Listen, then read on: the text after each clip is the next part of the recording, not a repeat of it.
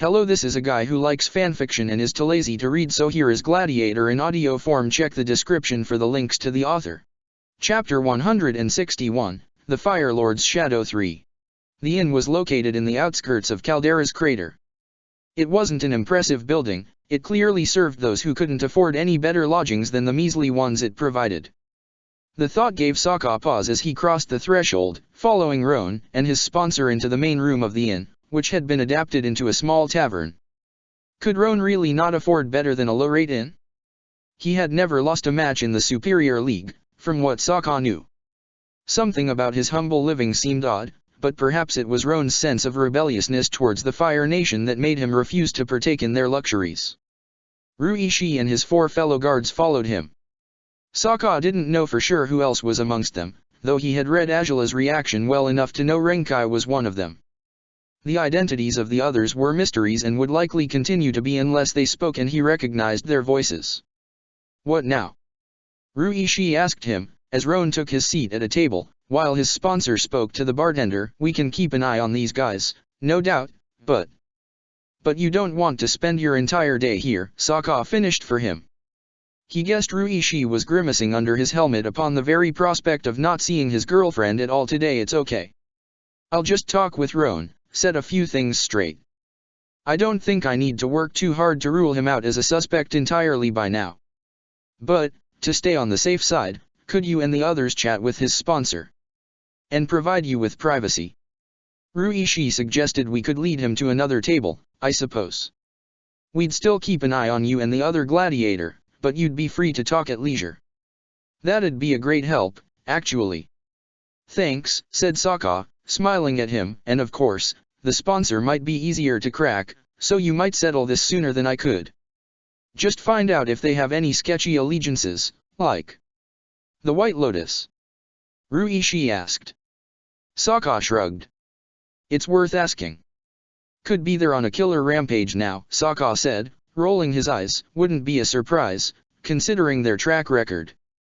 Admittedly, said Ruishi, then we're to figure out if they have any other associates, and I suppose to confirm their locations on the days of each crime. If you can get that out of the sponsor, said Sokka, with a weak grin. Thanks for the help. Oh, we're under orders here, no less, Ruishi declared. Sokka smirked. I'm doing you no favors. Sure. That's why you asked me what else you could do, huh? Said Sokka, shaking his head. It's alright if you like working with me, Ruishi, no need to act so cold and aloof. I'm not acting, Ruishi grunted, folding his arms over his chest. Sokka chuckled and waved a hand in his direction. Get something to drink, and gather whatever intel you can from him while you're at it.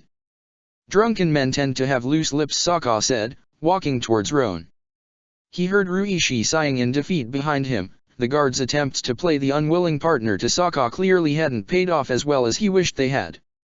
But Sokka was about to deal with Roan again, and Ruishi's stoic pretense went forgotten once he forced himself to focus on the kinslayer alone. Sokka stopped beside the gladiator's chosen table, and he eyed Roan warily as the man sat slumped on his chair. He only regarded Sokka with a raised eyebrow. You think I coated that chair with poison? Roan asked. Sokka glanced at it warily now, frowning. Your paranoia is concerning. Perhaps you need therapy. Well, I really must be in bad shape, mentally, if I'm genuinely being told to find therapy by someone like yourself. Said Sokka, pulling out the chair and taking his seat. Nothing felt off so far, so Roan's comment on the poisoned chairs had to be a simple attempt to bicker with Sokka. Not that Sokka hadn't guessed as much right away, but it couldn't hurt to be careful around the man. I told you we're more similar than you want to admit, said Roan, raising his eyebrows. Then maybe we ought to book an appointment with a specialist together, said Sokka, with a fake smile. Should be lots of fun. We'd send the therapist running away within 5 minutes, said Roan. Sokka scoffed. You really think they'd endure 5 minutes? He asked. To his surprise, Roan gave him a crooked smile. Well, your sense of humor is more refined these days, if nothing else. Less jokes about farts and boogers, I suppose, said Roan. Sokka smiled too. I've learned a thing or two about how to hold the most ridiculous conversations and arguments with people, if you must know, he said. You, on the other hand, your sense of humor needs more work. Too dry, too dark, probably only amuses you. And who else should I amuse? Roan asked. I'm not here to please anyone, and you shouldn't be either. I get the feeling you haven't made anyone happy in so long that you forgot how nice it is to receive a genuine smile from someone. Sokka said, his words tentative now. Roan frowned, and as you forgot, you act as though it was all completely irrelevant to you now. Yup. I said we needed a therapist, not that you ought to pretend to be one, said Roan. Sokka shrugged. Could be you just need someone to point out you're nowhere near as mysterious and scary as you like to think you are. Says the guy who nearly got cleaved in half by me the last time we came to blows. Nearly, indeed. I wouldn't be so careless the next time, said Sokka, waving his hand dismissively. Roan smirked. Next time? You seriously think you'd survive another fight against me? Do you think you would survive against me? Sokka responded, I wouldn't be all that sure, if I were you. No doubt I don't want to kill people, but I've done it before. I could do it again. Just, not the Fire Lord. Not the princess either, you're far too taken with her to even think about it, said Roan. Sokka didn't even blink. What? Not going to deny it? Why bother? Sokka said, shrugging. Roan scoffed. To think you have such poor taste in. Hey. Sokka said, leering at Roan, if you can't tell she's beautiful, you're the one who's visually impaired. It's not about visual impairment, said Roan, scowling. She's the daughter of the Fire Lord, you fool. How could you possibly feel anything towards someone like that? But you admit, then, that she's beautiful, Sokka said. Roan looked at him in disbelief. You see, you could say I have poor taste in women all you want, but if you were that blind, man, I'd really worry about you. If the only thing you're seeing about her is her physical attributes, then, said Roan, but he stopped mid-sentence before frowning. Then, well, I'm not sure if that's better or worse, truthfully. At least it would mean you don't support her, or what she does, but it would mean you think her appearance is more important than the damage she's done to the world. Sokka blurted out, unthinking, damage she's done to the world, that's funny. Funny? Roan asked, baring his teeth. Did you know she's, at least, partially responsible for the South Pole's new, prolonged period of peace? Sokka said. Roan's eyes twitched open, or that she saw to it that a massive operation would be held to return the goods stolen from Earth Kingdom people, after they were robbed by Fire Nation criminals? Oh, how about the fact that she's currently undertaking the massive task of readapting homeless Fire Nation citizens into society? And, oh, can't forget that she recently stood up to her father about the treatment of slaves, and admittedly, he only shut her down, but she intends to keep trying to instate laws that will punish anyone guilty of slave mistreatment. Roan was left to blink in disbelief while Sokka stared at him matter-of-factly. Even as Roan's sponsor placed a tall bottle before Roan, the man didn't respond. Only when the sponsor handed another drink to Sokka, which Sokka paid him promptly for, did Roan finally snap out of his paralysis. You're making that up, he said. Sokka scoffed. Upon detecting a new argument would brew between the two men, the sponsor ducked away quickly, returning to the table with the guards. Right. Because someone who has lived alongside Angela for practically 3 years now happens to not know her as well as the loser who's only seen her twice in his life. Doesn't make you any less of a loser, Roan grunted. Sokka smiled. I don't buy it. If any of that is true, she's merely doing it to trick me, no doubt. To make me think she's good just so I fall head over heels for her, said Sokka, rolling his eyes. She sure tricked me good, totally stole my dignity and my brains, and now I'm just a drooling moron chasing after her and parroting all her great achievements to anyone who asks. That sounds about right, yes. At least you're still self-aware enough about it, said Roan. Sokka rolled his eyes. Just pretend, then, for a minute or two, that what I've just told you is the absolute truth and that you're in the wrong, said Sokka, looking at him skeptically. How exactly can she be judged for the harm she's done to the world when the worst she's ever done has been, to me, I guess? She enslaved you, kidnapped you, dragged you away from your home, said Roan, his eyes narrow now, and, of course, brainwashed. I said you were going to pretend I was right for a short moment, so please, let's stick to that for now, Sokka said. Roan sighed. Fine. Then she still enslaved and kidnapped you. Whatever experiences you suffered, they're her direct fault, said Roan. Therefore, if it's a matter of justice, it ought to be up to me to decide how she should make up for the wrong she did to me, said Sokka. Roan raised his eyebrows. What? I have no idea what that means, he said. Do you punish her by tormenting her with bad jokes all day? By farting and pulling out your boogers like when you were 6? I wouldn't do that. Sokka exclaimed, the seriousness of the conversation quickly deflated by that latest comment. Roan still eyed him warily. Then how on earth is she atoning for what she did to you? He asked. Sokka huffed. I just told you, didn't I? He said she's helped people, and she's been doing it for years now. Heck, I think she's made it such a habit that she doesn't know how not to help others anymore. How charitable of her, said Roan, rolling his eyes. So you think your sacrifice was a necessity, so she would become a better person, then? I didn't say. She's charitable, and you're noble. What a match you make, he said, derisively. Is that the recipe for your apparently legendary partnership? Being in love with her? If it were, it's no skin off my back, said Sokka, shrugging. Shooting for the stars can kill a man, no doubt, but at least he'll die looking at the most beautiful, if unattainable, sight. Goodness, you've grown corny. That was revolting, said Roan, shuddering as Sokka smirked. And truly, the most beautiful?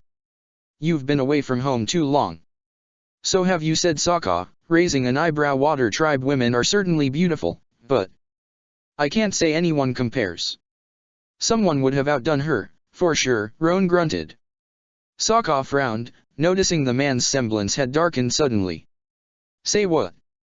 Truthfully, considering the kind of loss you went through, I can't understand how you can look into your sponsor's pretty face and not see the same eyes of those butchers who broke your family apart, Roan growled. Sokka frowned. I think that's what has angered me the most about you, ever since I first heard about your fabled partnership. What sort of man could extend a helping hand to the granddaughter of the beast who commanded all those raids?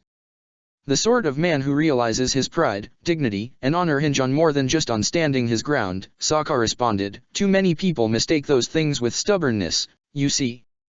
Don't patronize me, said Roan, glaring at him. Sokka wasn't deterred. Azula had nothing to do with any of what happened in those raids, he said, his voice firm. She was a child at the time, just as we were. And I won't hold her responsible for the crimes of her forefathers. Oh, so that justifies her just fine, then, doesn't it? Said Roan, rolling his eyes. Meanwhile, you condemn me for what I... You know something funny? Sokka said, before taking a swig off his drink. You killed your parents, right? Well, guess who's a likely kinslayer, such as yourself? Why, none other than Fire Lord Oze. People believe he may have killed his dad, and anyone with common sense thinks that's just a grand display of how much of a self-serving jackass Oze really is. Somehow, though, you're sure in your case it indicates something much nicer, something to actually be proud of. Why, Yuri, really? Said Roan, and Sokka could see he had definitely touched a nerve, one of the few Roan still couldn't control. Stop speaking of what you don't understand, and don't you fucking compare me to that demon. Might as well keep doing it. Then I might convince you to tell me what it is I apparently don't understand, said Sokka, folding his arms over his chest. What is it, then? Did your parents actually inform on the Water Tribe to the Fire Nation, after all? When Roan's rage froze, replaced by shock, Sokka's heart sank. How he had wanted Roan to say otherwise, to assure him that no, that wasn't it. But that response was enough to speak for itself. Sokka gritted his teeth, despite himself. He hadn't expected confirmation of this hypothesis to hurt as much as it did. How did you? Said Roan, eyes wide now. Why would you figure that out? No one else knew about the last waterbender in the south, said Sokka. At least, no one who had left the tribe prior to that final raid. Any current member of the tribe would have struggled too much to find a way to contact the Fire Nation to report about it, and to what end? Nothing changed. No one left over the course of the 15 years after that last raid, and we were still plagued by the soldiers later on. If there had been a traitor amongst us, they would have gained nothing after that raid. But you knew there was a source. Roan said. It sounds like you've pondered this. I found out about that recently, Sokka confessed. Admiral Zhao told me, he talked to me about the raids. He mentioned there was a source, offered to investigate it for me, but I didn't really want him to. Why not? Said Roan. Sokka sighed. Because even if it means your parents probably deserved what you did to them, I didn't want to think of anyone I held fond memories of as the architects of my mother's murder, Sokka said, shaking his head. I probably shouldn't even have asked why. Your mother? Roan asked, eyes wider yet. Sokka blinked blankly. What do you mean, your mother? I mean, well, that's the part that does remain mysterious even now, aid Sokka, lowering his gaze. I'm assuming my mother must have lied to those soldiers, told them she was the waterbender, and sacrificed herself for Katara's sake. Because the one who died that day was not Katara, said Roan, and Sokka wasn't sure whether to glare at the sudden brightness in Roan's face, or to punch him for it immediately. Well, that's a nice amount of empathy you're displaying. I guess killing your parents means you think all of us can do without ours, huh? He chose to say, bitterly. To his surprise, Roan seemed to shrink upon those words. I didn't mean to sound like your mother's sacrifice was a relief, he said, but you know how I felt about your sister. Sokka frowned, confused. He raised his eyebrow slowly before eyeing Roan warily. Wait a minute, you were a kid? He exclaimed, inching away from the table instinctively. She was, what, 4? Roan, for crying out loud. It doesn't mean she wasn't special. Roan growled. I mean, you were my best friend when we were 6, too. Are you going to act like that shouldn't mean anything to us anymore either? I'm not saying that, it's just, can you really treat a childhood crush as the romance of your lifetime? Sokka asked, grimacing. I guess, if you want to, you can, but she's the reason I did it, Roan said, scowling. Sokka froze. And do enlighten me, if someone was responsible for the murder of your dear princess, wouldn't you bleed them to death too? The question sank ill in Sokka's chest. Suddenly he realized Roan was right to draw parallels between them both. Sokka actually had a relationship with the woman he loved, though. Roan had been willing to kill someone for the childhood crush he used to have on Sokka's younger sister. It felt a lot weirder to him. And yet Sokka knew he would stop at nothing. Truthfully, he would be lost in grief he could never be consoled from if Azula was killed. And he knew he would be capable of dark things if something like that happened. You brought your weapons with you to defend her from me, Roan said, his voice deep. You were ready to kill me if I was hostile towards her, I know you were. So don't play dumb now. If I'm rotten, so are you. Sokka lowered his gaze, watching his bottle with uncertainty before closing his eyes. I guess I am, he said, surprising even Roan truthfully. I've never thought otherwise. Oh? Then you really are self-aware. Roan said. Sokka shrugged. If you think I don't go home because I'm too comfortable, well, that at least would sound obnoxious rather than cowardly, said Sokka, with a soft laugh that reflected no true amusement. Truth is, I always thought I deserved my fate in the amateur league. I put my men at risk in an operation I was arrogant about. An operation my father told me not to pursue. I wanted to force the Fire Nation out of the South Pole, but I failed. Azula stopped me. She was too much for me to handle, an undefeatable enemy, and I spent 2 years anguished, not knowing if my tribe was still standing or not. Not knowing if my stupid, blind mistake had destroyed everyone I loved. When I met Azula again, she told me she hadn't sent any soldiers after my men, so they successfully escaped, and that meant my family was, quite likely, still alive.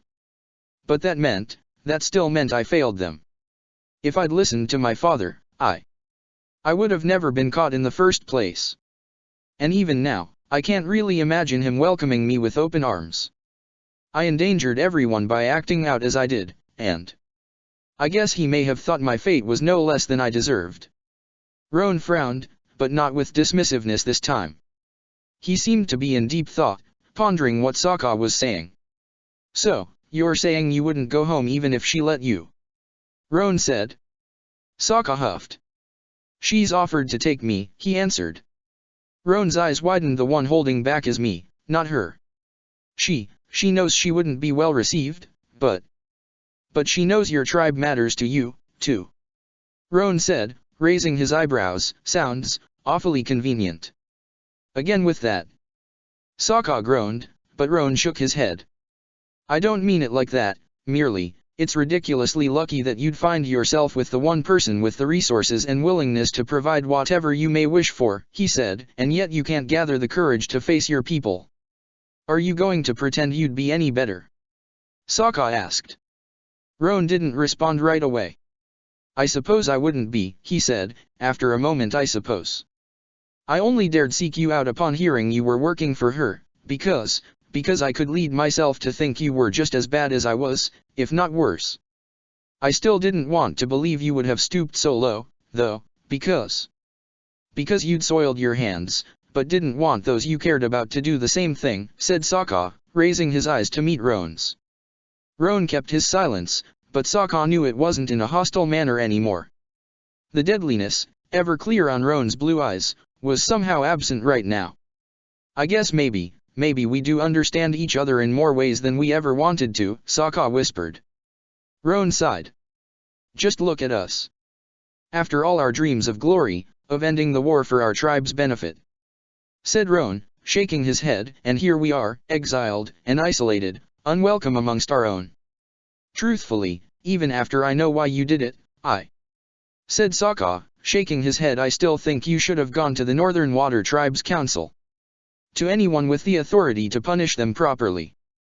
Just so, I think you should rebel against the princess, no matter what kindnesses she may show you, because you can't trust any ashmakers, said Roan, curtly. Again, a stalemate, said Sokka, sighing. Roan smiled a little. Could it ever be any different?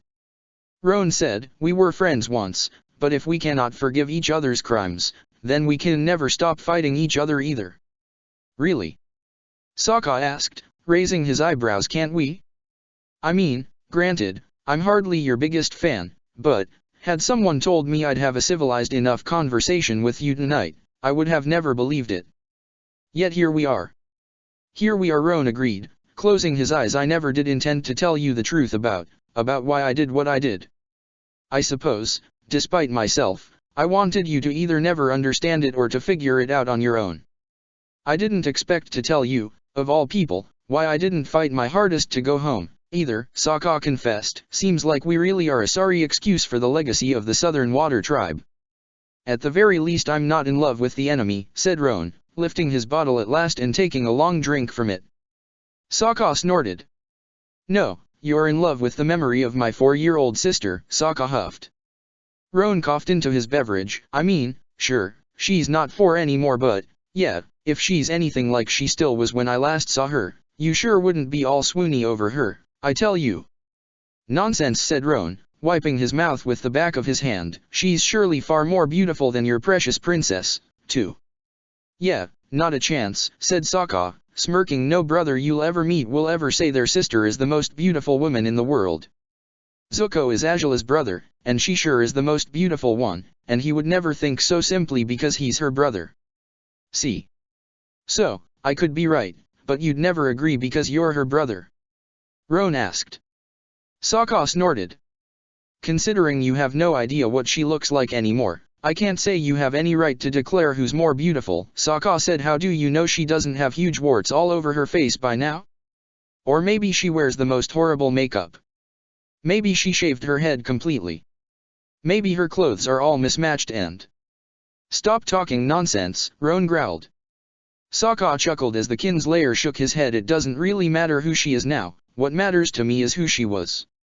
And she was kind, and good, and I cared about her. That is all. Yeah. You just idealize her because you weren't her brother. She didn't laugh when tiger seals ate your pants. Sokka grumbled under his breath. Roan actually smiled. I'm pretty sure anyone would have laughed if they'd witnessed that, not just your sister, Roan declared. Sokka scoffed. Sure, he said, rolling his eyes. The two drained their bottles slowly. The strange sense of calm, the welcome absence of hostility, was nothing either men had expected tonight. But perhaps some bonds could still be recovered, regardless of how estranged they had been. Yet Sokka hadn't come here with the intent of figuring out Roan's past, or his motivations to slay those he never should have killed. He placed his empty bottle on the table, trying to ignore the mild lightheadedness he felt right now. "Why are you here?" he asked Roan, his voice nowhere near as threatening as it had been in the Grand Royal Dome. "Why now, Roan?" Despite the surprising, practically positive turn the conversation had, Sokka dreaded Roan would simply shut down now and refuse to give him a straightforward answer. Whatever improvements they'd had didn't change their very opposite views on the world, or the bitter rivalry they'd developed after that single fight, so. "I don't know," Roan said suddenly, surprising Sokka. The Blue Wolf's eyes widened. "My sponsor insisted we had to come. It's why I'm being much crueler to him than usual." "Oh? So this isn't how you treat him every day?" Sokka asked, surprised. Roan shook his head. "I told him I didn't want to come," Roan growled. "I didn't want to be anywhere near the Fire Lord, or his daughter, or me," Sokka finished. Roan shrugged. "You didn't want me here either, so I doubt you'll feel insulted," said Roan. Sokka shook his head. "I don't," he said, "though I'm surprised you complied." "Why did you?" "Why else?" said Roan, huffing and taking the last swig of his drink, finishing the bottle. "Where better to find ashmakers to slay in the ring than here? I know you're a pacifist, you don't want to hurt anyone, but enough gladiators are as bad as I am. And a lot of those are in the Fire Nation capital. I've beaten them all so far, but it hasn't been as easy as I thought it'd be." "And that's why you haven't killed anyone else," Sokka said. Roan grunted. "Hey, I prefer it when you don't, believe me. If anything, you should know not all fire-bending gladiators are non-slaves. Azula told me Fire Lord Oze is willing to demote anyone into slavery for any insults against him.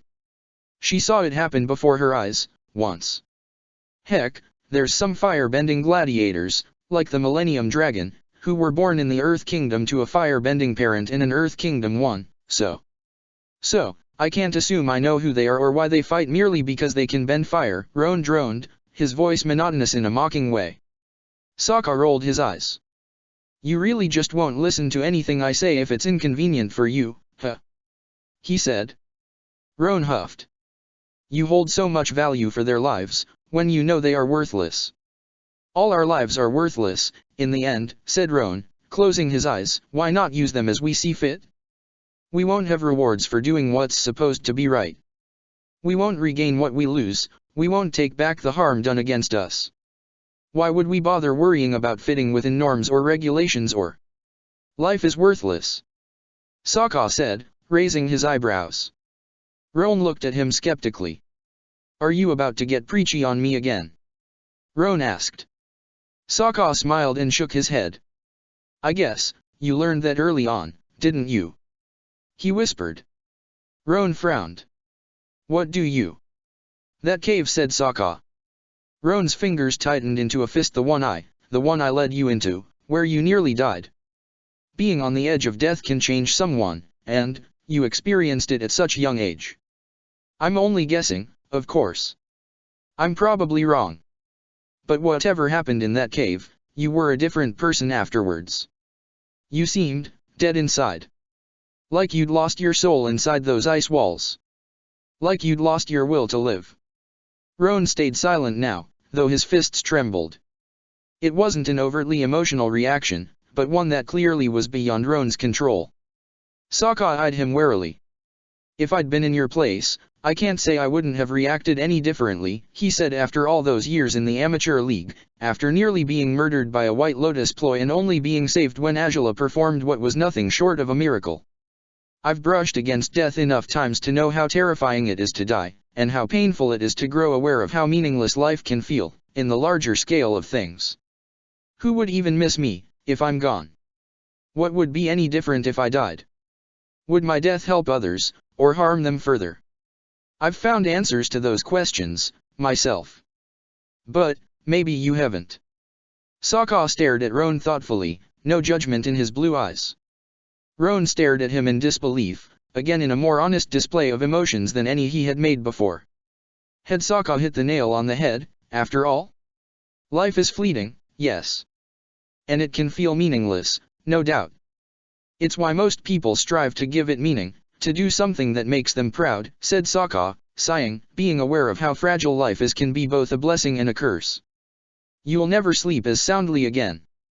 But you'll find a certain freedom, too, I guess, since you know the world doesn't hinge on you. You know it will keep on spinning even when you're not there to watch it happen. And yet you allow this curse to weigh you down instead of exploiting that freedom. Roan whispered. I've exploited my freedom plenty, no doubt, said Sokka. I've taken risks, put my life on the line more times than I can count, but yeah, I've always done it for things I actually find value in. Why risk my life, why risk other people's lives, for something that I know doesn't matter?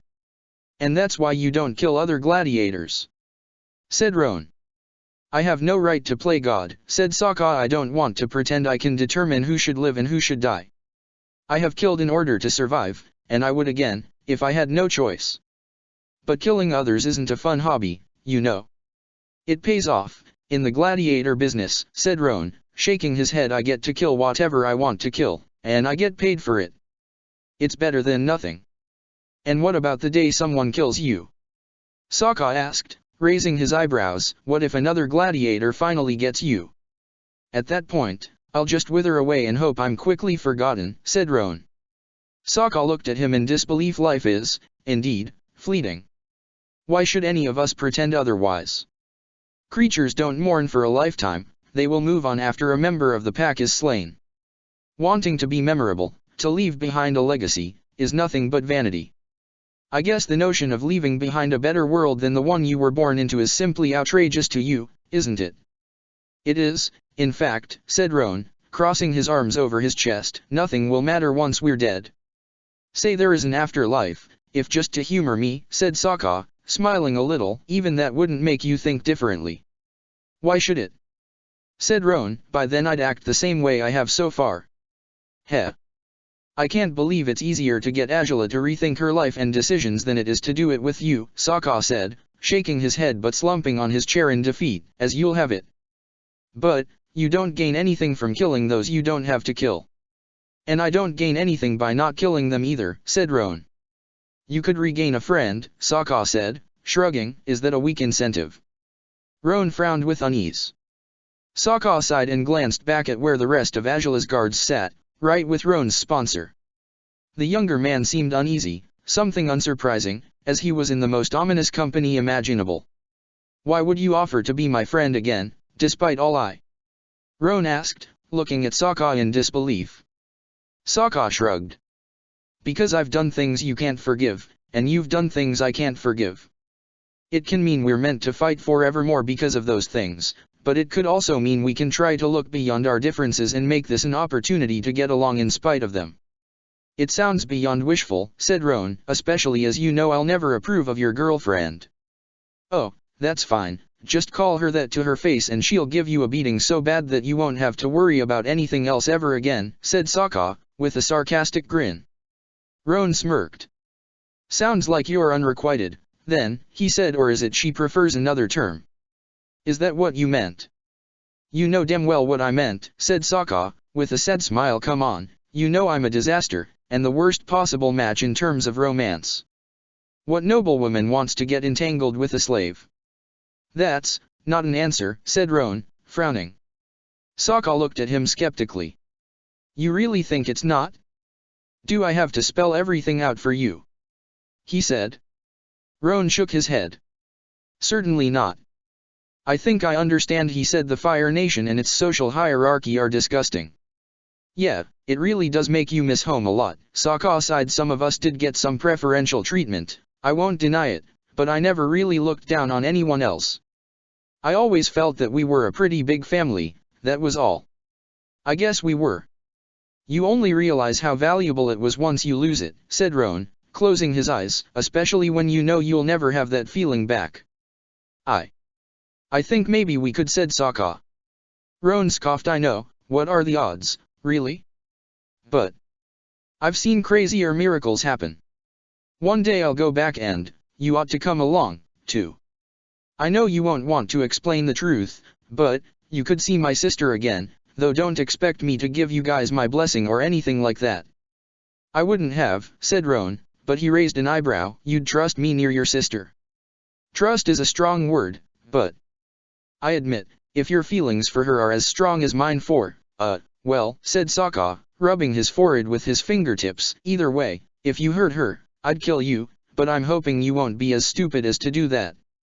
And heck, for all we know, she might be the one to kill you first.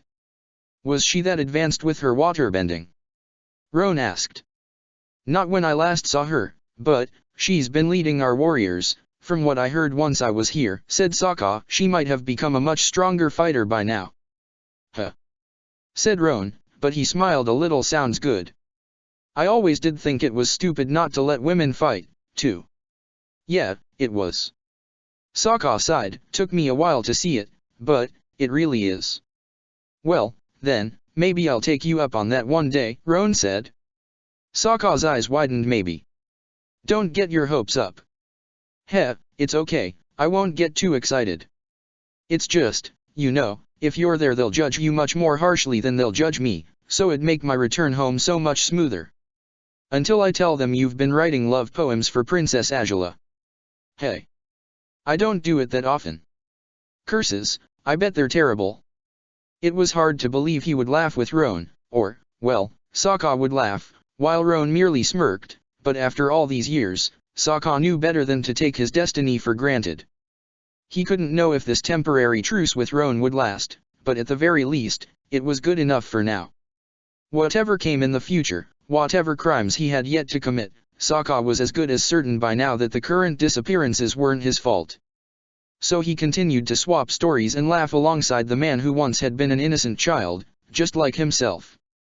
A broken man, whose soul was stained with crimes he could never shake off, but also a man who was proving he could still find value in the companionship he had treasured long ago.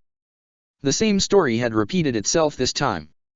The onlookers in the location of the new attack had all spoken the same way Fiery Nightmare had. This time, the victim had been caught in a whirlwind of smoke, but within seconds the smoke had dissipated to reveal nothing but ashes where the man had stood, scattering into the winds. No sign was left of the man, not enough to determine whether his apparent calcination had been real or a collective hallucination, if that was possible. Azula paced over the crime scene, a street in the areas of lower income in the capital. The soldiers were still asking questions, but she doubted the witnesses would say anything else that might help them discover what kind of foe they were facing. If they had any more information to disclose, they would have provided them with it by now. The very air felt thick with something disgusting, Azula realized. Maybe it was just her imagination, but she'd assumed many things were her imagination before, only to find later on that they were very much real. This could be one of them. Determined not to take this feeling for granted, Azula decided to examine things closely. There had to be something others hadn't picked up, ashes caught in small crevices or amidst the piled bags of trash outside a few of the houses. Maybe stuck on the walls, roofs, anything. Ashes, though. Ashes. The description was so specific on both accounts that it couldn't be a simple coincidence. Ashes were at play here. And where there were ashes, a fire had burned before. That was how it worked, naturally. She frowned at that thought before turning towards one of the witnesses who had been dismissed by now. He had disregarded the command, wanting to stay until the soldiers said anything conclusive, which they likely wouldn't. Azula was fortunate that he had decided to stick around in spite of that. You witnessed the incident, didn't you? Azula asked. The man jumped, eyes wide upon being addressed directly by the princess. I did. Yes. He said, bowing deeply towards her. Azula rolled her eyes and gestured at him to stand upright again. I appreciate the honors, but all I need is for you to answer a simple question, Azula said, fiercely. Did it look like fire bending, at any point in time? What, the incident? Said the man, blinking blankly. Azula nodded. Well, I saw no fire, no. The smoke was too thick to see anything. Smoke, and ash, Azula said, with a small laugh of disbelief. Both products of fire, though most firebenders could produce fire with limited smoke, to avoid hindering their own eyesight during battle, or choking upon losing their breath because of excessive smoke. Who would ever generate such thick smoke that their fire could not be seen? But that wasn't so hard to guess. Actually, a firebender who wanted to hide their crime could, possibly, produce a very literal smoke screen. Only, she had never heard of a smoke screen thick enough that prevented any light within from escaping it. That, specifically, felt odd. Still, smoke and ashes were more than enough to suspect some sort of firebending was involved in these crimes. Angela walked away from the nervous commoner, who seemed to want to say something else to her, maybe to try to seem memorable in her eyes, but Angela's attention had been diverted and it wouldn't return to him anytime soon. She breathed deeply, disliking the unpleasant smell she inhaled upon doing that. The only image it evoked in her mind was that of rot, putrefaction, something decaying, turning into a husk of what it used to be. She frowned and closed her eyes, focusing on attuning to her inner fire so she could feel. She stumbled back when she felt it. When she felt that raw, horrid sensation all over again. The disturbing, rotting feeling. It was the feeling she'd experienced when Iroh had been displeased by her performance in the ceremony. The same feeling that had driven her to her father's office not that long ago, where she had found nothing in the corners and shadows in the place where that unpleasant feeling lingered. It was here. It was permeating the entire area, but it permeated nothing quite as strongly as the very crime scene she was trying to inspect. If anything, it seemed to be its source. Wary, she lifted her hand and shot a blast of fire in the direction of the crime scene. People were startled, the soldiers looked at her with uncertainty, but the fire simply crossed the air and dissipated normally after a few moments. There really was nothing there. So maybe this was a residue of some sort, Angela thought. During the ceremony, and in the palace, it had actually felt stronger than this rotting feeling. So, whatever it was leaving a trail of the same disgusting kind of fire that composed it. For it had to be fire, of some sort, else Angela wouldn't be able to feel it at all. But how could fire take such a gruesome form? The thought was disturbing. This wasn't the first time such a crime had occurred. Angela frowned, thinking back on all the vanished sponsors. Had they all been taken out the same way? It might just be the case, but if so, there was only one way to find out. She closed her eyes and summoned Xin Long immediately. She couldn't leave this theory unconfirmed. She seemed to have found the key to unraveling this mystery, and she intended to use it, even if she was certain the truth would be nothing short of disturbing. Princess. The captain of the domestic forces called her. Are you all right? Is there anything we can? Keep investigating. I have to go, Angela said, making up her mind quickly about the next stage of her personal research on this matter. The soldier looked at her in surprise. You, what? Where are you going? He asked. I may have a lead, but it's going to take time to unravel it, Angela said. For now, keep searching as you have so far. I'll let you know if there's anything you can do. Then. The soldier fell silent immediately as wind buffeted Angela from behind. She turned quickly to find Xin Long landing behind her. The dragon groaned softly at her before she leapt onto his saddle, and without another word, they sped away into the sky. The soldiers had no choice but to watch her in confusion and awe, as did the witnesses who had remained in the scene. Angela flew upwards, clutching at Xin's reins as they reached a point from where they could see the entire city easily. Angela breathed deeply and closed her eyes, concentrating fully on her resonance. Xin Long did the same, enhancing the power of Angela's resonance with his own. A burst of rot. And another. And another. Angela flinched, almost feeling as though she was going to fall off the saddle. More of that rotting feeling, so much more of it, spread out in 5, 10, 15, 20, 33 spots of the city. It was nauseating, wrong, twisted. Her entire inner fire seemed to reject existing in the same time and place as all those dark, corrupted flames. What is this madness? She asked, clutching at Xin Long desperately now. She wanted to turn off the resonance, yet her body seemed to disobey her, frozen cold in the face of the horrors she was sensing. She had never conceived herself as a beacon of purity, or righteousness, but however messed up she believed herself to be, it was nothing compared to the putrefaction she sensed from that foreign fire. And as she knew now that it was fire, then it also meant that. They're dead, Angela whispered, pressing her head to the back of Xin Long's neck. All of them, more of them, people have been vanishing in this city for longer than anyone realized, and now, they have to be dead. They crumbled to ashes because of whoever attacked them with that rotting fire, and she had to cover her mouth with her hands, disgust rushing inside her in the form of bile. She had never felt quite as sick as this. There was something rotten in the Fire Nation indeed, and she had no idea how to fight it off. She had no idea what to do about it, because she still couldn't understand what it was, in the first place. Xian Long flew up and to the east, pulling Angela away from the unpleasant sensations. It took a while for Angela to finally decide to stop using her resonance skills. She felt better as soon as she stopped sensing all the fire around her, but her mind was still racing with the horrors she had just confirmed. Suddenly, Roan looked less and less like the culprit of this spree of crimes. How could a southerner bend the dead, rotting flames responsible for this carnage? It was impossible. His sponsor and associates were still, perhaps, worth suspecting. But considering the sponsor looked more Earth Kingdom than Fire Nation, what were the odds that he'd be a firebender capable of these crimes? All of that simply led her to the one conclusion she didn't want to reach. She would have refused to consider it, outright, if she hadn't sensed this rotting feeling twice before, and in his presence. Did Oze have anything to gain from a seemingly random murder spree, though? It seemed unlikely, as he usually only acted in radical ways when he had been provoked, but none of the known victims seemed to have any connection other than their manner of death. Why, then? The idea of investigating her father's secrets was harrowing. She knew fully well that he didn't disclose all his activities to her, but mass murder to this degree was nothing short of sickening. If it was really his doing, could she find actual evidence? Could she make him stop? Or was he just another target of the same killer? Had it been chasing him, menacingly, waiting for the right chance to strike at the Fire Lord? Was it, perhaps, merely practicing with the common folk right now before going after the main prize?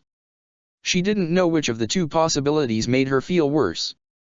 Xian Long eventually ferried her back to the city by sundown, but on her request, he took her to Sokka's place instead of the palace. Angela patted his snout gratefully upon arrival, but she frowned as she strode inside the house to find it was empty. "Sokka!" she called out, warily. She received no answer. "Aren't you home yet?" How long could this conversation with Roan take? All he had to do was figure out whether or not Roan was a viable suspect and, so far, it looked like he wasn't one at all, regardless of Sokka's original fears. Sokka would reach that conclusion too, no doubt, so why couldn't he just come home already? A sense of foreboding grew inside her quickly, one that hadn't festered inside her for a few blissful weeks, at least. The possibility of losing Sokka had been tangible during the festivals, but at the time she'd had enough control over the situation to put him out of danger. This reminded her of the Earth Kingdom. Of the worst moment of her life, as she watched Sokka bleed to death in a forest clearing.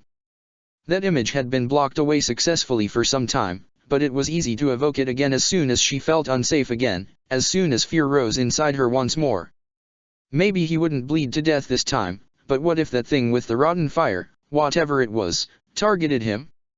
She didn't know where Sokka was, and tracking down her fire-bending guards in a city full of fire-bending soldiers would be as effective as looking for one specific grain of sand in the Si Wang Desert. She had no choice but to sit on the couch, wrapping her arms around her knees, as she waited. And she planned to wait for as long as she needed to, no matter if she didn't go home to the palace at all tonight. Anything, so long as she could know for sure that he was safe. Talking with Roan turned out to be a lot less stressful once the more complicated hurdles were out of the way. No doubt, he was still a terrible person in general, and his sense of humor was still dreadful, for Sokka's standards, but the worst of the hostility between them had dimmed, and it was easier to forget just why Sokka had wanted nothing to do with his old friend for the last 10 years. Now, as he returned home with Ruishi, Sokka wasn't sure what to make of Roan anymore. No doubt he couldn't trust him yet, and the crime of murdering his parents still was beyond disturbing, even if his motives were slightly nobler than what Sokka had initially expected. But maybe Roan could still be salvaged, in some way. Sokka doubted he would ever change his mind about the Fire Nation, at least not completely, but he could perhaps convince Roan to rebel against it in more effective ways rather than by killing every firebender he could take out in the Gladiator ring. It was something to hope for, at the very least. But he certainly didn't think Roan had anything to do with the crime spree by now. It was unlikely that Roan would devote his time to killing such diverse targets instead of going for those he had genuine hatred for, such as soldiers, nobles and, most of all, royals. His wariness of his former friend had blinded him, and he certainly hoped he wasn't being blinded yet again, if in the exact opposite manner, now that he was less hostile towards Roan. Hopefully Roan would simply return to Fire Fountain City eventually, and whoever was truly responsible for these crimes would be seized soon enough. "Did you manage to coax anything out of the sponsor?" Sokka asked Ruishi. The guard shrugged. "Nothing major," he said. "He keeps to himself. Whatever we asked him, we only got elusive answers. I doubt he trusts soldiers. If you want any of his information you'll have to obtain it through other means." Can't say I'm shocked. "If you'd questioned Roan he wouldn't have been any use either," said Sokka, as the two of them crossed the fence that led into Sokka's house. "Did he give you anything useful?" Ruishi asked. Sokka shrugged. "Enough that I doubt he's had anything to do with this, by now," he said. "I guess I was too wary, you know? As he's a pretty dangerous guy and he showed up just around the time this started." Ruishi nodded in understanding. Sokka sighed and lifted a hand to the doorknob. "At any rate, I guess if they had nothing to do with it, we're down to no suspension dash." The door swung open from inside briskly, surprising Sokka. When he saw Azula standing inside the house, he forgot everything he had been telling Ruishi just now. "Azula," he said, looking at her with uncertainty. "What's wrong? Are you? You're safe." You're fine," Azula said, nearly stumbling back now as she felt foolish for worrying as much as she had. As soon as she'd heard voices outside, she had rushed to open the door. "I am, but are you?" Sokka asked, placing his hands on her shoulders and hoping to ground her by doing so. "Did something happen? You're not usually here this late. I didn't think you'd be waiting for me." "She's been here for most the afternoon and evening," Song's voice answered. "She had been in the kitchen, preparing dinner, but she showed up at the vestibule to welcome Sokka and Ruishi once she heard Azula speaking. She got here even before I came home from shopping. You should apologize for making her wait at all." Well, I just had no idea. Had I known you would be here I'd have been on my way much sooner," Sokka exclaimed, grimacing and looking at Azula with uncertainty. "Not like you could have known, so, don't worry," she said, but her reassuring words felt empty, somehow. She was relieved he was safe, no doubt, but the usual spark of wit in her words was unexpectedly absent. "Azula," Sokka said, cupping her face and frowning. "What's the matter?" She breathed deeply before walking into his arms, burying her face in his chest. Sokka immediately wrapped her up in his embrace, hoping that would help her feel better. It certainly lifted his spirits to hold her every time, but whatever was plaguing Azula right now felt unnatural, somehow. Just like everything that had been happening in the capital these days. Song and Ruishi knew better than to stay in the same room as the other two once the mood became as serious as it had. Ruishi naturally wanted to know why Azula seemed as upset as she did, but years of serving the princess had taught him how to endure being left in the dark more often than not. So he simply reached out for Song's hand as she offered it, and he joined her in the kitchen. Sokka's hands held Azula against his body, one on her lower back, the other on the nape of her neck. It was strange how her sorrows seemed less burdensome whenever she found comfort in him. He welcomed her, no matter what was wrong, no matter if she hadn't even explained herself yet. All he knew was that she needed him, and he was always ready to support her when she did. It was why, of all places in the world, Azula only felt truly safe when she was in his arms. Yet her deepest fears weren't entirely gone yet. She felt herself weakening, over a mix of relief and ever-growing anguish that contradicted itself completely. Her legs trembled, and she knew Sokka had noticed it. "Okay," he whispered in her ear, before leaning down slightly to pick her up. "We ought to sit down, don't you think?" She wanted to answer, but even a simple thank you couldn't be uttered yet. Not just yet. She merely clutched at his shirt, legs wrapping around his waist as he carried her to the crimson couch, the best place in the house for whatever kind of conversation they'd have now. He sat there, with Azula still nestled in his arms, straddling his hips, but not with the usual erotic intent in mind. Today she merely needed to stay near him, to settle down on some level by feeling his strong heartbeat against her hand. Did you find something? Sokka finally asked, unable to hold back anymore. Azula gritted her teeth. I did, she answered, softly. He frowned. You did, by yourself? He asked. Or?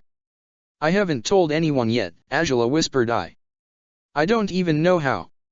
I think they're dead, Sokka. All of them, and there's so many of them, too. Wait, what? Said Sokka, looking at her with uncertainty. So many, what, culprits? Or victims? More than we thought. It's not just sponsors, she said, gritting her teeth. People have been vanishing for I don't know for how long, but no one has noticed until now. And it's all because of that rotting fire. The one I felt, the one I told you about when we were helping Toph. Whoa, you felt it again? Sokka asked, eyes wide. Is that what's causing this? Then, when the fiery nightmare talked about ashes. He was being literal, said Azula, clutching at him hard. Whoever's doing this, they're merciless.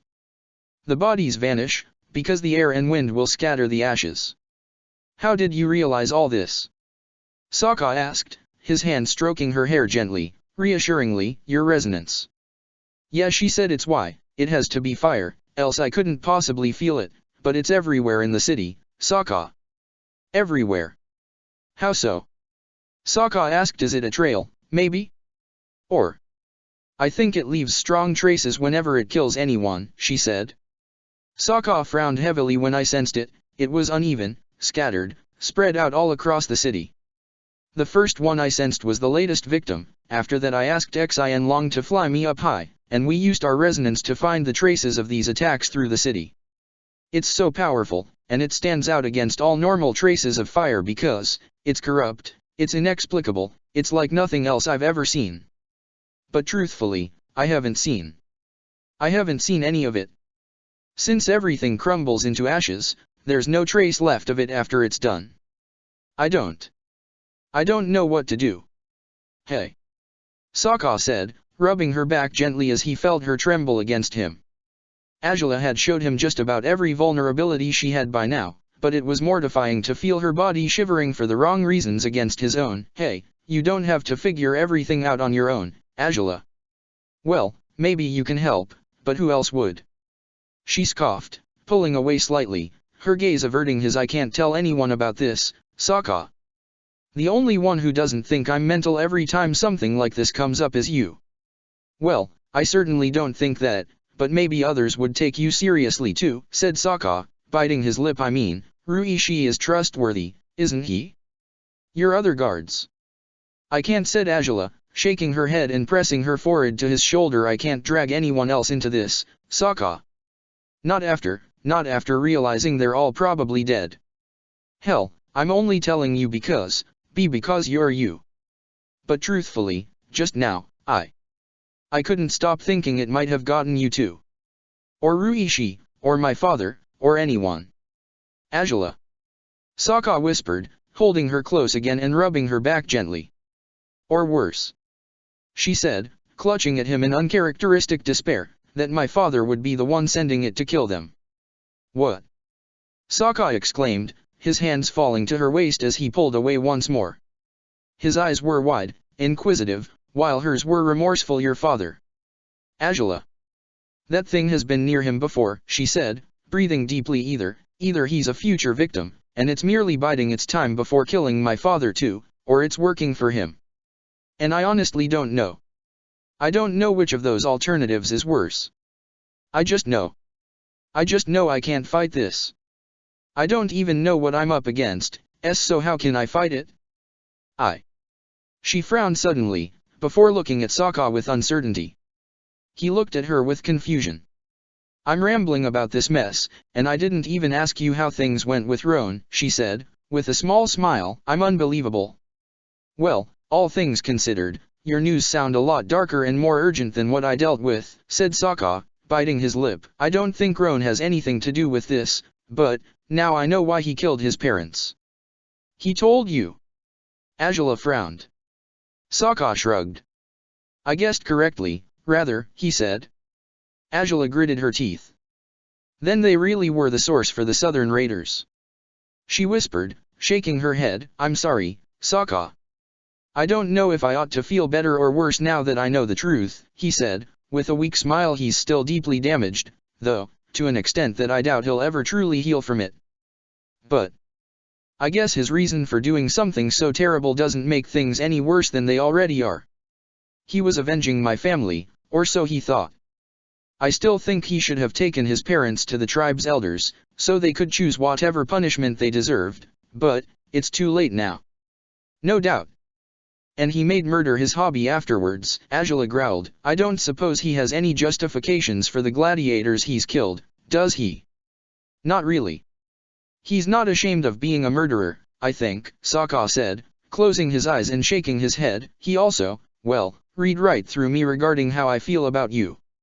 I figured it would be better to admit my feelings, but to hide what's happened between us so far. Good. Did he buy it? She asked, raising her eyebrows. I think he did. I think he dislikes you too much to believe you're capable of anything good. Sokka sighed. Doesn't it sound familiar? Maybe, Azula muttered, but, in your favor, you always were much better looking than he could ever hope to be. That's not quite relevant, but I appreciate it nonetheless. He smiled, amused. I guess it's not, said Azula, breathing deeply and shaking her head. It's unbelievable that a man responsible for the deaths of his parents isn't the worst menace set loose in the capital these days. If it was Roan, we would know what to do. It'd be simple. But whatever this is, it's something out of the ordinary, Sokka said, frowning. It sounds like something out of legends, maybe. Hell, maybe you could ask the head sage if he's ever heard of fire like that. I know it's not likely, but what if he has? It wouldn't hurt to ask, I guess, Azula admitted, swallowing hard. I'm being too paranoid, aren't I? For some reason I feel that the less people know about this, the better. You're afraid they will take the threat for granted, or assume you're insane, just to end up reduced to ashes before they know it, said Sokka, matter-of-factly. Azula grimaced, but nodded in acknowledgement. In short, yes, she mumbled. Well, that's understandable. But, if we're not sharing this with anyone, what are we going to do? Ask your dad if he's got some freaky dead fire assassin out there who's killing people willy-nilly. No, Azula said, breathing deeply. We're investigating the sources of the rot. All the sources I can feel. We'll spend our day searching them tomorrow. That is, if you want to see Dash. Of course I want to come along, Sokka blurted out before she could finish talking. She smiled a little. Plus, if this is for real, if now we have the strongest cause to think they're dead, then I absolutely can't leave you alone now. Wait, what? You heard me, Sokka said, frowning. I can't spend the night in the palace, I know as much, but I'll be there first thing in the morning, to make sure no creep with dead fire comes near you when I'm not around. Well, that's good, actually, said Azula, smiling a little. It's silly, I guess, but it's a good idea to have you around all day, generally speaking. Great, he said, smiling proudly. And after that, we'll take off to investigate. And if we find that thing, well, what will we do if we find the source of the rot? I mean, we have no idea what it is, but if we could fight it. If we can fight it through normal means, we will. If we can't, we'll try to restrain it, at least, Azula whispered. Whatever it is, it cannot be allowed to continue killing people as it has so far. Even if the victims were White Lotus? Sokka asked, softly. Azula frowned. If it's your father behind it, isn't that the most likely reason why he'd do this? If they're White Lotus, they're more useful to us alive than dead, she determined. And if that's why they're being killed, the people won't know it. My father isn't going to release a statement about how he only targeted White Lotus agents just so everyone who's innocent can relax.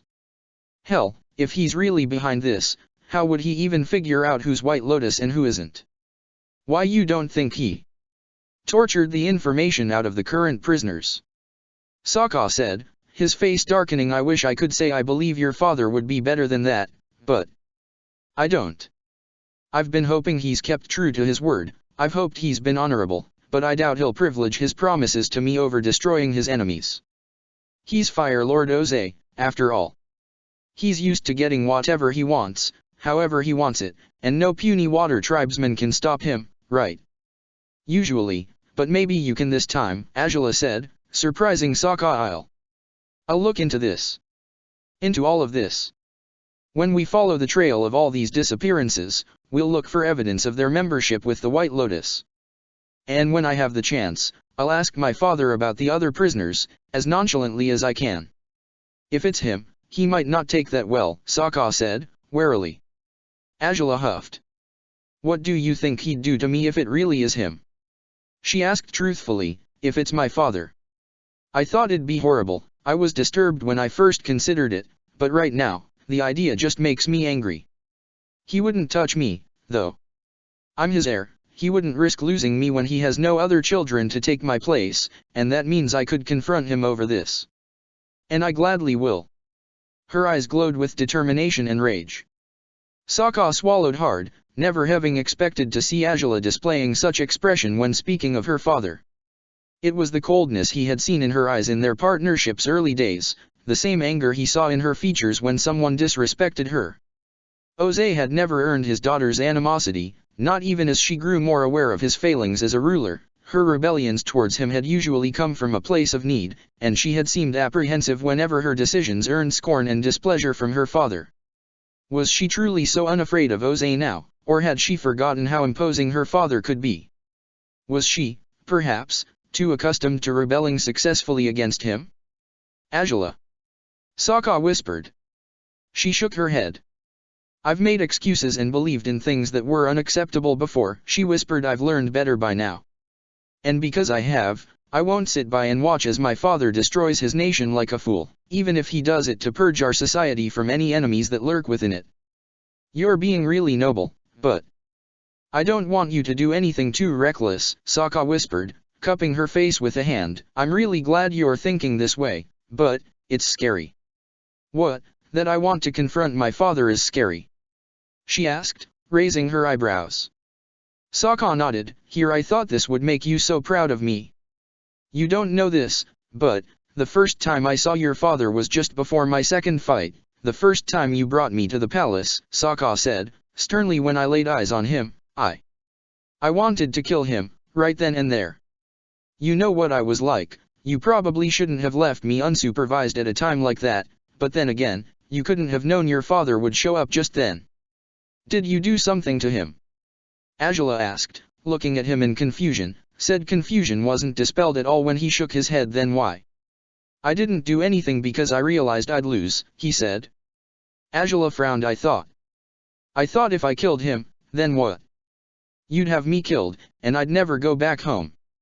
You'd become Fire Lord, and probably eradicate my tribe in retaliation for what I did to your father, or just about anything, really. I didn't trust you at all back then.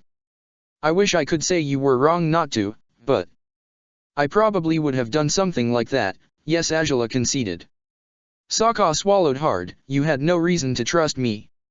I guess not, he said, and you certainly had no reason to trust me either. Still, I realized taking down your father like that, in the boldest possible way, would be the act of an utter fool. A fool like Roan, really, he'd absolutely do it if he had the chance. No doubt, said Angela, grimacing. But I knew it wouldn't change anything, Sokka said, looking at her earnestly. Not for real. So, I put up with it, all my encounters with him, and even found that having a cordial sort of relationship with him is tons more useful than being completely antagonistic towards him. Yeah, maybe he's gone back on his promises to me, it wouldn't surprise me if he had. But if he hasn't, I've helped people more this way than by antagonizing him as soon as I laid eyes on him. I guess, Angela said, gritting her teeth still, I'm always cautious when dealing with my father, Sokka. I know how to handle him. I know you do, but I've never seen you quite this angry at him, Sokka said, biting his lip. I love that you want to defy him and that you want to do the right thing, but I'm our best bet at changing the world once my father steps down from the throne, she said, closing her eyes. I'm aware of that, but what sort of nation will he leave behind for me to rule if he's potentially killing his people as he pleases? Of course, it's entirely possible that it's not him, but somehow, the more I think of it, the more I fear. You've felt the rot near him before, said Sokka, but no one's vanished, and no one's been harmed, so it is suspicious that the next time you felt it, it was with dead people. Of all the things I thought my father could do. Angela whispered, I guess I never expected him to be capable of killing his own people without a care in the world. But, then again, he would have killed Zuko if he thought he could get away with it. Why wouldn't he kill the commoners who owe him fealty if he'd kill his own family? Sokka breathed deeply and pressed his forehead to hers. Angela's distraught expression was tearing him apart. I guess, it's stupid, she whispered, but one of the things that most disturbs me is that, he's not just killing his own people, but he's doing it through some foul fire that leaves next to no traces.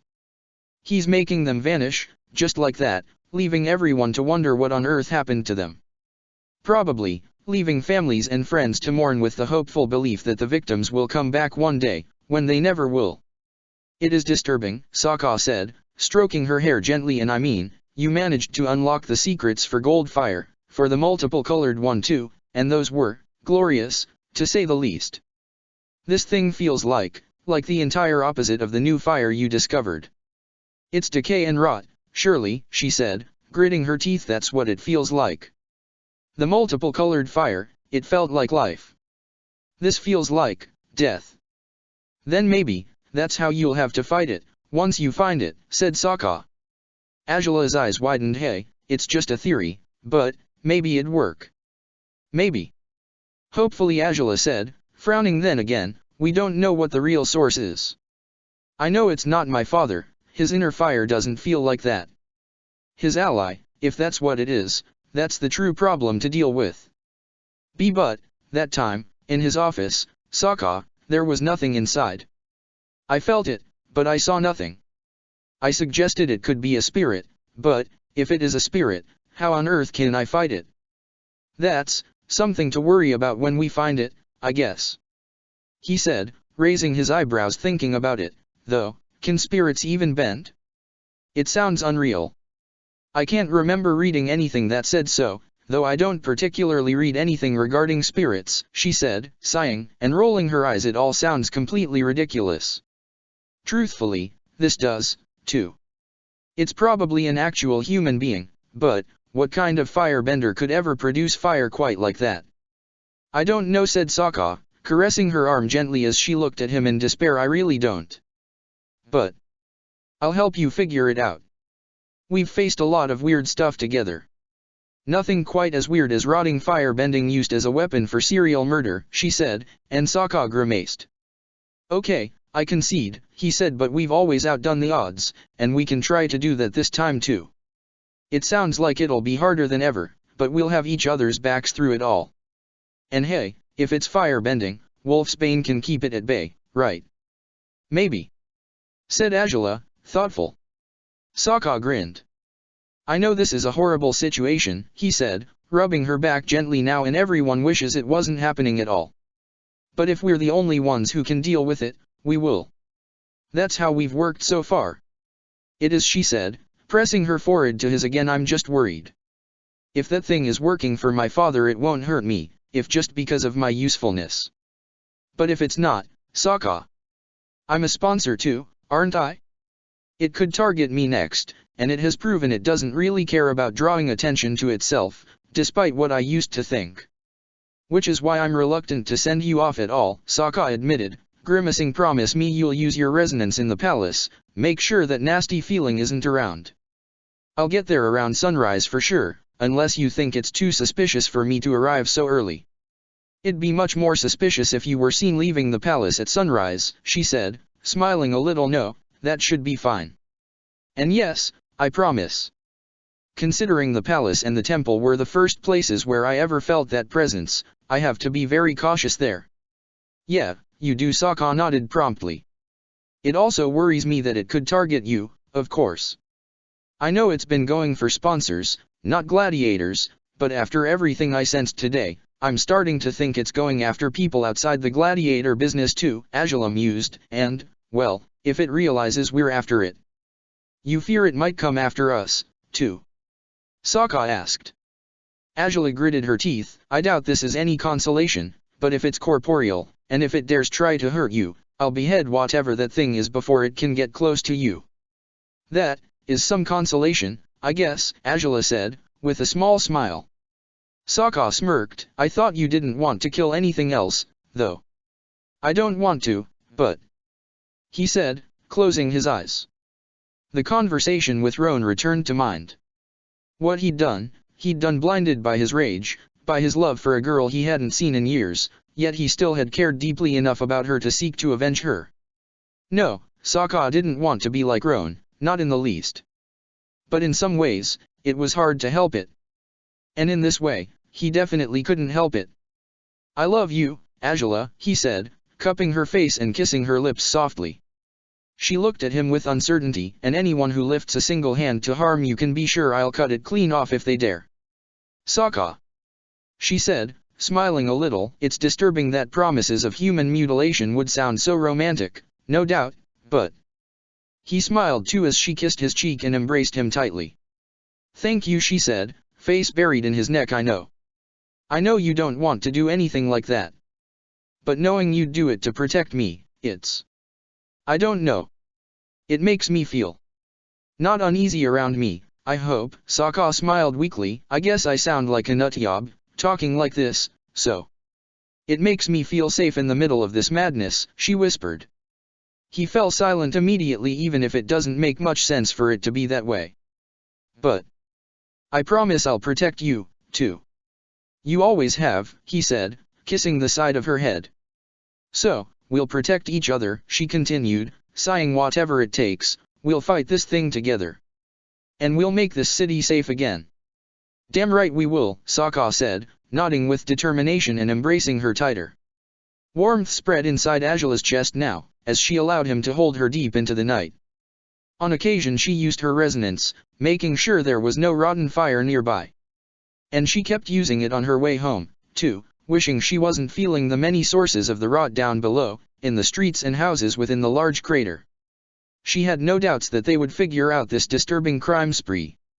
They were a team in every sense, and they had fought every problem in their way so far. Sokka was right to say so. Whatever this was, it'd have to try very hard to elude them, or to defeat them. Azula wasn't in the habit of giving up fights easily, and Sokka was just as stubborn as she was.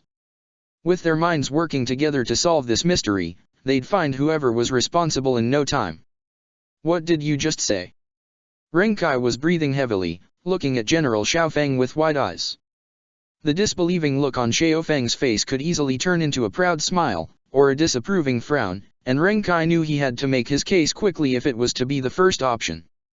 They spend excessive time together, more than any other gladiator and sponsor ever do, he said. They vanished at the same time once, in Ba Sing Se's palace, and I couldn't find them anywhere. Did you check their rooms? Any bedrooms? Xiaofeng asked, raising his eyebrows. I did, but they weren't there. Some guards said they had headed to the prison cells in the palace, but I'm certain they were merely covering for them. It's the only explanation. One instance where they vanished together isn't enough for you to make such a bold accusation, Renkai, Xiaofeng growled. Renkai froze. I understand, but she brings him with her whenever she's riding her dragon, and that's suspicious enough, isn't it? He said at one point I saw him put his hands on her shoulders. How isn't it beyond inappropriate for them to touch that way? She's the crown princess and yet she allows that savage to touch her. And yet... I can't see how this means they've had a clandestine relationship for years, Renkai, said Xiaofeng, looking at his underling in disbelief. I tasked you with finding anything to muddle her name and good reputation, and you decided to chase the most unbelievable possibility of them all? I'd sooner believe she's been supporting pirates than this nonsense. But I heard him tonight.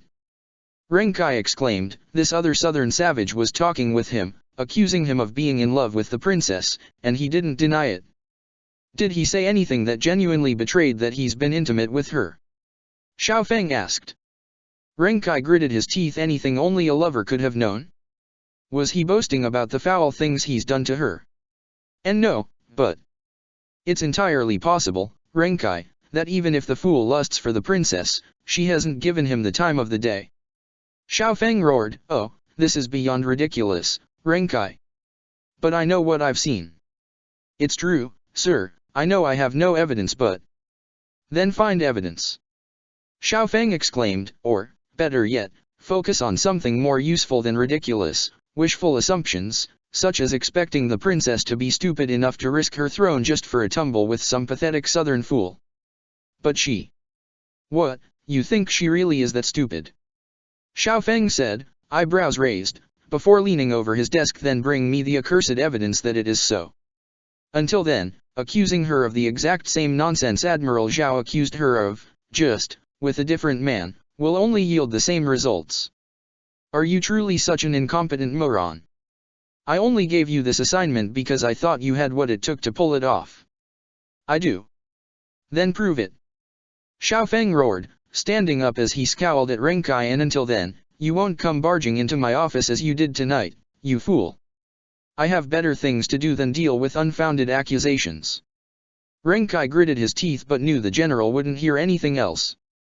He stood up and bowed his head curtly, walking out of the room without another word. The general rolled his eyes as he watched the younger soldier leave, incapable of understanding how one of his greatest soldiers was proving to be such a fool. For indeed, Xiao Feng had a lot of better things to do with his time than to hear wild tales of romantic affairs. He knew for a fact that women did worse things with their time than fall in love with the wrong men. Why couldn't someone bring him a worthwhile story about Princess Azula's terrible secrets? Why was it always the same pointless drivel? He rubbed his forehead with his fingertips before deciding to focus on what actually mattered. Xiao Feng opened his accounting's book, quickly reading across the numbers on it. 50 new ones would be arriving from the colonies this week, and he'd received reports that Shu Wo, Wu Jiaozhen, and Lan Wo were short on supply these days. Distributing this new lot would be fairly simple work. He had been doing this for years as it was, but he didn't like being interrupted either way. No matter how close he was to some of his men, none of them knew about his side job and, as far as Xiao Feng was concerned, they never would. If any of them found out, well, new tryouts for Imperial Guards were as good as becoming a routine by now, weren't they? Chapter 162, The Fire Lord's Shadow 4. Yes, sir. This is a bad idea, I'm warning you. She won't take kindly to being woken 10 minutes earlier than usual. Bah, nonsense. The princess and I have a long day ahead of us, and she needs to get up early so we can get started. But she'll be mad. Her temper is terrifying. Please don't stir it unnecessarily. You seriously have no notion of fun, do you? I'm not going to get you in trouble anyways. If she gets mad at someone it'll be at me. Stop freaking out. But sir. The maid's words fell on deaf ears. Sokka was smirking with malice as he strode towards Azula's room, proud of having woken up early enough to come to the palace, as they'd agreed. He guessed Azula would react explosively to his visit, but he wasn't too concerned about it. Triggering her bad mood would both help in keeping suspicions about them at bay and at getting her mind off the troublesome trail of dead fire she'd discovered. Granted, he didn't want to be at the receiving end of her hostility, but if it'd help Azula in one way or another, he'd make the sacrifice willingly. By the time he was ready to knock on the door, the servant had scurried away nervously. Sokka breathed deeply before striking the metal loudly. Hey, Azula? You in there? I'm here real early, just as promised. No response. He frowned briefly, trying not to panic. That creepy fire couldn't have gotten to her just like that, could it? No, he had to keep his head level. At the very least he had to try twice or thrice again. Azula? Azula. He called repeatedly, knocking louder this time. He had to stop knocking when something violently crashed against the door. He inched away while eyeing it warily. Was that smoke, seeping through the door? Had she lashed out at him with a fireball? Well then, she was probably fine, right? Damn, you had me worried for a second there. He exclaimed, goofily, knowing her fire-bending attack didn't bode well for his future. Seems like you're fine and awake, aren't you? No response again, but he could hear sounds inside the room now. He bit his lip and waited, before leaning with a hand on the door frame now. Azula. The door swung open and her hands wrapped around his neck. I'm going to kill you. She hissed, as he stumbled back, despite her hold on him hadn't receded in the least. I'm going to kill you. Azula, ack. The servant had still been watching them from afar, and she scrambled away to find help for the strangled gladiator. Angela's grip didn't relent until the footsteps had faded away completely. By the time she released him, she looked at Sokka reproachfully, as he dropped on the floor on his knees. Why would you go that far? He said, between coughs. She sighed. Believable performances are necessary, aren't they? She declared, shaking her head. Are you all right? No, not by far. He answered, dramatically flopping on the floor before her feet. You've killed me indeed, and now I'm just dead. So dead. Dead. She had to bite back a small smile at his antics. She had said they needed to deliver believable performances, and what was more believable than a writhing Sokka, struggling to regain his breath at her feet after she had punished him accordingly for his crime. She kept her head held up even as a troop of servants came rushing in, including a physician, who would check on Sokka's well-being after being strangled. He sat in her room through his checkup, pouting and shooting glares at Angela, who was perfectly happy now as she had her breakfast in her bedroom's annex dining room. As she had been incapable of keeping her smirk at bay when the others arrived, she had simply played it as being utterly satisfied by taking vengeance on her gladiator as she had. Just, don't be stupid enough to do that again. Please, Pharaoh, the palace physician, scolded Sokka with sharp eyes. Sokka smiled awkwardly. I underestimated her, yeah. Here I thought, she couldn't possibly try to kill me after doing her best to keep me alive over the last few years, but yeah. I pushed my luck, huh. Quite, said Pharaoh, rolling his eyes and stepping away from Sokka. I'd better not be summoned again because she set you on fire, you heard me? Yeah, no need to worry, said Sokka, smiling weakly as Pharaoh walked away. He was the last of the palace staff to leave the bedroom. The maids and servants who tended to Angela's morning necessities were long gone, as they would only return to retrieve her breakfast tray once she was done with it.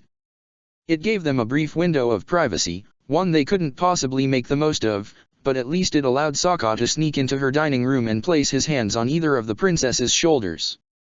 Angela dropped her head back against his abdomen, relaxing against him as she singled out a sweet bun from her meal and offered it to him. That's generous, he said, smiling as she lifted it to his mouth. He bit on it gratefully, regaining some of the energies he'd spent on his way here from his home. You deserve it. Thanks for enduring my very worst, Angela said, with a small smile. Sokka chuckled. Well, now, here I thought it was just an act, he snickered, or, wasn't it? We will never know, now, will we? She smirked. Wait, Wadash. He started, but Angela took her chance to push the bun into his mouth again, silencing him briefly and leaving him with wide eyes. You can sit down too, you know, she declared, as she returned to her food. Sokka blinked a few times, munching on the bread as he took his seat. Esho wait a gond. He mumbled, as he chewed. He finished the newest bite he'd eaten and took what was left of the bun in his hand. You were that mad because I woke you? I've woken you up before and you'd never been upset about it. Most the times you've woken me up I've been naked with you, and my mind's still numb after a healthy number of orgasms, she declared. Sokka smiled proudly. You'd never woken me with loud banging and crying out my name like that. I thought that was right up your alley, though, he teased. Angela smiled and shook her head. Well, that was poor choice of wording on my part, she admitted. He snickered as he watched her blush. I'd say it was the right one instead, he said, I'll have to do the sexual version of it next time. Rather than next time, you'll do it when we have a chance to, she said, smiling weakly either way. I admit I'm surprised you made it so early. Good job. I'm surprised for it too, but I'm glad I did it. This way I get to spend more time with you, he said, beaming. Rest assured, princess, you will have to endure my annoyingness all day long today. That's bound to be fun, she said, rolling her eyes but smiling all the same. The grin faded quickly, though, upon remembering the circumstances that had led them here in the first place. We'll draw a map of the places we'll have to visit. I'll mark all of them once we're flying with Xin Long, and we'll keep tabs of each place I feel the rot in. All right, said Sokka, nodding. What are we going to look for, exactly? If we're to prove or disprove the theory that my father had something to do with this, we'll search for any signs of White Lotus membership, Angela said, Glancing at Sokka, I seem to recall Piandao left you some white lotus tile, long ago. Oh, yeah, said Sokka, frowning, it's in my room, somewhere. There's a chance they'll have those, too, Azula reasoned, so, if they were white lotus, we may just find those tiles once we figure out who the victims are, and once we've found their homes. Sounds like a good plan, said Sokka, breathing deeply. You're alright, though? Slept okay? Hardly, Azula admitted, with a shrug. It's not easy to sleep properly when your mind is full of dark thoughts. But no worries, I can do this. We may not even need to visit every place, as long as we find tiles in the places we do visit. Seems fair, Sokka nodded, wisely. And, have you felt the rod again anywhere in the palace? Not particularly, not anymore, at least, Azula said, frowning. Granted, I hadn't been looking for it actively until just yesterday, but I haven't felt the source of it since I sensed it in my father's office. Well, good then. At least it's not stalking you or something of the sort, Sokka said, nodding. We can take off once you're done eating, then. We can. But you'll have to be so kind and step outside while I change, she said, as he pouted disapprovingly. We both know you have seen what's underneath this robe more times than we can count, but as usual, we have to play it safe, Sokka recited, rolling his eyes. Play it safe, my ass. Or rather, your ass. I really miss it, you know. And you'll have to keep missing it, at least for now, Azula said, reaching out to clasp his hand in hers. As soon as it's safe for us to do as we please, I can guarantee you I'll jump your bones. Heh, that sounds like fun, Sokka smirked. Azula chuckled. Good to know it does, she said, pushing the empty tray away from herself and leaning close to him to kiss his lips. The universe knows we need it, after the days we've had lately. Too true, Sokka confessed, nodding promptly. Regardless of her warning, Azula began stripping naked quickly, before Sokka was out of the room. He stole a long, yearning glance at her body, heat pooling in his lower belly, but he obeyed her command all the same. Once she was by her closet, well out of view for anyone who might be lurking near the door, Sokka snuck out of the bedroom quickly, closing the door again behind himself and waiting rather impatiently for Azula to be ready. She took 10 more minutes, finally stepping out of the room clad in her gold armor and with her makeup fully done. Her hair wasn't properly brushed, though, and she eyed him significantly. There's one thing you can do to make up for waking me up as you did earlier, she said, before handing him the hairbrush. Sokka chuckled. As you'd have it, he said, bowing his head towards her. He was quick about it, unsurprisingly. He had brushed her hair so many times by now that he could do it with his eyes closed.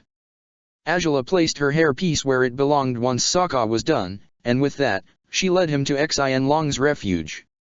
The dragon wasn't quite as playful today, since he was as wary of the rotting fire as Azula was. All right, said Azula, settling on the saddle and pulling out the map of the city she'd brought from her room. Sokka climbed after her, looking at the map over her shoulder. Let's get started. Xian Long bounded upwards, rushing at full speed to the heights above them. The sky spread out into the horizon with a perfectly clear weather, the sun shining brightly on a day that seemed dark and foreboding for Azula. But she had no time to ponder the signs of the universe. She had a map to mark, and a city to scan through her resonance. Sokka glanced down at the city from far above while Azula closed her eyes and focused. It wasn't long before she had tapped into the essence of the fire all through the city below, discovering many sources of bright flames, and there, scattered amongst them, the dark, rotting ones. She breathed deeply and lifted her map, pulling her makeup set out of her pocket. Sokka stared at her in confusion. You're going to mark the map with that? He asked. Are you sure? I can easily get more for myself later, if need be, but I didn't bring anything else to do it with, Azula stated, matter-of-factly, as she began drawing lines on her map. All right, this is the location from the one from yesterday. She marked that one down, and proceeded to mark everything else too. Sokka watched from over her shoulder in confusion, eyes widening as Azula kept going. On and on she went, until she had traced 33 circles. Sokka swallowed hard. That's as many as you feel? For real? He asked. She nodded. We probably won't be able to search all of them today, Azula guessed, but we'll have to get started now or we'll never make any progress, so, we'll go to the northernmost victim, and keep going from there. Sokka grimaced but nodded, arms locked around Azula's waist as they soared the skies on Xianlong's back. The dragon flew slowly but surely towards the first unpleasant burst of rot, and he slowed down at an intersection of a lonely street. The buildings in the area looked small, unimpressive. This neighborhood wasn't particularly expensive, peripheral as it was, but the Grand Royal Dome stood around 10 blocks away, and its opulent architecture could be seen from where they landed. Odd to be so near it without having to head in there, huh? Sokka said, sighing in relief. We'll have to go back for your next fight, though, Azula said, as ever, we're getting caught up in too many things, but we can't be careless about the ranking now that you've risen so high. Say, how about another event? Sokka asked. We could join that gladiator brawl, for instance. I saw that flyer on Shoji's desk. It's possible, Azula agreed, nodding as she climbed off Xianlong's back, though I think that's in that ring over at Si Wang Desert. It means traveling all the way back to Ba Sing Se, and then heading south, but I suppose Song would be grateful for another chance to visit her mother, wouldn't she? Surely she would be, Sokka agreed. Azula sighed. Still, it also sounds like a crazy event. We'll have to really think about it before joining something chaotic. I don't plan on risking your life in dangerous events again, she said. Sokka smiled and shrugged. I guess you wouldn't like that, no, said Sokka, smiling gently at her before breathing in and gazing about himself. Anyways, where to? The source of the rot wasn't easy to pinpoint. Azula suspected this particular crime had happened several days ago, if not weeks, going by how fated the rot felt here. She could guess the building in question, but she wasn't sure where it happened, exactly. She led Sokka there, though, and they studied it carefully from the outside, while Xianlong watched over them cautiously. Maybe we should ask someone who lives there, Sokka suggested, shrugging. Azula frowned. We would do best not to draw attention to ourselves, she said, and asking around if there's any people here who may not have been seen for weeks isn't the way to go about it. How do you expect to get in there and inspect the victim's room, then? Sokka asked, skeptical. I get that you want to keep a low profile while we're looking into this, but... Excuse me. A voice behind them startled the gladiator and his sponsor. Azula turned around quickly, her long hair accidentally whipping against a middle-aged, short woman, the one who had spoken. She had braced herself against the accidental attack of Azula's hair, but she gaped at the princess in awe right afterwards. Oh. It's the princess. Oh, goodness, this is such an honor. The woman bowed and knelt before Azula, leading the princess to grimace in frustration while Sokka smiled awkwardly. Azula sighed heavily and placed her hands on her hips, waiting for the woman to stand upright again. Greetings, you may rise. Azula said, through gritted teeth. The woman obeyed promptly, gazing up at her in wonder. To what do we owe the pleasure of your visit? She asked, eyes gleaming.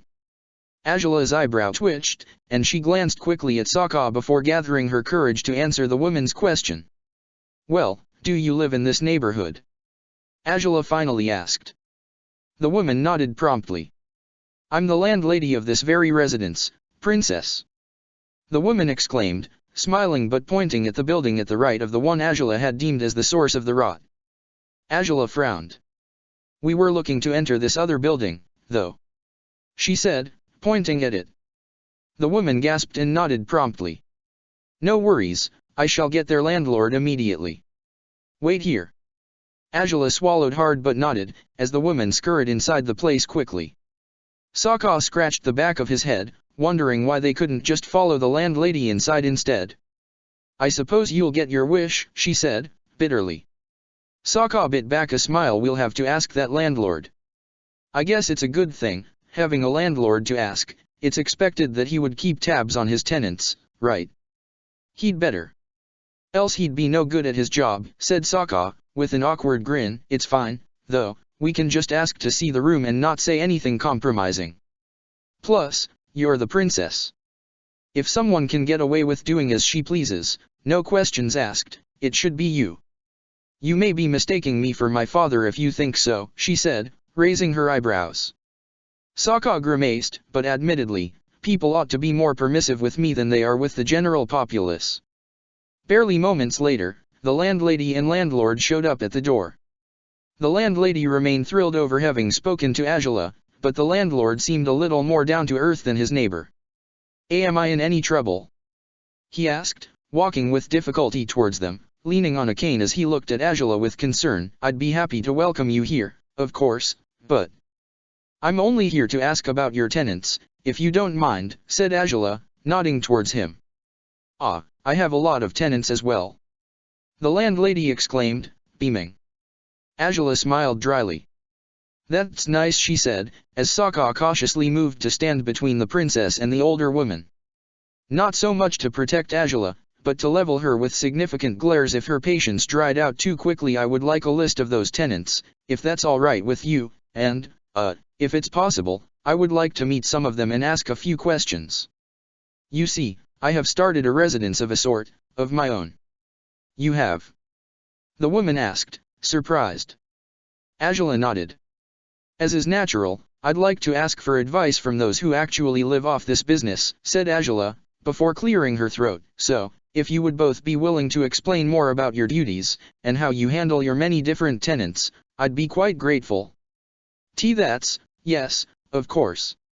I thought someone was in trouble. "Oh, goodness," said the man, smiling enthusiastically. Well, now, come in, come in. We can all talk over a cup of tea." "Thank you for your kindness," Angela said, smiling and bowing her head in gratefulness, which startled the pair before her. "And no, there's no need to bow, just come in, both of you," said the landlord, as the landlady laughed and entered her neighbor's building. The ease with which she trooped inside it betrayed she was a frequent visitor there. Sokka raised an eyebrow and eyed Angela with amusement. She returned the stare, arms crossed over her chest. "What?" "I said I want no attention drawn towards our actual purpose here," she said, and he chuckled softly. "The ease with which you can come up with a story and make it sound believable is terrifying," he said, smiling warmly at her. "I damn near believed you, too." "That's a good sign," Angela smirked, as Sokka gestured with an arm to usher her inside the building, right after the other pair. The tea tasted better than Angela's daily batch, which she was grateful for. Drinking the accursed thing on days when she knew she wouldn't have any decent privacy with Sokka was quite frustrating, but she understood she had no choice. She was nearly used to its taste by now, but she surprised herself by discovering she had a newfound appreciation for brews with proper flavor. Goodness, if Iroh could see her right now he would mock her to no end, no doubt. "Then, what is it you'd like to know?" the landlady asked, smiling brightly. "Oh, I'm mainly interested in what kind of lives your tenants lead," Angela said, as innocently as she could. "Do you perform any background checks before allowing them to stay here, for instance? Are they from good families, or?" "Well, I generally do that," said the landlady, but the landlord coughed. "I'm sorry, I mostly just make sure they have the money to cover the rent," he said. Angela nodded. "I understand. So, you don't know your tenants particularly well?" she asked. "Only sometimes," said the woman, smiling. "There are some who stand out, you know? And then there's others who are completely plain, their presence is just so unnoticeable." "Is that so?"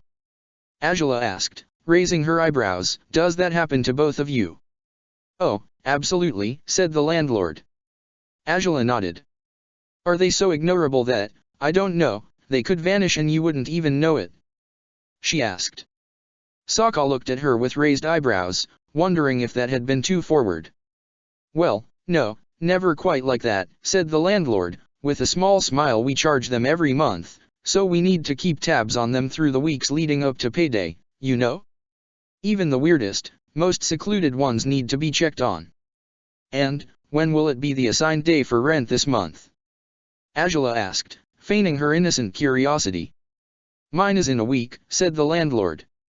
The landlady had fallen silent for a change, until then. "Well, mine was yesterday," she said, biting her lip. "And usually I collect from everyone, but this time I suppose something must have happened to her.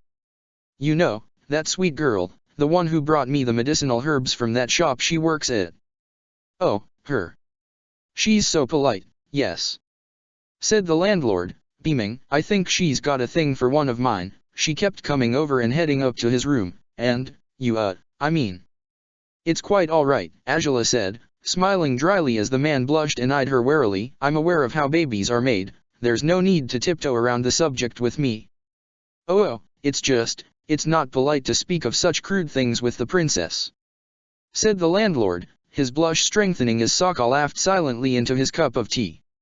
It's fine, I said. Angela smiled, shaking her head. So, there was a relationship, then?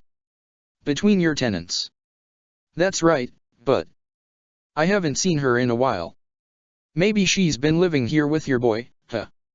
Maybe so, admitted the landlord, nodding, though I admit, I haven't seen her either, but he's probably just sneaking her in whenever I'm not looking. Is he here right now? Sokka asked, speaking for the first time in front of the older pair. They looked at him in surprise, probably aware of who he was, but not familiar enough with the gladiator to know he always spoke his mind. You could just ask him directly, maybe make sure the girl will pay what she owes. Right, that's not a bad idea. Is he, then? The woman asked the landlord, who shrugged. I think so. He's not an early riser, usually, he said. Angela bit her lip. Well, there's a chance this tenant of yours may have also left the payment she owed in her room, you know? Before moving in here. She told the woman, an innocent smile on her face. The landlady stroked her chin. That's also possible, she said. Perhaps I should go check now, but then, about asking this other tenant. I can handle talking to him, Angela said, nodding before looking at Sokka. Mind accompanying her? She might need help finding the money, it could be hidden somewhere.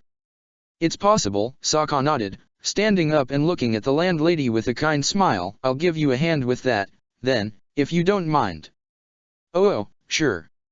Why, who would mind having such handsome company? Of course you can come, said the landlady, giggling as she stood up and made to leave with Sokka. Sokka bit his lip and gave Angela a significant stare, which she answered with her own, amused, smirk. Would you prefer to finish your tea, or should we knock on Dong's door right away? The man asked. Angela was about to choose the latter, but surprising even herself, she finished her cup first before standing up. After you, she said, wondering just why on earth she'd developed this newfound appreciation for tea. The landlord led her upstairs, the floorboards creaking with every step. Angela frowned, feeling the unpleasant rot closer and closer as they moved up.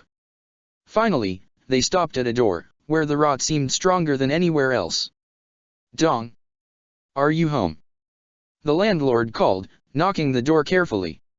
Not long afterwards, a young man with disorderly hair slid the door open. He looked unkempt, and he had a very strong and unpleasant odor. Angela briefly wondered if that had something to do with the rot, but considering the man's terrible appearance, she guessed he simply hadn't cleaned up in days. What is it? He asked, with a thread of a voice. Did Yumiko come back? No. We were actually going to ask you if you'd seen her, said the landlord, grimacing. Angela gritted her teeth as Dong's face twisted into a very miserable expression, the preamble to a loud wailing session. I know I messed up, but she didn't have to leave me like this. He cried. I knew we weren't ready for that yet, but I still tried, and she said no, and then I said yes, but she said I was rude, and I apologized, but she left and I wanted to marry her. Angela tried not to roll her eyes as the man broke down into sobs. The landlord beside her grimaced and tried to soothe Dong by shushing him.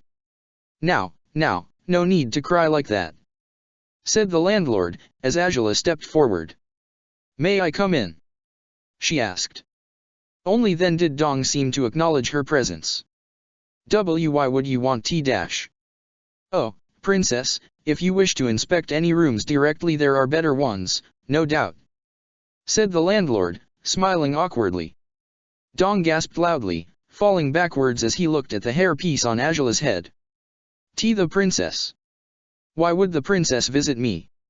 Oh, is the universe sending me a sign? The man exclaimed, wide eyes accompanying his crazy smile. Angela cringed, inching away from him. I guess the universe is sending many signs, including, don't get drunk in the morning, as you may just be randomly visited by a royal when you are moping over being dumped, but either way, I do believe this is the room I must inspect, she finished, turning towards the landlord with her last words, "I assume he's the worst of your tenants." Well, right now he is, for sure, the landlord said, nodding, as Dong gasped in horror. "Oh, come on, look at your room. What's with all the bottles? The princess is right, it's barely 10 in the morning." But Yumiko. He whined again, seemingly forgetting that he had only just interpreted Angela's presence as some sort of God-sent miracle to help him get over his old girlfriend. "Then I will have a look at this place and hope to build my idea of what a terrible tenant would look like," Angela said, smiling as she entered the room without another word. Dong whimpered as Angela moved past him, but he gazed at her in amazement all the same. However drunk he might have been, he seemed to know he had no business flinging himself at Angela in an act of desperation, so he merely laid where he was, watching as the princess pretended to inspect his room. Angela glanced about herself in worry, locating the rot's source right on the bed with the scrambled, stained sheets. She frowned, wondering if the culprit, whoever it was, had murdered Yumiko on this bed, whether in Dong's presence or not. "Say, this place is dirty," she said, smiling a little and glancing at Dong. "When was the last time you cleaned up?" Must have been a week ago," he said, shrugging. "I'm just, not very tidy." "I can see that," she said, snorting and shaking her head. "My nose is terribly sensitive sometimes, so I think I perceive something that always bothers me." "Are you a smoker, by any chance?" "Smoker?" he asked, blinking blankly. "I just sense ashes of some sort," she said, shrugging. "Maybe you forgot to clean after smoking a cigar or two." "I didn't, because I don't smoke," said Dong, shaking his head. "I haven't burned anything in here, I'm not even a firebender." "Yumiko wasn't one, wasn't he one either, Yumiko?" "Oh, goodness, will he never stop?" Angela growled, rolling her eyes and glaring at the man. "So, you haven't seen any ashes in this room, then? No smoke, no ashes?" No," he said, abruptly interrupting his wailing to answer her. "I didn't see anything."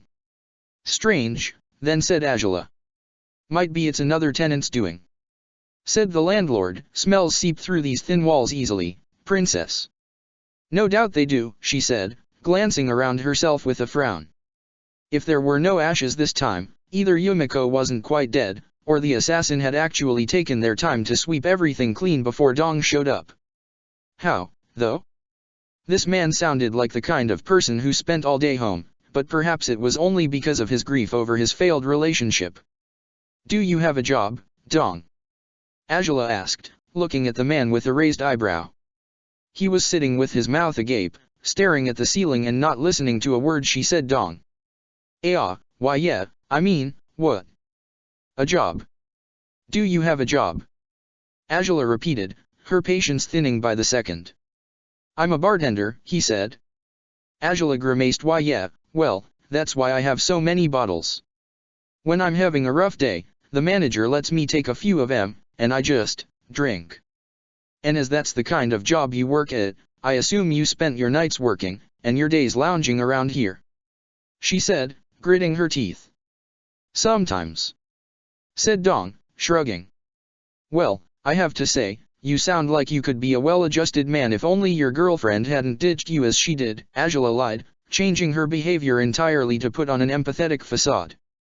It was a technique she didn't think she was too talented at, but Dong fell for it as easily as expected from a drunk man. "I am, though. I totally am," Dong whined, pouting. "Was Yumiko well-adjusted like you, then?" Angela asked, casually. "What did she do?" "She worked at a flower shop," Dong sighed. Angela raised an eyebrow. "Have you looked for her there?" she asked. Dong nodded. "They told me yesterday she hasn't come to work for a while now. I guess she's just taking a lot of time off," he mumbled. Angela bit her lip. "Did she have any hobbies?" she asked. "I mean, maybe she got caught up in something else. I, myself, get caught up in the gladiator business very easily, maybe she's interested in it too." "She never even mentioned it," Dong said, scratching the back of his head. "I don't think she cared for anything violent like that." Angela frowned. "No apparent connection with the gladiator business, then?" While she had already suspected the 33 victims wouldn't all be sponsors, confirming it now only made matters more difficult. Their main lead seemed irrelevant now. When did she dump you, if I may ask? Angela asked, innocently. Dong sobbed. About a week ago, he said, wiping his nose with the back of his hand. You can't remember with more precision? Angela asked, frowning. I think it was around 9 days ago, the landlord answered now, and Angela glanced at him with a raised eyebrow. I remember she stormed out angrily, and then on the next day, around midday I think I saw her going upstairs. I guessed she was collecting her things, maybe. But I had errands to run, so I didn't wait to see her leave. Huh, did you see her that day, then? Angela asked, looking at Dong with a raised eyebrow. He shook his head. Some friends wanted to go out with me, to cheer me up. He said, shrugging, didn't help much. Angela's stomach sank. There had been no one in the building who could have helped Yumiko at the presumed time of attack. No doubt the culprit had bided their time carefully, choosing to strike when the landlord was out of the building, when Dong was spending time with other people. No doubt they would have had a chance to wipe away all evidence, if that was how it was. Yumiko was dead, most likely. The only question that remained was why she had been targeted at all. Angela glanced out of one of the windows, and she raised her eyebrows upon spotting Sokka on the very next building, rummaging through the furniture and cabinets of a much tidier apartment. Yumiko and Dong might have started their romance because of how close their windows were, which would have allowed them to talk and flirt at leisure. Sokka was doing his best, as was clear to Angela, but it didn't matter how deep he dug, he couldn't seem to find anything, not money to appease the landlady, not any pie show tiles. There wasn't even a board in the apartment, to begin with. I guess she's not that considerate, huh? Sokka grimaced, after going through the very last cabinet of utensils. He was lucky that the landlady had picked through the clothing cabinets, by his suggestion. It was wrong to go through other people's possessions, especially their intimate clothes. Even if they were investigating someone who might just be dead, Sokka was uncomfortable about breaching someone's privacy to such an extent. Goodness, this is just so unexpected, said the landlady, shaking her head. Oh, well. She may just have gotten caught up in some sort of rebound relationship, right? Hopefully she'll be back to pay you soon, then, said Sokka, not looking at the woman as his guilt overwhelmed him for just uttering the words. No, the girl wasn't likely to ever come back, let alone to pay her rent. He sighed and shook his head, glancing through the window at an equally downcast Angela, who frowned in his direction. Sokka waved at her with a sad smile, and she nodded in acknowledgement. What they'd found, or rather, what they hadn't found, would have to be discussed once they were back with Xin Long. And that was how they dealt with the matter, after effectively shaking off the landlord and landlady with quick reassurances that their establishments were exemplary and great references for Angela's new project. Angela sighed as she climbed on Xin Long's saddle, and Sokka settled behind her, waving somewhat awkwardly at the landlord and landlady, who, as expected, were in awe of the dark dragon, before they shot up into the sky in a quick burst of speed. So? Found anything? Going by how long you spent looking through her stuff, I assume not. Angela said. Sokka gritted his teeth. Nothing. It looked like what you'd expect from a room rented by a 20-something girl who just moved into the city, or so. Sokka said, sighing. I feel sorry for her, Angela said, biting her lip. Maybe she was White Lotus indeed, but, if she was, she still got entangled in a romantic liaison with a loser like that Dong. Dong. Sokka repeated, raising his eyebrows. Her boyfriend. Angela shook her head. He was drunk when I got there. He seemed to think I was sent by the universe for him to get over his dead girlfriend through me. That's just sickening, Sokka said, eyebrow twitching. See, can I go back and clarify to him that it's never going to happen? No? Darn it. You can't. No, Angela smiled, reaching out to caress his thigh as they flew through the cloud cover. But I do think she was killed in his house. She went there when Dong wasn't home, it seems, and I guess she just never came out again. Is it possible the culprit got the wrong person? Sokka asked. Could be Dong was the White Lotus one instead. Heh, if so, he certainly can't be a competent member of their gang, Angela snorted, shaking her head. But Admittedly, I didn't search through his things.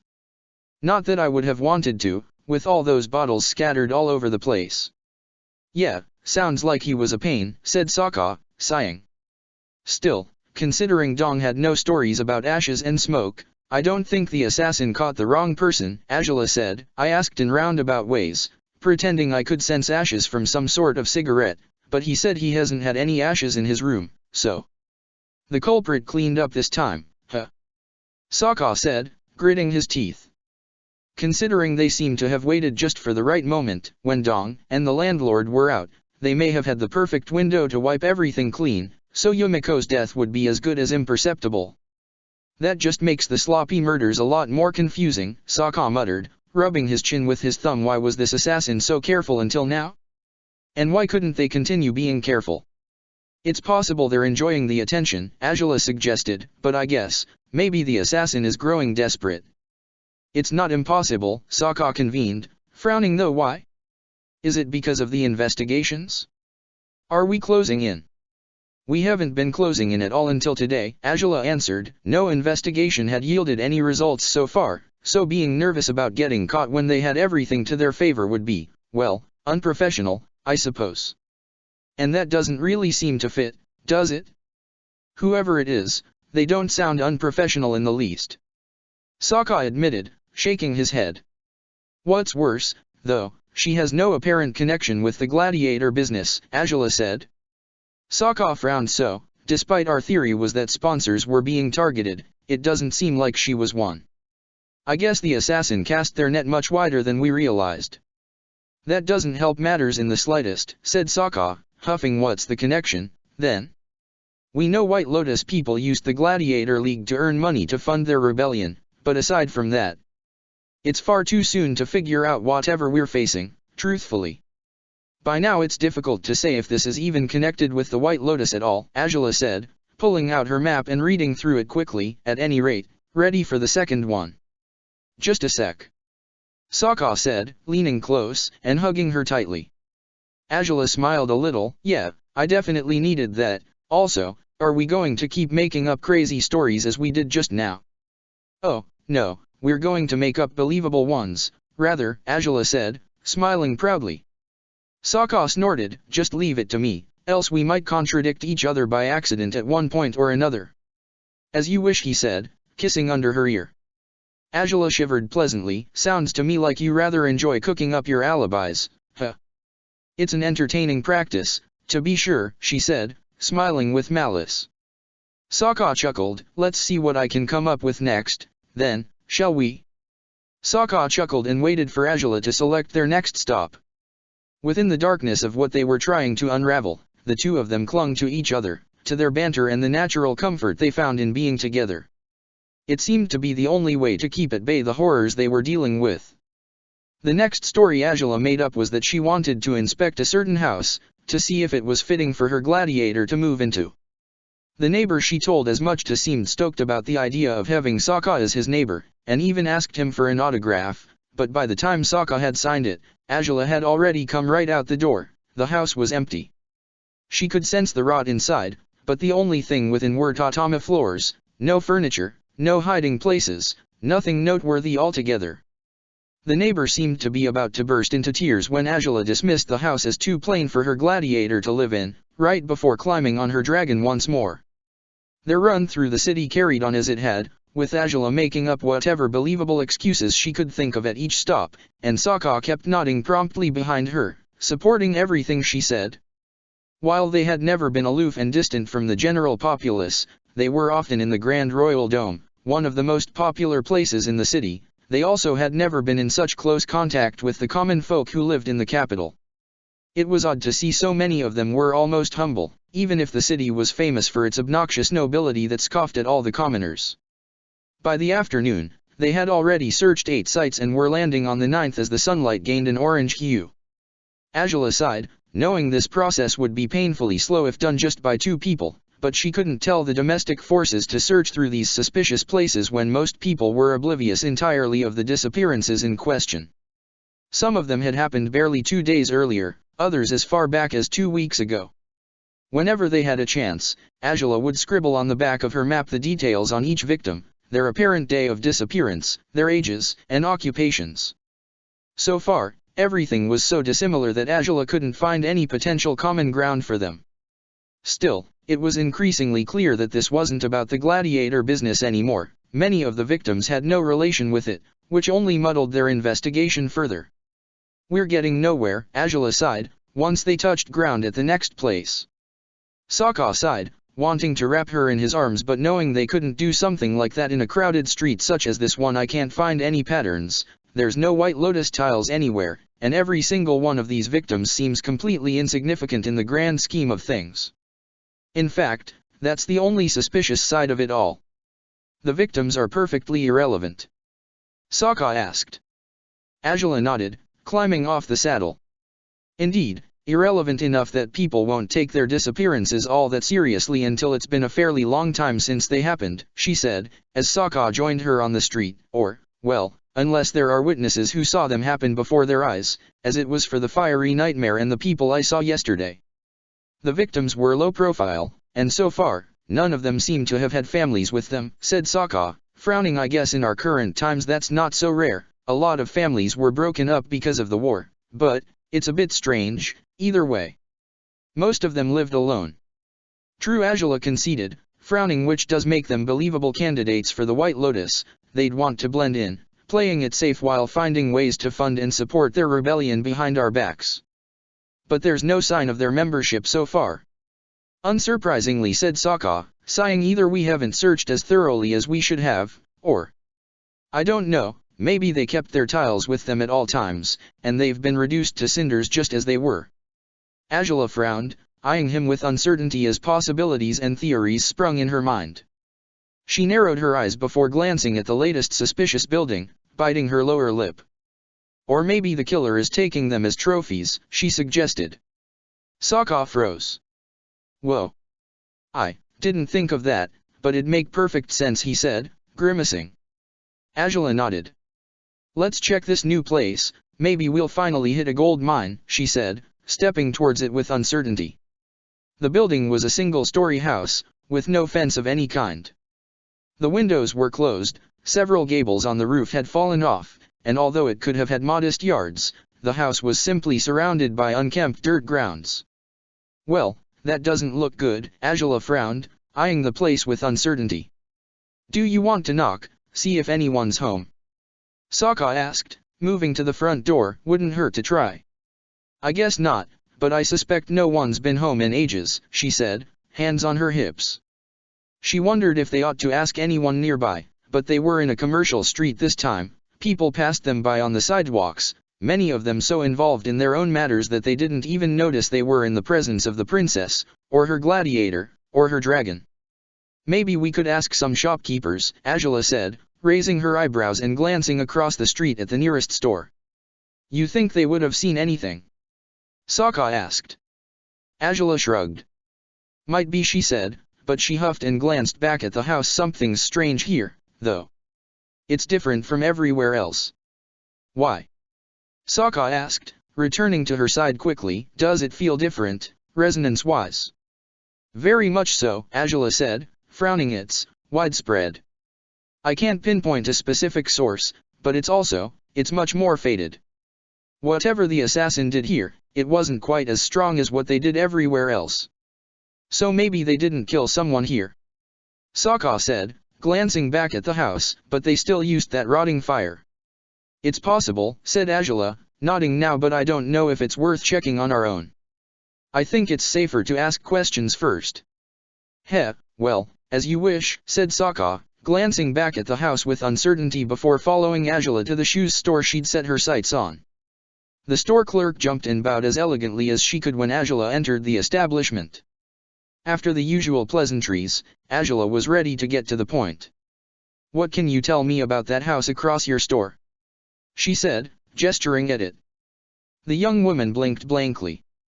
"Well, I can't really say much. I don't know anything about it," she said. "I thought it was abandoned. My parents told me as much when I was younger. You know, I inherited their store, and all. But, truthfully, I don't think it's that abandoned." What do you mean? Angela asked, raising an eyebrow inquisitively.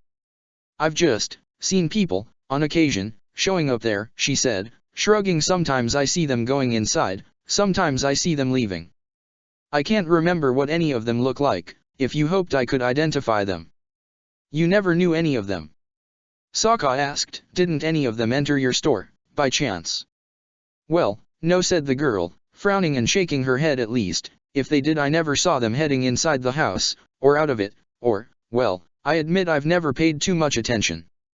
I just guessed, well, maybe it's some clubhouse for a Gladiator fan club or something like that.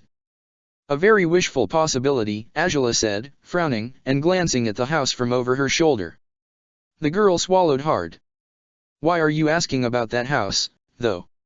She said, I mean, not to pry, but it's just been abandoned like that for years now, and that's precisely why. I've been out through the city, determining what places are at high risk of criminal activity, Angela declared.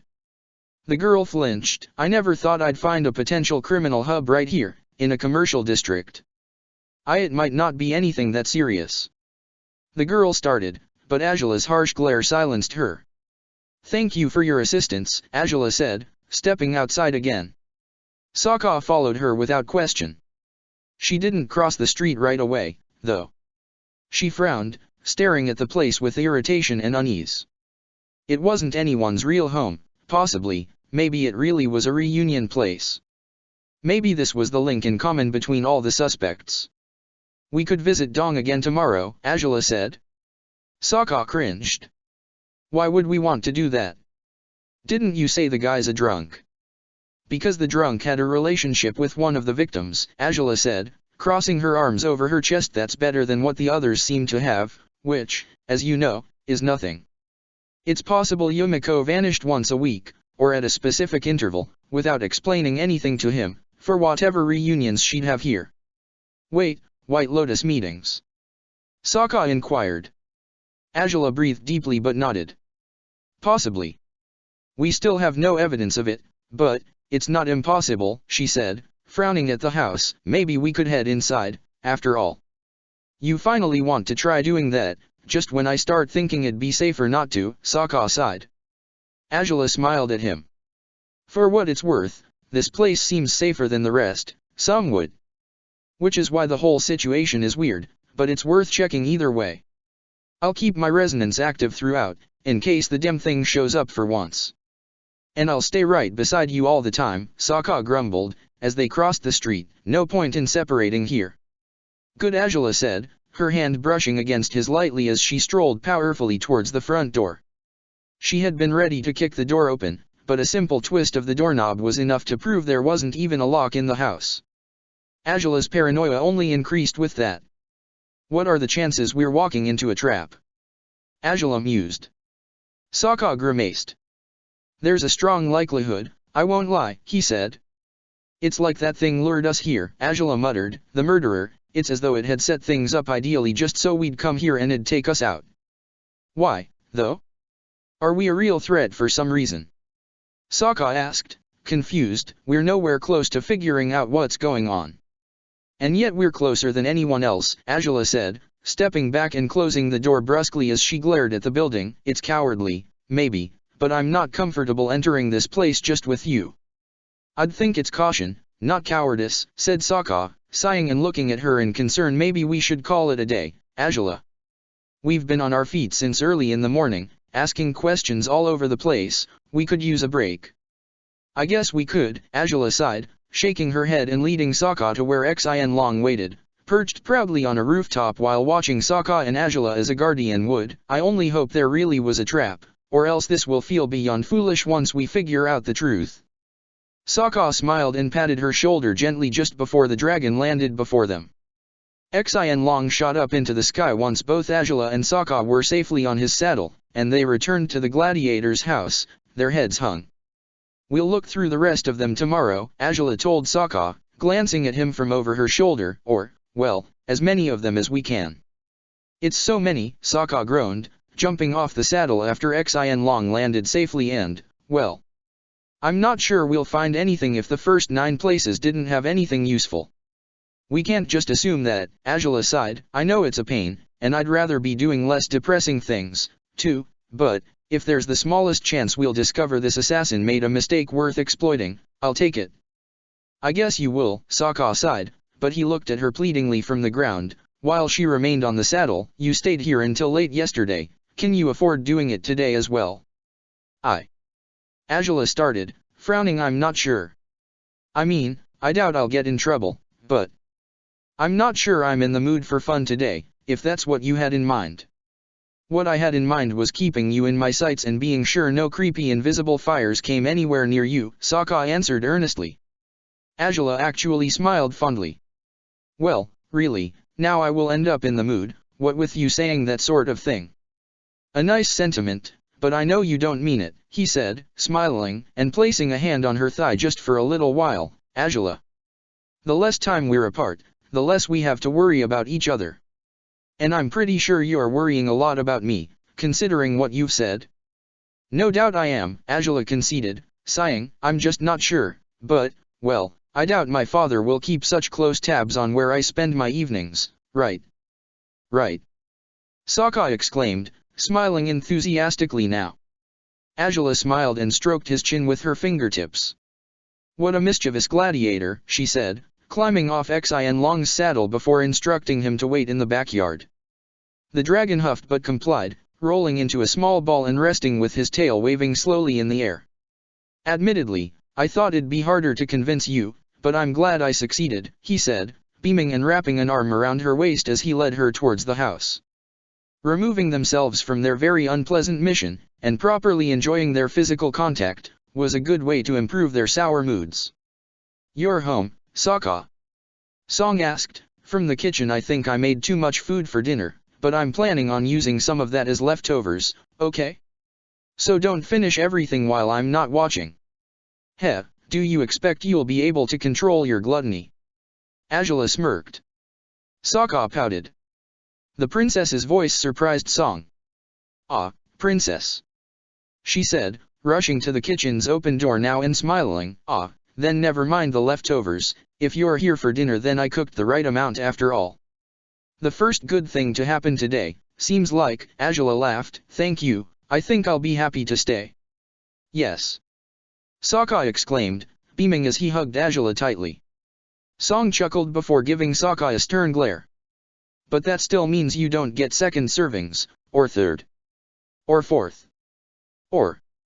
I get the idea, Song, it's fine. Sokka pouted.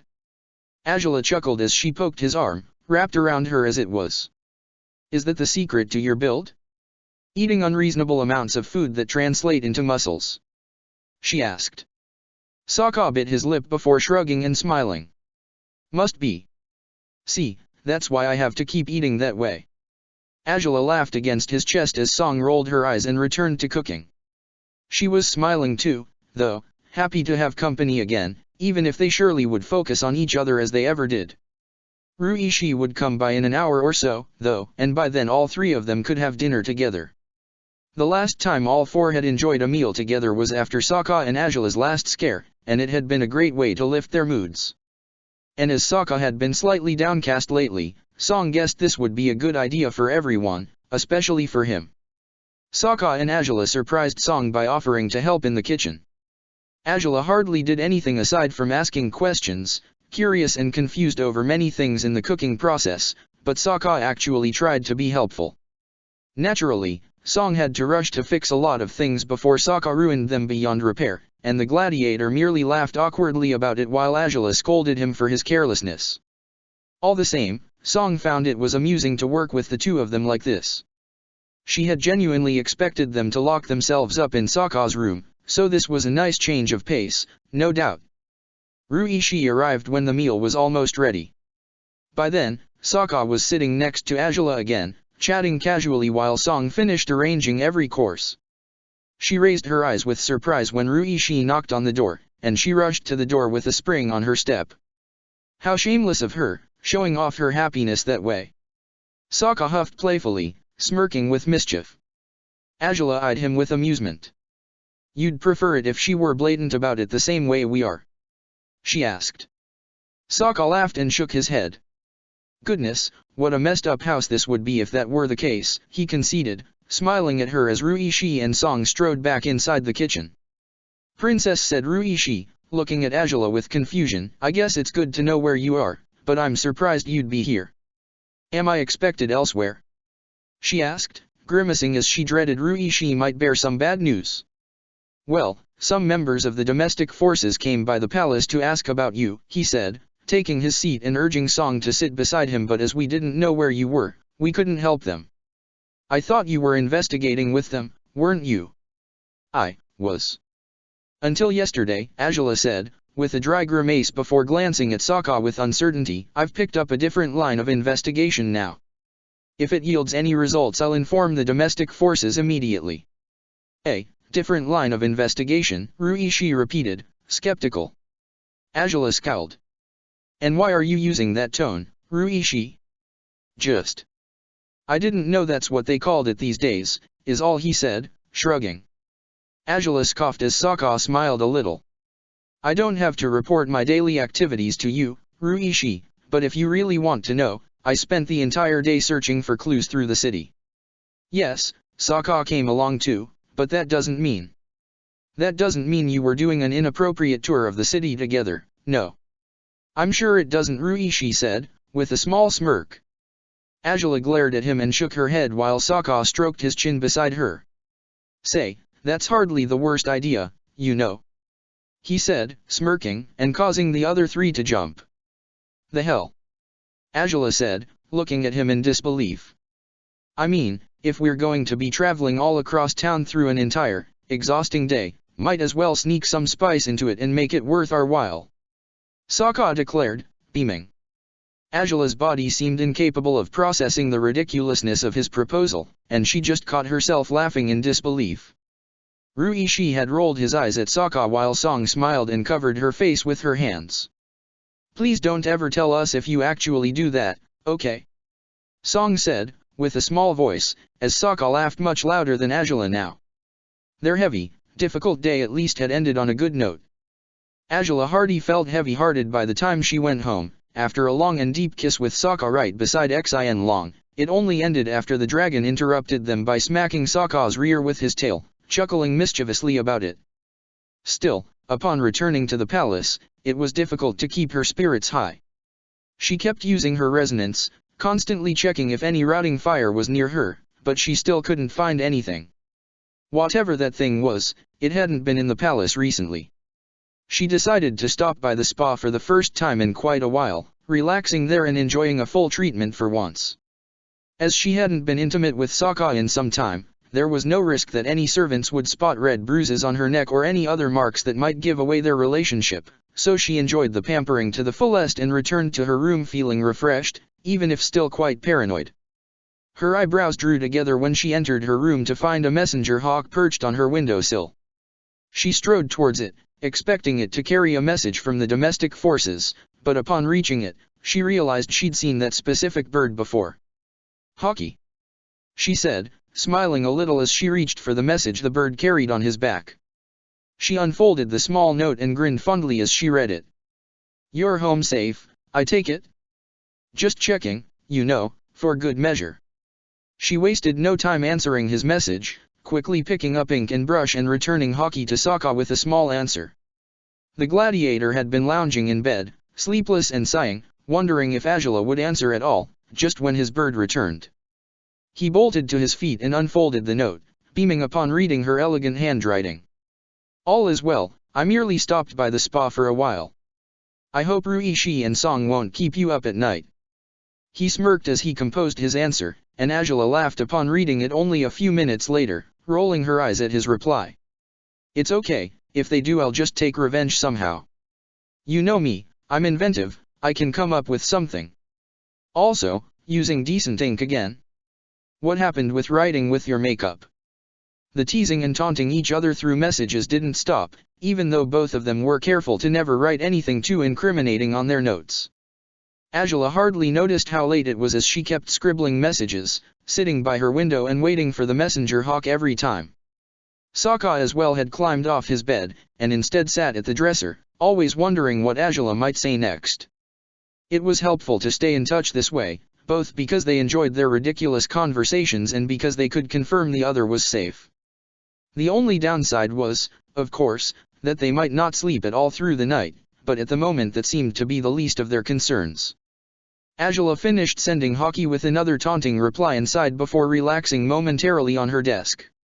Even while they were apart, she felt better about life just by reading his messy handwriting. The rot seemed so insignificant when faced with the gold fire burning in her chest. But it wasn't that insignificant, and Angela reminded herself of it quickly. She rubbed her eyes with her hands and grimaced, trying to snap out of her drowsiness and to use her resonance again, just in case.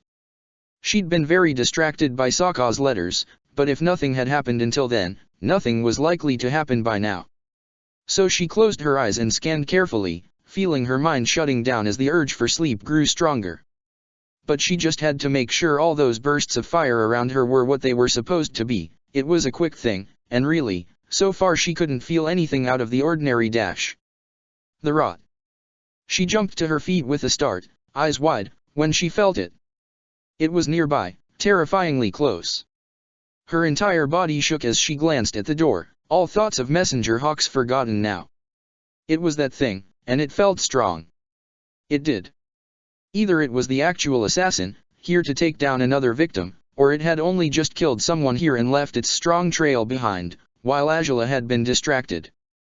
The thought nearly made her sick. She gritted her teeth and slid out of her room as quietly as she could, trying to ignore the cold marble against her feet as she followed the unsettling rotting fire. Her breathing was slow, even if her heart was racing. She could feel it near one of the open gardens, so she had to get there as soon as possible, before it vanished, or before it killed again. Why was it here now? Her father would be sleeping, and going by how his wild inner fire was unusually calm right now, he was still safe and sound. Was this thing here to get her? Or was it looking for someone else? The thoughts were tumbling through her mind in a rushed craze, nearly making her lose control as she finally reached the corridor that would lead her to the source of the rot. She was careful, walking against the wall, her feet making no noise. Someone like Toph still would have sensed Angela, but whatever that rotting fire was, it seemed to be unaware of her presence. She could sense it shifting slowly, though, it was as good as inner fire this time. It wasn't just some residue, like everything in the city. It was real. She swallowed hard and glanced around the corner that led into the long corridor of the gardens. Her eyes widened upon finding an actual hooded figure there. It was real, corporeal, and not invisible. At least, it wasn't invisible right now, if anything. She gritted her teeth, her trembling easing slowly. It was humanoid, at least, so, it wasn't a spirit, it couldn't be. Spirits surely didn't bend, and if they did, it wouldn't be in such a disgusting way. But then, that meant this hooded figure did bend that way. Whoever was behind that cloak was the assassin, and for reasons unknown, they were standing here, in the palace, gazing up at the starry sky. What on earth was this being playing at? She frowned, glaring at it fiercely. She couldn't simply sit back and wait for it to strike, not when she had finally ambushed it, for a change. The assassin only reacted instants before Angela's fire blast struck it from behind. He managed to jump out of the way, and in the process, he turned towards Angela. With that, she saw the shape of his body and ascertained it was, indeed, a man. But a thick mask covered his face, and most his body was clad in multiple layers of torn but thick black clothes. He would blend easily in the night if she didn't take him down now, in this very second. "Princess!" exclaimed a guard at the wall. Angela had as good as forgotten there were officers nearby, and the burst of blue flames gave away her identity quickly to them. She had to keep this assassin busy, she couldn't let it escape, let alone could she let it happen before other people saw him, too. She needed people to vouch for her, to tell her father she wasn't insane by the time she... Well, that had been forward of her, no doubt. How could she be planning on talking to her father when this accursed assassin was still standing before her, a gloved hand stretched out towards her? Angela paused, and fortunately, hesitating wasn't a mistake. The assassin's hand procured the damned thing, at last, the rotting fire. Angela's eyes widened as she saw it expand. It looked like a black, putrid substance rather than actual flames.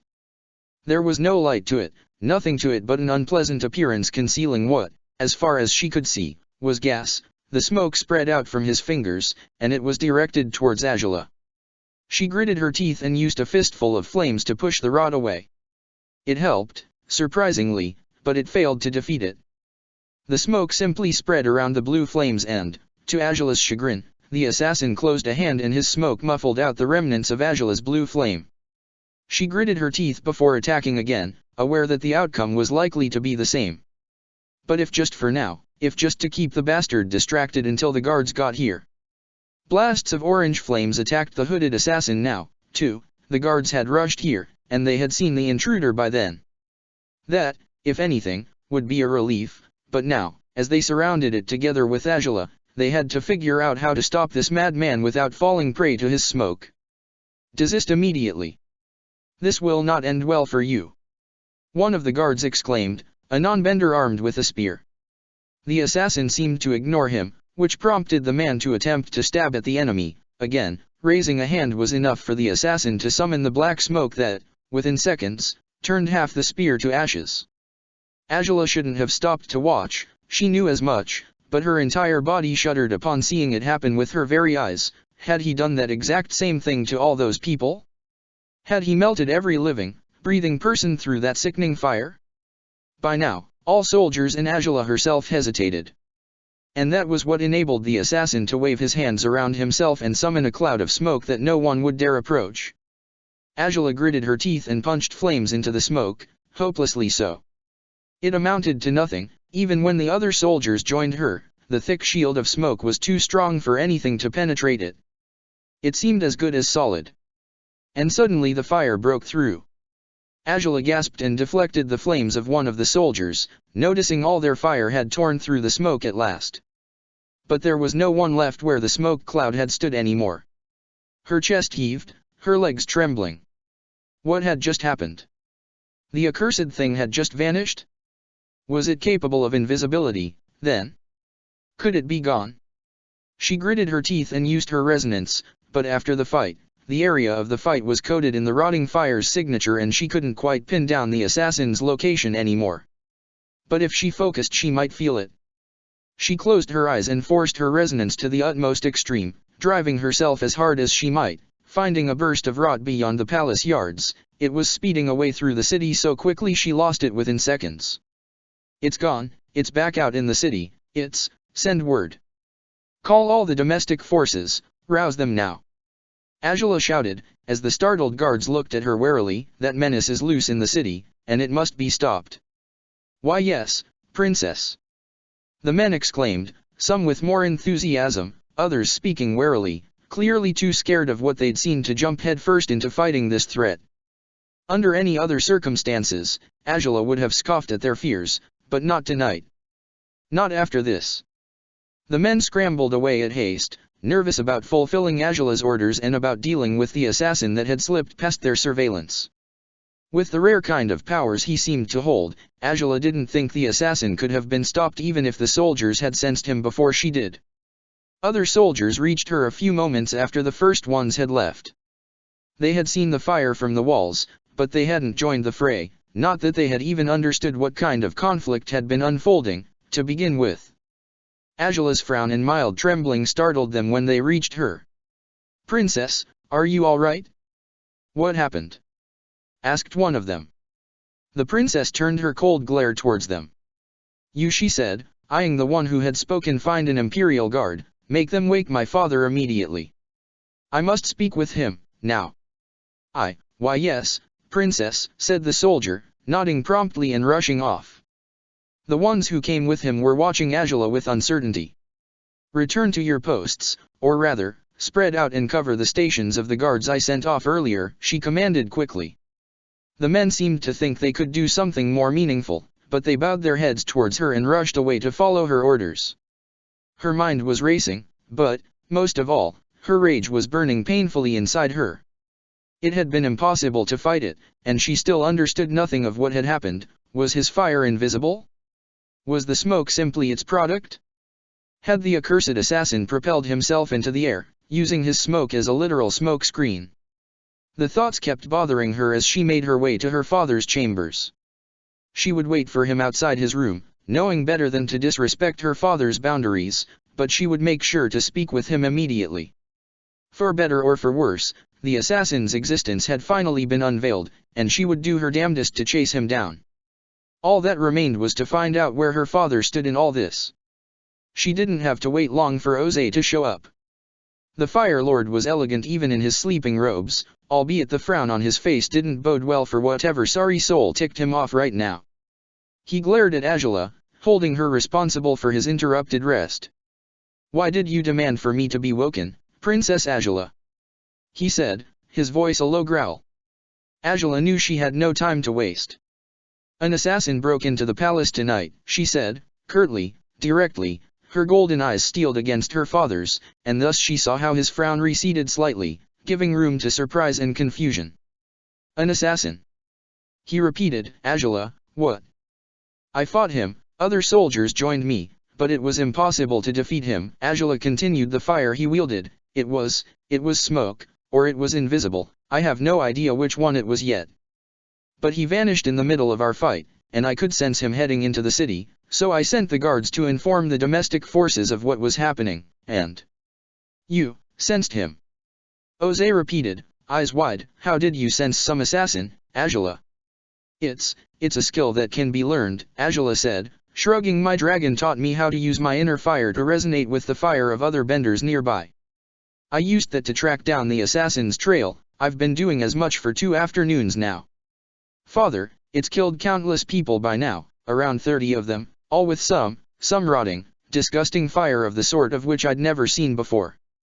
There's no connection between the victims, nothing I can track down yet, so, as far as I can tell, this med killer is just executing our people at random and—" "Angela, slow down," Jose interrupted her, frowning heavily. "What happened when you encountered this assassin?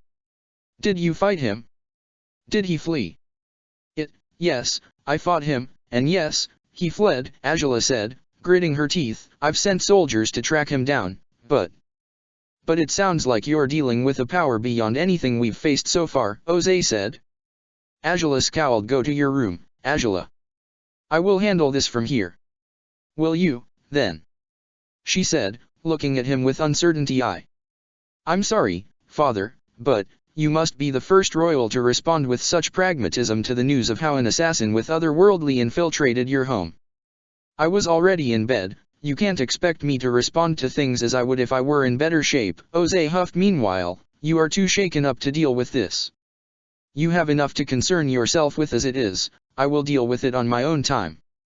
I can barely think of anything aside from this, Father. You can't expect—" "I expect you to obey my commands, Angela," Jose growled, glaring at her fiercely. She frowned heavily. "As you always have. This matter is no longer yours to deal with. Step aside, and I will make sure to put an end to this promptly."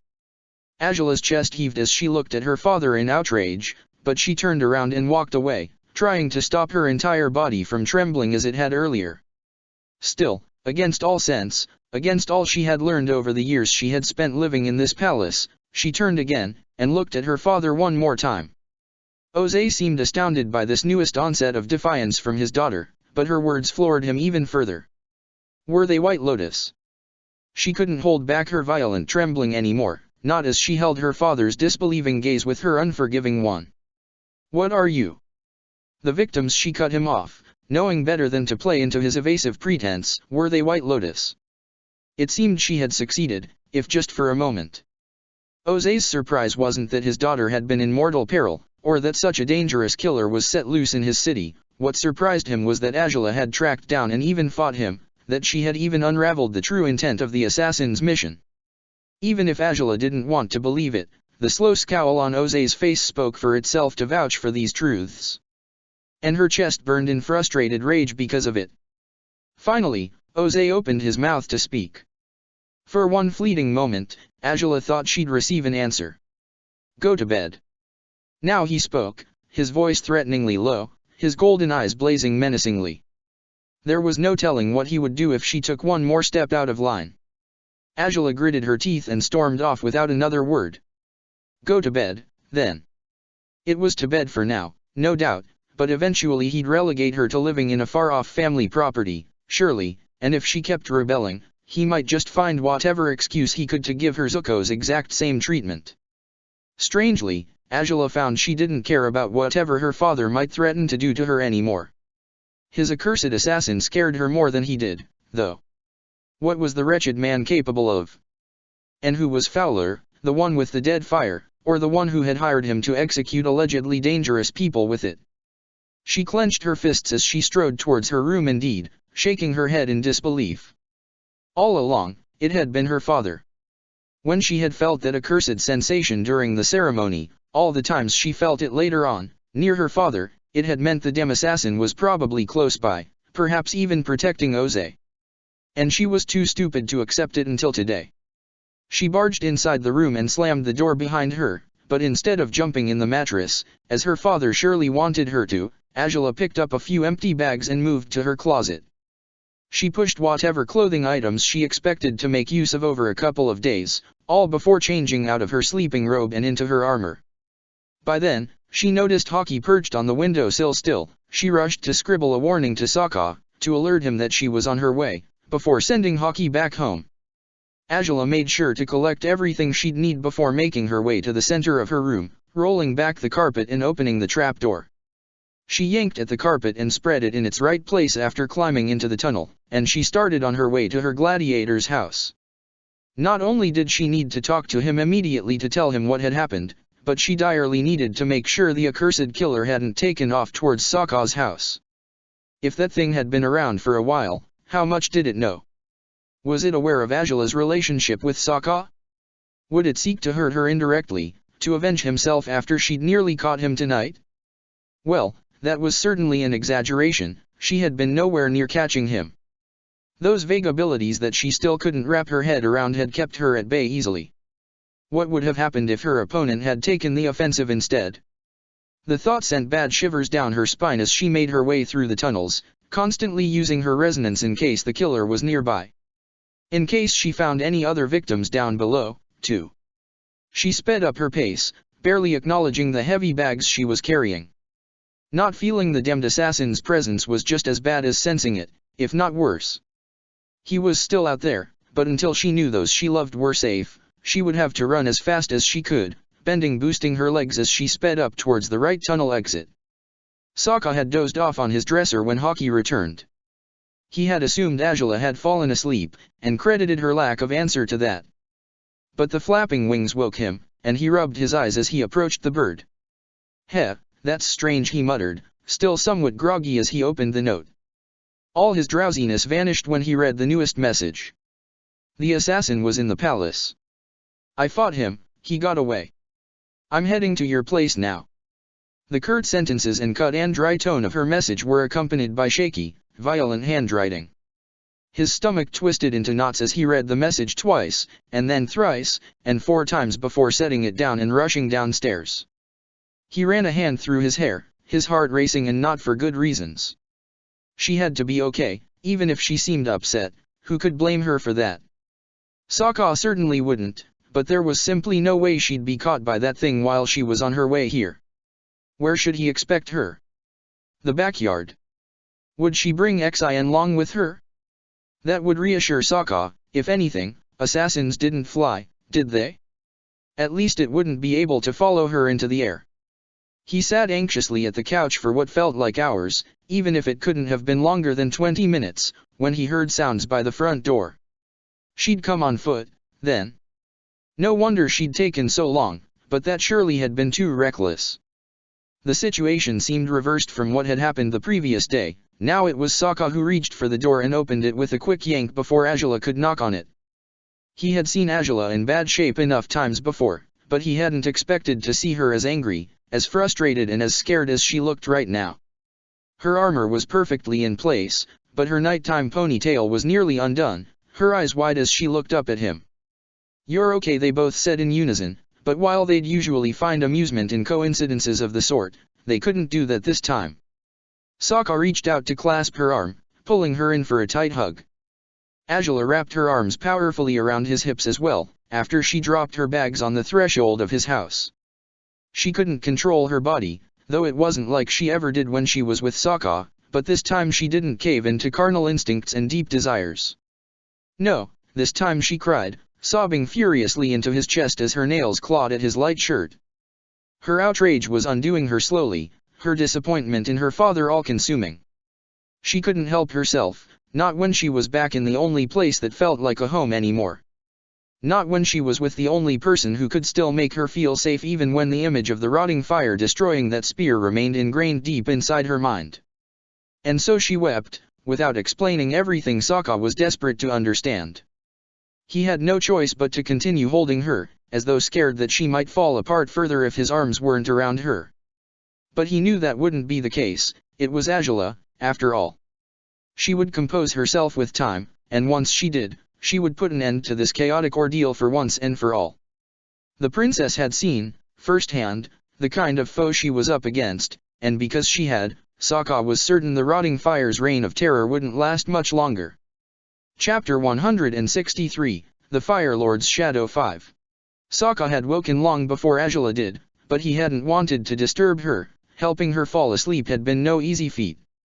As she was likely to wake up determined to continue rebelling against her father, she would need as much rest as she could get before doing something so dangerous. Nevertheless, Sokka's chest churned while holding Azula against him. They rested together on the couch, as the princess had been too anguished to even climb up the stairs.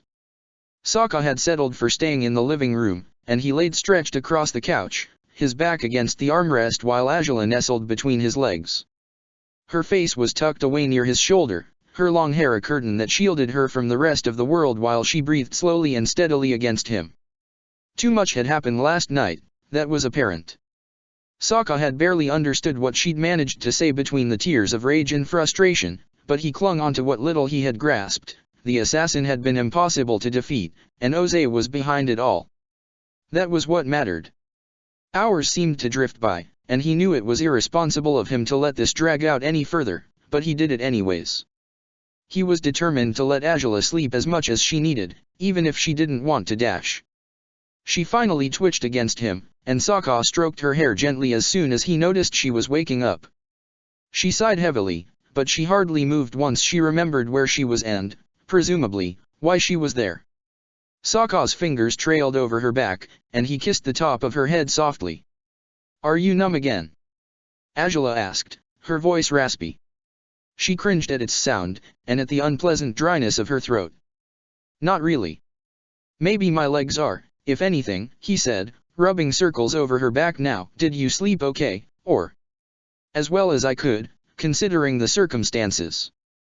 Azula mumbled, "I don't feel like getting up today."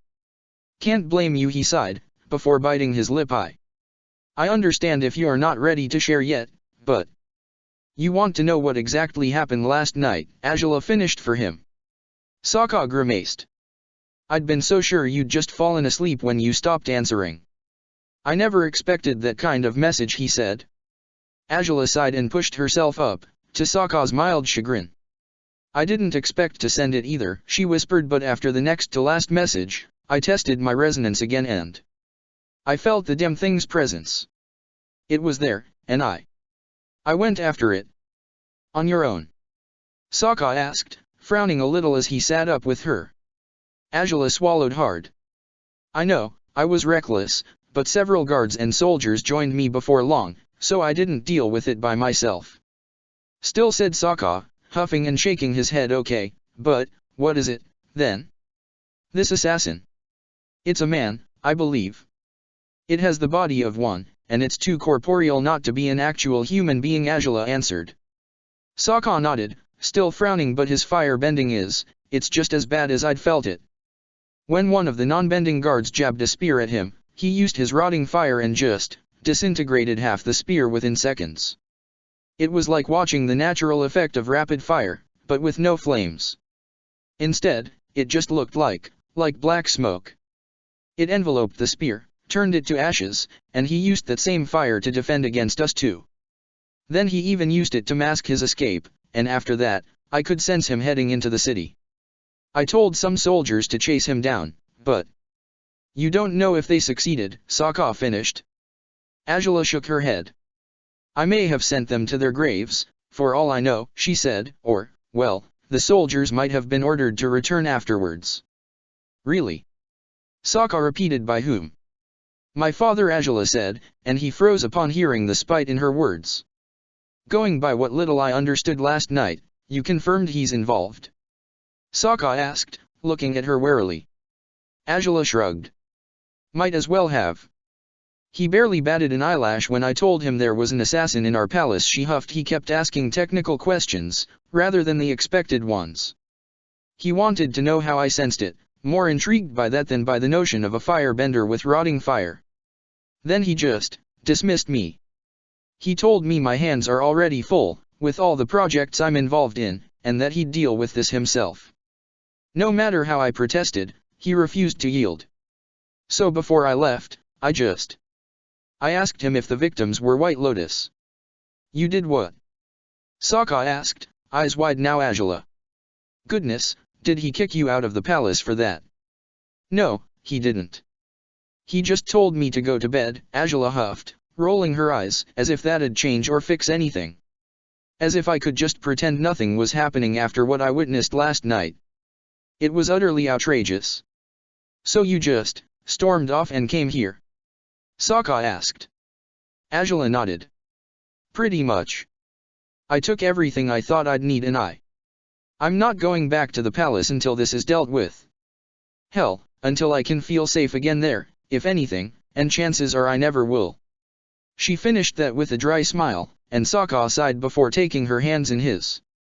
He looked distraught as he kissed her fingers, his head bowed slightly as he did. Azula sighed, allowing his affection to smooth away some of her all-consuming displeasure. Do you think he might come find you? Sokka asked. Azula frowned. I mean, if he doesn't, that's all the better for me, but if he finds me in my gladiator's house, after sleeping over here, hell may just break loose. Azula finished, sighing, and shaking her head. I guess it's true, I wasn't thinking properly when I came here, but I didn't know what else to do, Sokka. I didn't know if the bastard with the rotting fire had done anything to you, and if he had, I would have destroyed him. I hardly know how, but I would have found a way for sure. That's okay, said Sokka, stroking her cheek gently. Truthfully, I'm glad you came. I'm glad you feel safe here. It's not so much because of the house as it is being near you, Azula confessed, even though I doubt you can do anything against that dim assassin either, but I'd rather face him beside you. I'd rather be with you when you're out being reckless, too. He smiled weakly, leaning close to kiss her lips. Well, even if you don't stay here for good, I'll be right beside you all the time from now on, promised thing. This dim assassin has us all on edge, and I'm not going to let you out of my sight if I can avoid it. Then what are we going to do instead of staying here? Azula asked, with a raised eyebrow. Well, after everything you've done to help her, don't you think you could crash at Tylee's? Sokka said, biting his lip and smiling a little. I'm thinking I can go too, sleep in the living room if need be, to keep suspicions at bay, but and we'd leave Song alone here? Azula asked. Sokka bit his lip. I'm not sure if she's in more danger with or without us, he said, not to mention, Rui, she's been staying over more often, maybe we can ask him spend more nights here than usual, so he can protect her if need be. Well, that's a plausible plan.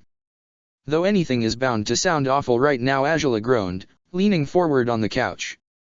Her head fell on Sokka's lap, and he smiled as he rubbed her back pleasantly while she sighed against his legs. How did things come to this, really?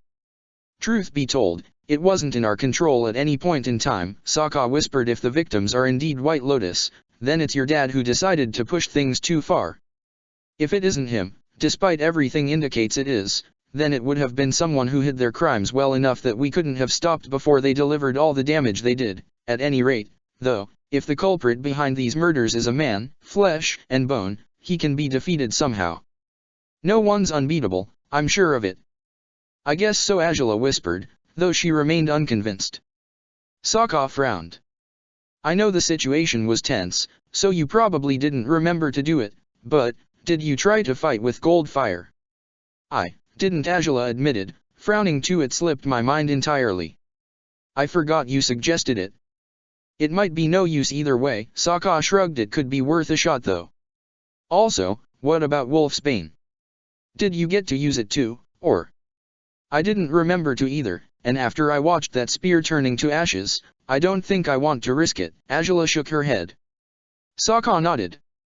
I get it, he said, sighing. Anyways, do we have any plans for today?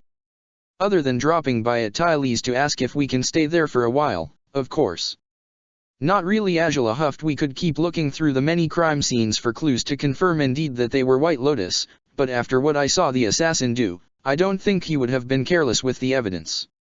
He can literally make objects, even people, vanish into nothingness. Whatever incriminating evidence these victims had in their homes, whether involving the White Lotus or anything else, would be gone by now. That is, unless your father wanted to keep the trophies, as we talked about yesterday, Sokka said, raising his eyebrows. Angela's eyes met his as she rose back to a sitting position, a mix of confusion, hope and concern blended into her gaze. He didn't deny his involvement, but he didn't confirm it fully either, so if there's one way to prove he's behind it all. Trophies, Angela repeated, frowning. That's certainly something I wouldn't put past my father. He'd keep them in his study, likely. Makes enough sense, said Sokka, grimacing, and I doubt they'll be that easy to find even if we were to look for them. Oh, I wouldn't be so sure of that, she said, and to Sokka's surprise, the glow of determination was shining through her eyes now. Truth be told, maybe we could find them. Whoa. You're serious? Sokka said, eyes widening. So, we're going to run right back to the palace just like that? You ran away because you felt unsafe, didn't you? Well, that hasn't changed, but I can use my resonance all the time while I'm there, Angela declared, shrugging. It's actually very handy. If my father were nearby, I'd know it, same as I'd know if his favorite killer is around, too. I'd be able to hide long before he could catch me, so. I see few risks in breaking into his office. I see lots of risks, Sokka said, grimacing. By now, I'm so very proud of you for rebelling against your father, but, this is seriously dangerous stuff, Angela. No doubt, but it'd hardly be the first time I break into a Fire Lord's study. Angela said, waving a hand carelessly. Sokka's jaw dropped. What?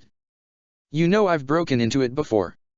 I told you I snuck into my grandfather's rooms back when I was a kid, and I basically know every secret passageway in the palace, some of which serve as secret escape routes from important offices or rooms. Therefore, you're a hazard, Sokka said, though by now he was smiling a little. Angela shrugged, grinning almost shyly too. You say it like you've never noticed it until now, she said, eyebrows raised. Sokka chuckled. It's insane, though, he said. I mean, I'll go with you, no question, but, it's insane. Good. Truthfully, I'd rather have you with me, Angela admitted, sighing, and shaking her head. We'll go through the tunnels, that way no one will know we were there as long as we're careful. I know just how to sneak into the right places. If you say so, said Sokka, smiling with resignation. It's surreal to hear you talk about breaking into your father's study, I won't lie, but it might even be fun to do it, who knows? How optimistic of you, Angela said, with a small smile. If we're to avoid my father, though, it'll be for the best to go at mid-morning. By then he should be busy with his daily fire-bending training. Seldom does he break that routine, and if this assassin is his ally, as everything indicates, then he definitely won't break it, if just so he can pretend everything's normal. You'll still check for his inner fire, though, right? Sokka asked. I'd never realized how useful that skill is until now. You really could figure out where most everyone is thanks to that. I could, Angela admitted, nodding. Well, most firebenders either way. And those are the ones that concern us right now. Still, we have to keep an eye out for non-benders. Servants could definitely be anywhere. Sokka nodded promptly as Angela stood up. She stretched with some difficulty, realizing her body was sore after sleeping in her armor. Distraught and miserable as she had been, she hadn't remembered to remove it before Sokka had taken her into his arms. He had helped her feel safe while listening to his heartbeat, while taking in his scent and finding comfort in his warmth. He truly was patient and loving, in ways no one had ever been towards Angela. She gazed at him as he stood up too, his brow slightly furrowed as he, no doubt, ran through their latest plan in his head. Well, then, just for safety's sake I'll get my weapons, Sokka said. You brought Wolf's Bane, right? I did, Angela answered him quickly. Sokka nodded. Then I'll be back down here in a he said, starting on his way upstairs, but her hand reached for his arm before he could go. I always say this, I know I do, but it's times like these when I can't help but be grateful for your help, she whispered, her voice weak suddenly. Sokka had stopped, but now he had turned towards her, warmth in his blue eyes. So, well, thanks for putting dash up with you, huh? As if I'm not putting up with you, or anything about you, Sokka pouted, cupping her cheeks in his hands. Seriously, I'm a lazy man by nature, I wouldn't do any of this if I didn't want to, okay? Azula smiled more earnestly and laughed under her breath as he smiled warmly at her. She walked into his embrace, tucking her face into the hollow of his shoulder. That's even worse, really, she said. Sokka snorted, what sort of masochist wants to get dragged around by me while I try to settle all the conflicts and problems in the Fire Nation? Me, that's the sort of masochist in question, yes, he said, and she laughed again. He smiled as he rubbed her back gently. Come on, Azula. I know you'd do the same for me, if I was dealing with anything like this. I would, no doubt, but I barely have, she said, smiling weakly. I guess Roan is the only similar problem that comes to mind. And what about the stingray? The Crimson Wonder? Both those times at Shujing. The Northern Air Temple. Sokka smiled, kissing her brow. You've picked me up when I've fallen apart, Azula, every single time. That you haven't had to fight off conspiracies or crazy assassins in the process doesn't mean you've helped me any less. If you say so, she whispered, hugging him tightly, but I'm sure I've made you do it more often, at least. Like that matters. He groaned, rolling his eyes as Azula chuckled seriously. Azula, I love you more than anything. And if this is what we need to do for you to be at peace and happy once again, we'll do it. It's that simple. If you put it that way, it sure sounds simple enough, Azula sighed, pulling away and caressing his face as well. I love you too, Sokka. I may love you too much as it is, and your unconditional support doesn't help matters much. I guess not, Sokka smiled, kissing her brow. Azula lifted her face, seeking his lips with hers. They held each other intimately, exchanging soft kisses that comforted them both. Before Azula knew it, the golden flame inside her had been stoked back into a proper fire after being reduced to crumbling embers. Her fingertips trailed his face, and she smiled warmly once they parted. Thank you, she said again, burying her face in his neck as he smiled too, relieved to see her feeling better, if only slightly. I'll always be here for you. Even if you don't want me to be, Sokka smirked, kissing her temples softly. All right, then, will you help me get ready, or will you just restrain me here all day, princess? I know you can't possibly get your hands off me, but still. I hardly can, it's true, she conceded, smiling and gazing into his eyes warmly. All right, then, I'll help you. You could have asked nicer, I'll say, but still.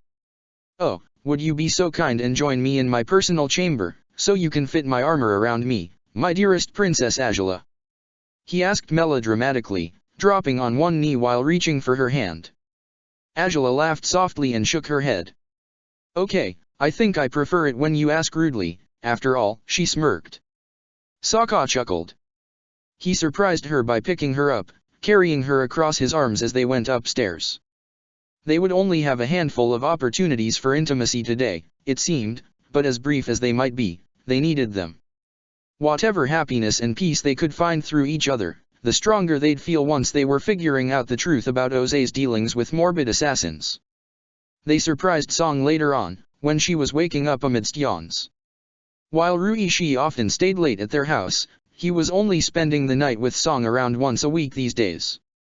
On the rest of the days she would wake up thinking about him, hoping he'd be enjoying a good breakfast in the palace, and today was no different, until her thoughts about him fell to the wayside once she walked into the kitchen. The princess and her gladiator were sitting on their stools, as they had been on the previous day. She blinked a few times, as good as expecting the sight to be a mirage from yesterday, but it wasn't. The princess glanced at her suddenly, and by doing so she alerted Sokka as well of the healer's presence.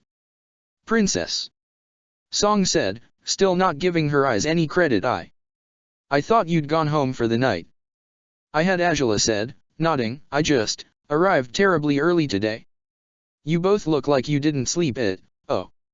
Huh. I'll stop prying, Song said, smiling nervously and moving towards the pantry to start preparing their meal. I take it you'll have breakfast, then. If you'd be so kind, we'll be out of your hair tonight, I promise, Angela said, biting her lip.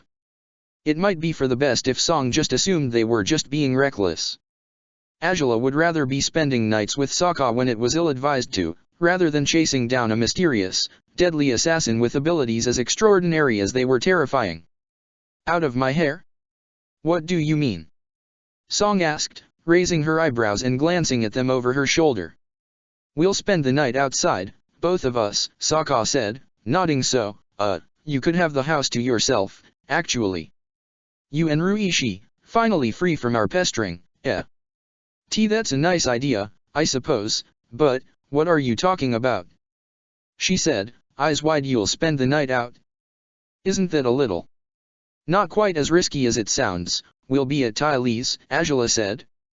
Song blinked a few times before nodding.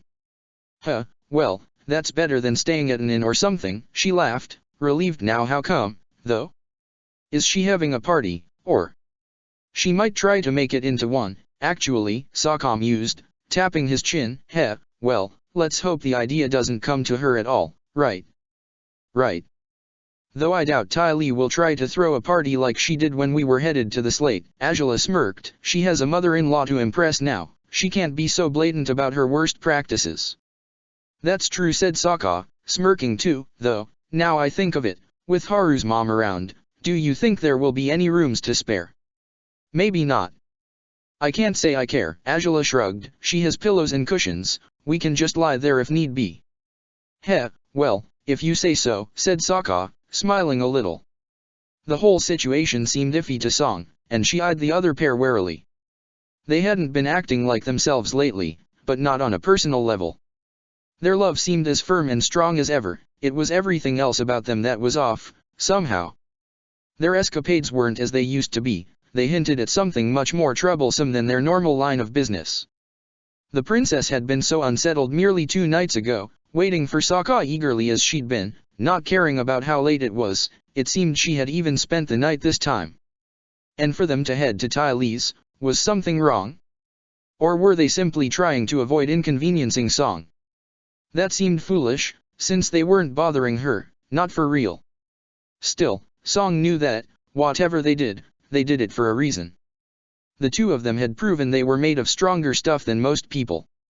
Song guessed that whoever was their enemy this time would regret having crossed these two. She waved them goodbye with an awkward smile once the pair took off after breakfast, noticing they hadn't taken any bags with them yet. They'd be back to collect their belongings for sure before visiting Ty Lee, Song guessed, but she inevitably wondered where they were headed to now. Seeing how serious and determined they both looked, it didn't seem they were going to do anything fun. Back to the tunnels it is, then. Sokka said, biting his lip as Angela led him towards another road, one further away from the center of the city still.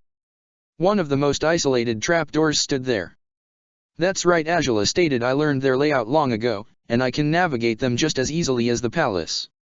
In fact, now that I think of it, you're about to undergo a rare expedition through the most secret passageways of the palace today. The majority of the corridors we'll use are unknown to everyone who lives and works there. Really? I mean, you said they were secret, but I didn't think you were the only one who knew about them. Sokka said, amused as Angela leaned down to open the trapdoor. She smirked at him.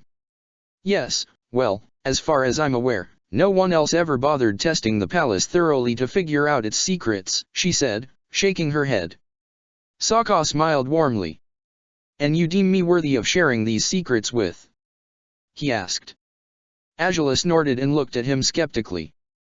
Do you still feel the need to ask that question, after such a long time? She asked, raising her eyebrows. Sokka chuckled. You're worthy of all my trust, you fool. I'd entrust my life to you without thinking twice about it. That's, well, I guess it should have been obvious, you have done as much in roundabout ways, but... He said, biting back a wild smile. It's amazing to hear you say so. Well, like you said, it is obvious, Angela smirked, opening the trapdoor with a quick fire-bending display. She jumped in, and Sokka followed quickly, into the rocky underground tunnels he had grown so acquainted with over the past years. Now, then, shall we? We shall, but... Sokka said, pushing the trapdoor back into place before smiling at Azula with a mischievous glint in his eyes. Do you sense anyone nearby? No. These tunnels are, technically, for emergencies, Azula said, as she lit up the tunnels with her fire. Sokka grinned. What are you? To her surprise, his hand darted out to clasp her free one. Her eyes widened as he intertwined their fingers, grinning innocently. She blinked a few times, waiting for an explanation that Sokka only provided after a couple of soft chuckles. I've always wanted to walk through the city while holding your hand, he said, beaming. So here we are, walking through the city while holding hands. Or, under the city, but that's just a technicality, really. Azula bit her lower lip softly, but she couldn't hold back a grin of her own. She shook her head before hugging him, allowing the fire to dissipate and leaving them both in complete darkness. Sokka chuckled softly as he kissed the top of her head. Will you indulge me, then? He asked. You need to stop being adorable, she sighed, shaking her head. Sokka smiled. I thought you liked me because I could be both manly and adorable at once. He asked, teasingly. She huffed.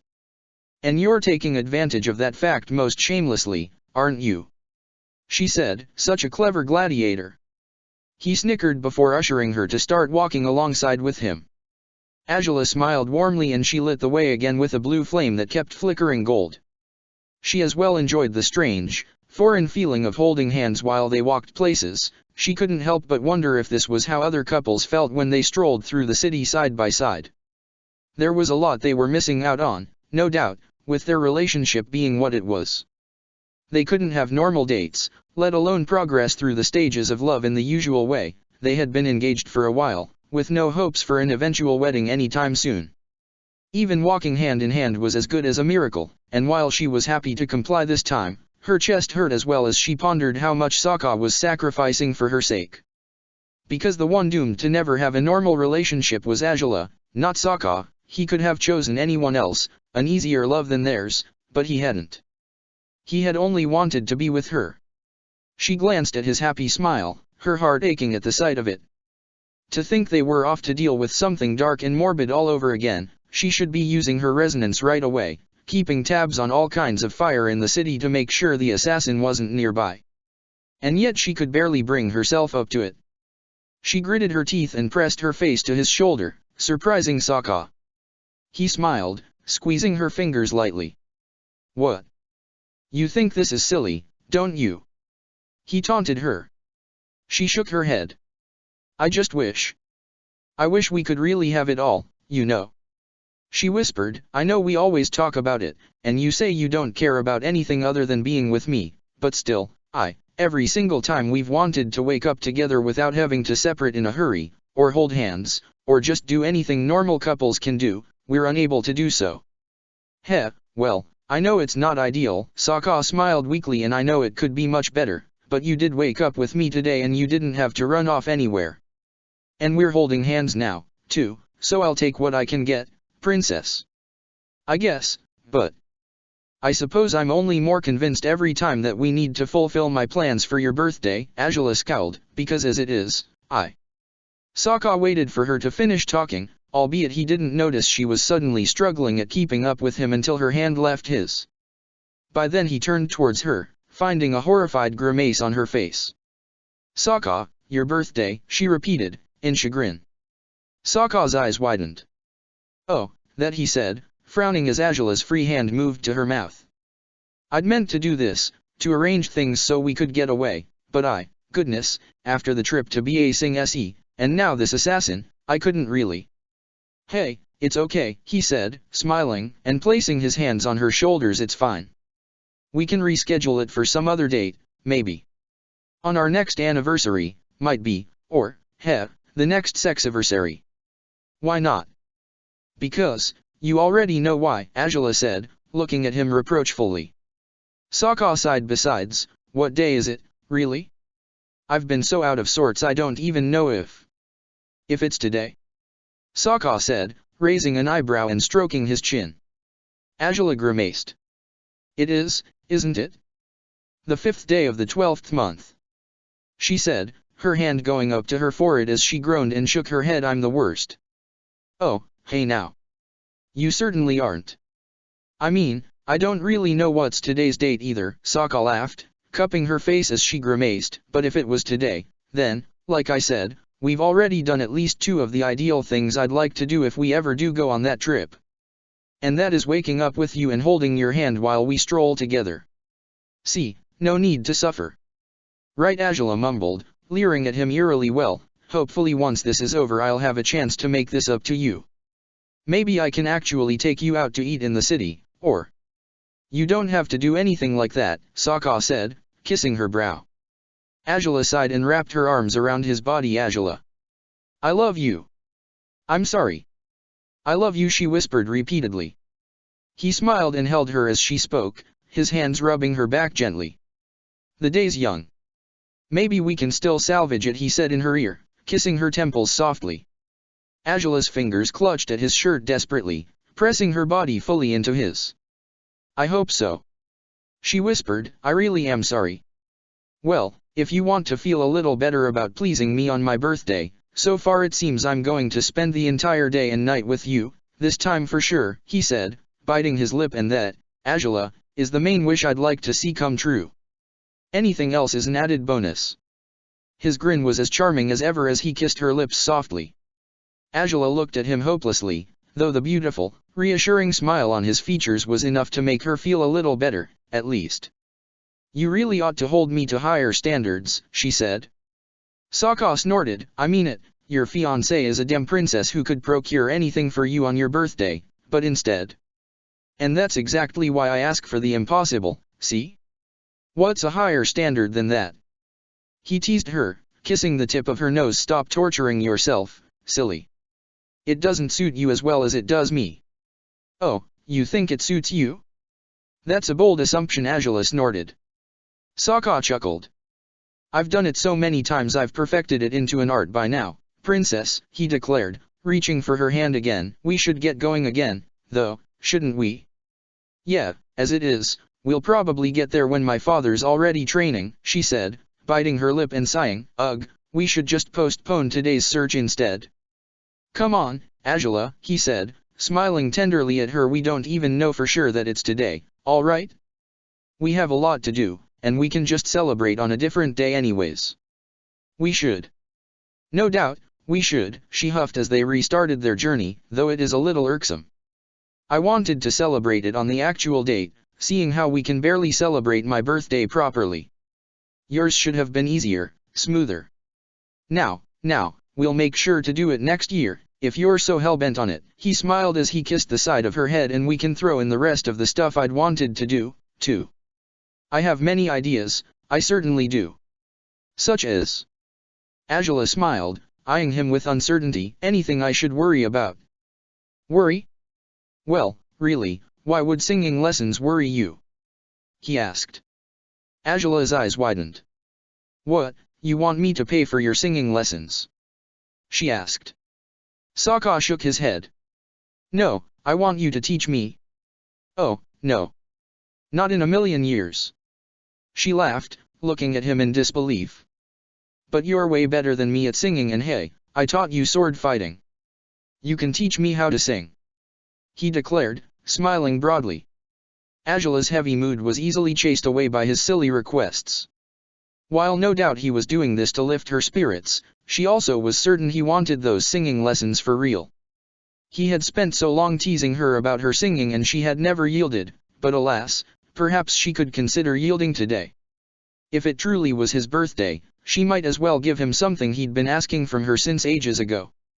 All the same, she kept refusing, both to sing and to teach him how to do so, all the way until they reached the palace. By the time they reached its premises, Angela used her resonance to make sure her father was where he'd usually be, and she confirmed it within moments, that wild inner fire only answered to one man. It was daunting to realize just how much fire-bending potential her father concealed within him. She would have found it admirable, under any other circumstances. But for the first time in her life, Angela was thinking of her father as the enemy. All right, I think we're free to start. Make sure you keep up, Angela told Sokka, with a small smirk. Sokka nodded promptly as the princess approached one of the tunnel's exits. The trapdoor opened in what seemed to be an old, unused bedroom. Sokka frowned as he followed Angela, gazing about himself as he climbed out of the tunnel. Angela busied herself with locking the trapdoor behind him as the gladiator raised an eyebrow, realization dawning on him eventually. Heh. This was my room, he said. Angela stood up straight and smiled at him. The one you gave me back when you'd first brought me to the capital, from Huiyi. It's seldom used. Like I said back then, it's one of our worst rooms, she smirked. I suppose after seeing my own room at length, you understand now why that's the case. I do, he smiled. It's still a good room, though. You know, if you want to remediate this alleged birthday fiasco before we head to Tyle's, well. His eyes drifted towards the bed, and Angela smiled before rolling her eyes. Here, I'd thought you were being too innocent today. It was so unlike you. She whispered. Sokka snickered as he followed her to the closed door. What can I say? He shrugged. You inspire me in many ways, you see.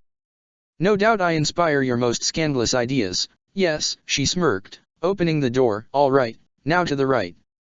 Sokka nodded, though he found she hadn't meant they'd walk all the way to the first intersection in the corridors. Instead, Angela punched the wall lightly and Sokka nearly jumped upon seeing blue fire spreading in a door-like shape around a wall. Within moments, the wall had moved away, creating a small opening that Angela pulled Sokka through. The door shut behind them again shortly after they were safely inside the secret passageway. Okay, is that what all those corridors are like? Sokka asked, eyes wide, because if that's the case, no wonder people don't know they exist. Did you set all the palace walls on fire to find them? Well, now, I can't give away all my secrets, now, can I? She smirked, taking his hand in hers and leading him through the narrow corridor. Sokka chuckled and shook his head. I'll take that as a yes, he smirked. It was Angela's turn to laugh, but she soon ushered him to be silent. They didn't want to be caught whispering through the walls, did they? To his surprise, their first stop wasn't Ose's office. The secret passageway left them inside Angela's own room. Sokka stood by the closed metal door, keeping his ears peeled for the sounds of footsteps outside while Angela went through her cabinets carefully, in search for a set of keys. Sokka raised an eyebrow. I think I mentioned I'd known how to break into my grandfather's rooms and steal his key for the armory. She smiled with mischief. I ended up stealing the rest of his keys over time, too. What can I say? I like being thorough. That's goodness, Sokka laughed, looking at her in disbelief, and no one noticed. My father did, but only after Ajalon was dead, Angela said, standing upright again and approaching him by the door. He seemed to think Ajalon had hidden the keys somewhere to keep them out of my father's reach, in a bout of paranoia or so. I thought, for a moment, to tell him the truth, but why bother him with what he didn't need to know? She smiled innocently as Sokka chuckled and caressed her cheek. I guess that may have been my first rebellion towards him, but I always told myself it was for the best. I deserved to know all the secrets in my home, and so I kept them, she said, with a simple shrug. I haven't used them in a long time, I admit, but considering what we're suspecting my father of, I can't say I feel too guilty about lying to him anymore. Or about having stolen from Ajalon.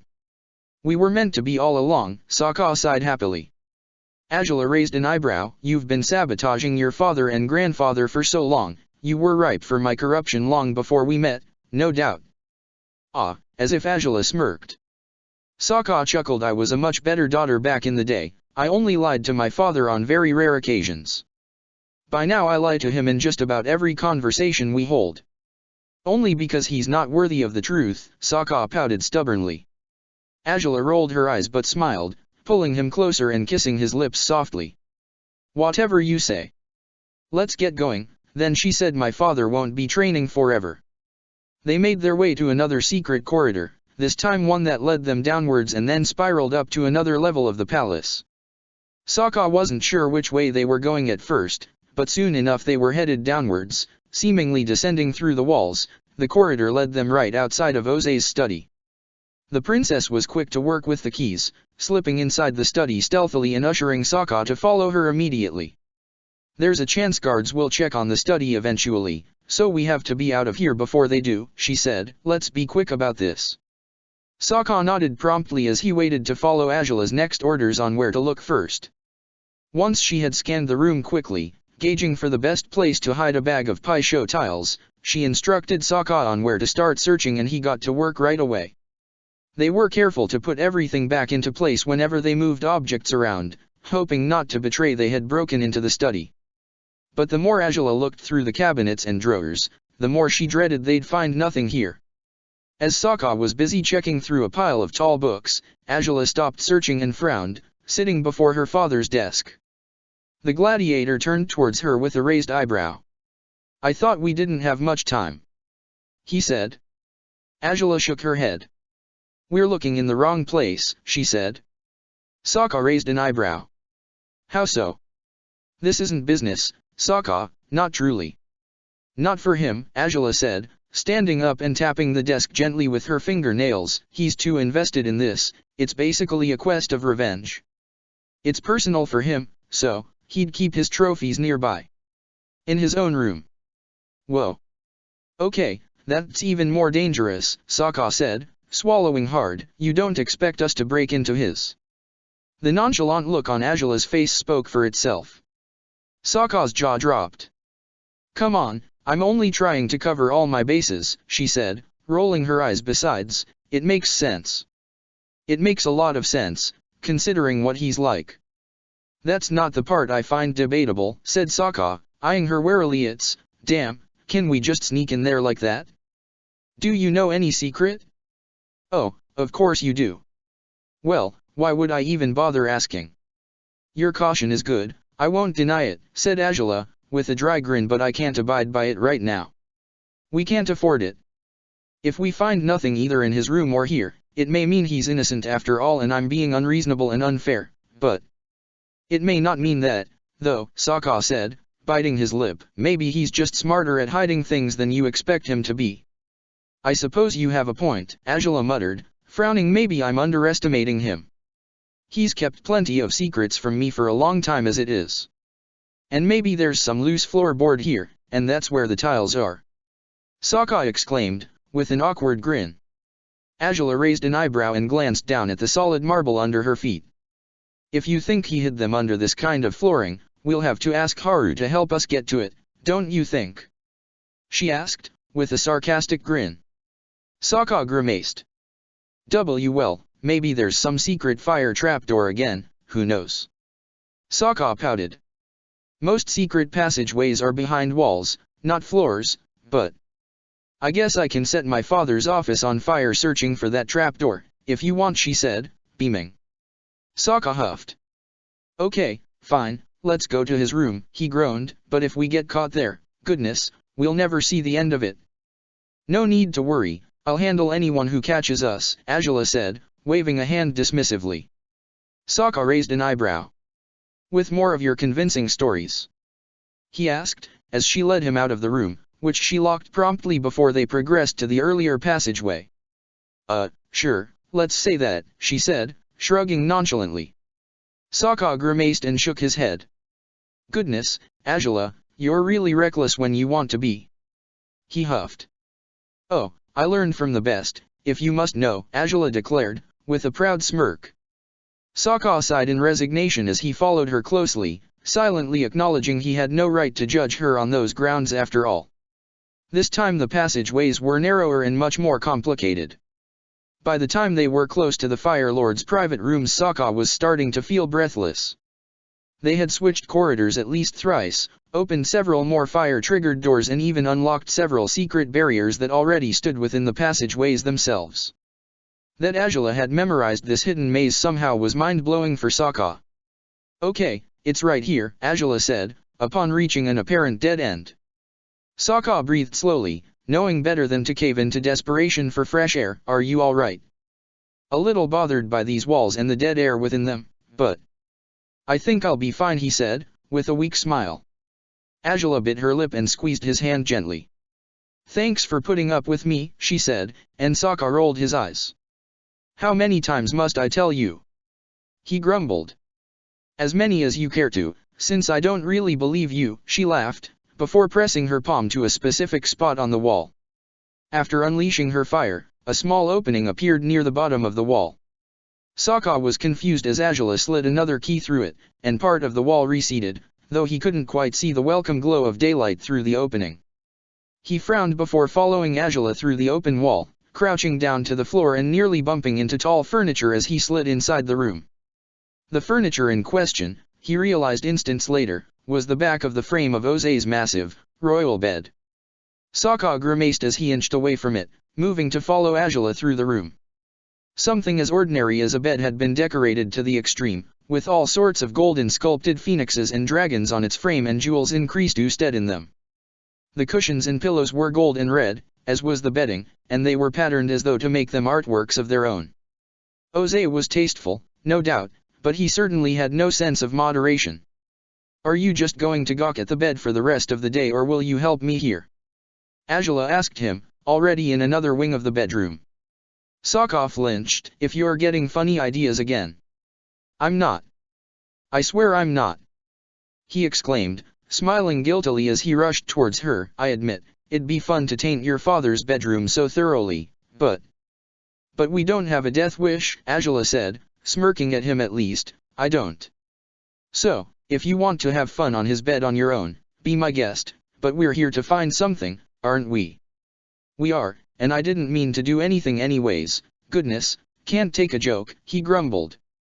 Azula smiled. "Seems to me like you're the one who can't," she teased, as she made her way to what looked like Oze's closet. "I'll search here. You can look through the cabinets, and make sure to leave everything just as you found it. If anything is amiss, he'll know someone was here." "Yes," Sokka nodded, moving to check the dresser. Their mission seemed to be at an impasse, Sokka figured. Nothing he saw betrayed anything related to the White Lotus, though he guessed he would find many disturbing revelations if he looked more carefully through the files and information Oze had stored in his room. Sokka held off the temptation to read through them, though he didn't need more reasons to despise Oze on top of the many he already had. "Any luck?" he called out for Azula after closing the last cabinet of the fifth piece of furniture he'd been through. Azula huffed as an answer before stepping out into his field of vision, frowning. "I'm going about this wrong," she grunted, returning to the bedroom. Sokka watched her go over his shoulder before following her. "Again?" he asked, as she scanned the bedroom carefully with her glare. "And why are you so sure of it now?" "Because he'd want to keep this somewhere safer, in the area of his rooms that most nobody would enter," Azula mused. "You know, around the same place where the previous Fire Lord would have hidden his special key set." "Okay. Where would that be?" Sokka asked, blinking blankly as Azula moved towards the bed. She dropped to the floor beside the bed, touching the solid bed frame with a careful frown. She closed her eyes and slid a hand over it carefully, and she crawled all around the bed, so determined and serious that Sokka couldn't help but find the scene slightly humorous. He merely stood where he was, arms crossed, until Azula finally stopped and infused one specific spot of the bed frame with fire. Sokka jumped upon seeing something pop out at the opposite end of the frame. Sokka's reaction told Azula that her mischievous discovery had paid off. She smirked. "Different bed, but still the same system," she said. "The trigger isn't in the same place as Azulin's, but my father still wanted to hide his secrets under his bed." "That sounds terrifying. Don't you think he might be keeping something creepy in there?" Sokka asked, grimacing, as Azula moved to where the bed frame had loosened up. "If he's keeping White Lotus tiles, it'll be creepy enough as it is," she said, pulling out the loose section of the bed frame to find a small wooden chest within. Sokka helped her draw out the trunk from its hiding place, and they stared at it warily. Azula opened it with fire again after a moment of hesitation, and they frowned as they gazed into its contents.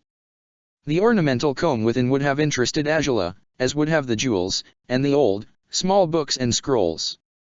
But none of those relics could genuinely interest Azula, not when there was a sizable bag just beside them. A sizable bag that seemed to be nearly full of whatever its contents were. "Azula!" Sokka called her, noticing she didn't dare pull the string that kept the bag shut. He bit his lip. "I'm going to do it, okay? The sooner we're out of here." "Why yes, yes," she said, gritting her teeth afterwards and closing her eyes. Sokka reached out and touched her thigh carefully. Is he still training? He asked. Azula opened her eyes as she resonated again. He wasn't in the training grounds anymore, but he wasn't nearby yet. It seemed he was on his way to the royal spa, if anything. Unsurprisingly.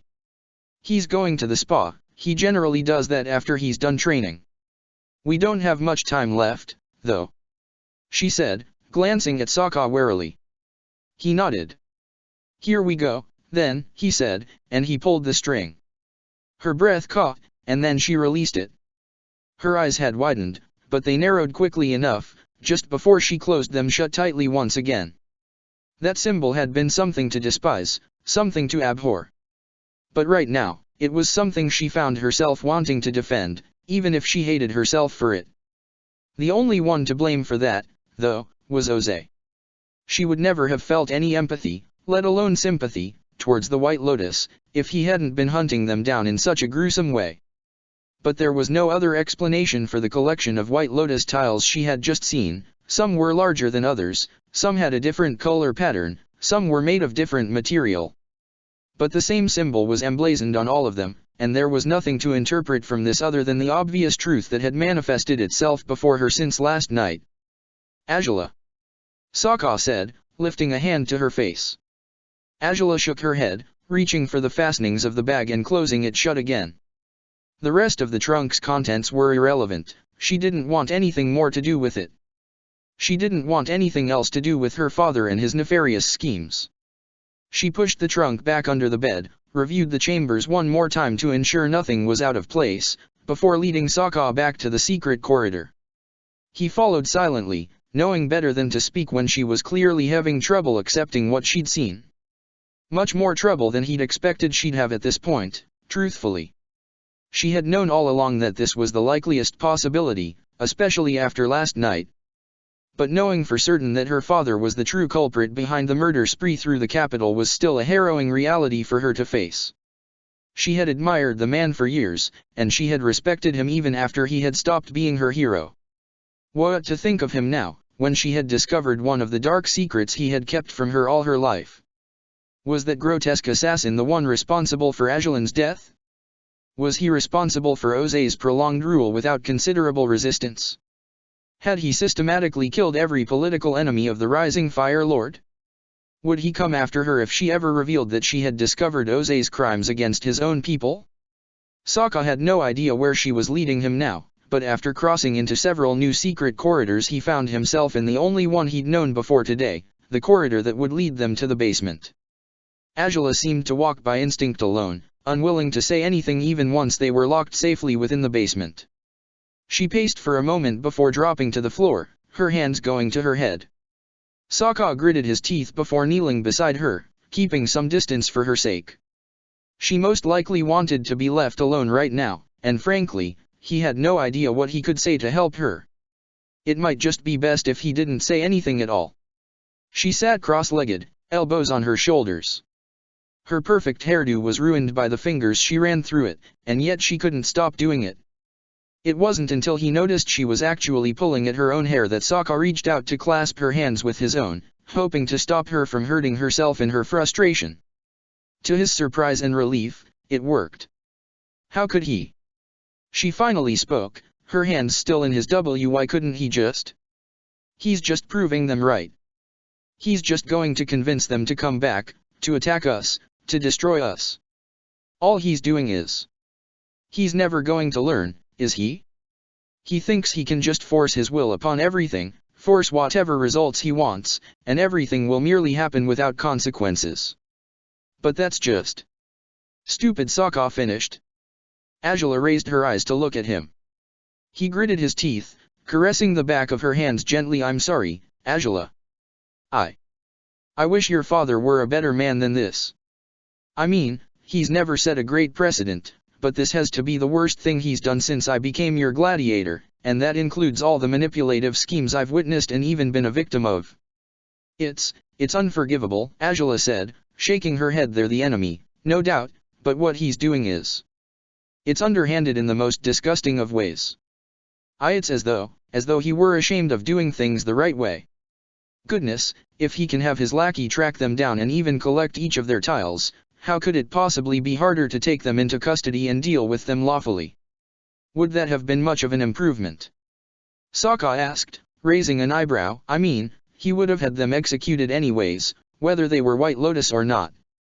At least he wouldn't be spreading terror through the whole city by doing as much. Azula growled. Hell, as it is, we could easily assume that the accursed assassin is simply killing every person with a pie show set in their homes, and stealing their White Lotus tile every time just to tell my father they're actually part of the group. This is so disgusting. It is. Sokka sighed, shaking his head still. What are we going to do now? I know you probably don't want to think about making your move yet, but I do, Azula hissed, raising her eyes. Sokka gritted his teeth. I want to find that assassin. I want to defeat him, drag him to my father's feet and tell him I caught the man who has been murdering Fire Nation and honorary citizens alike.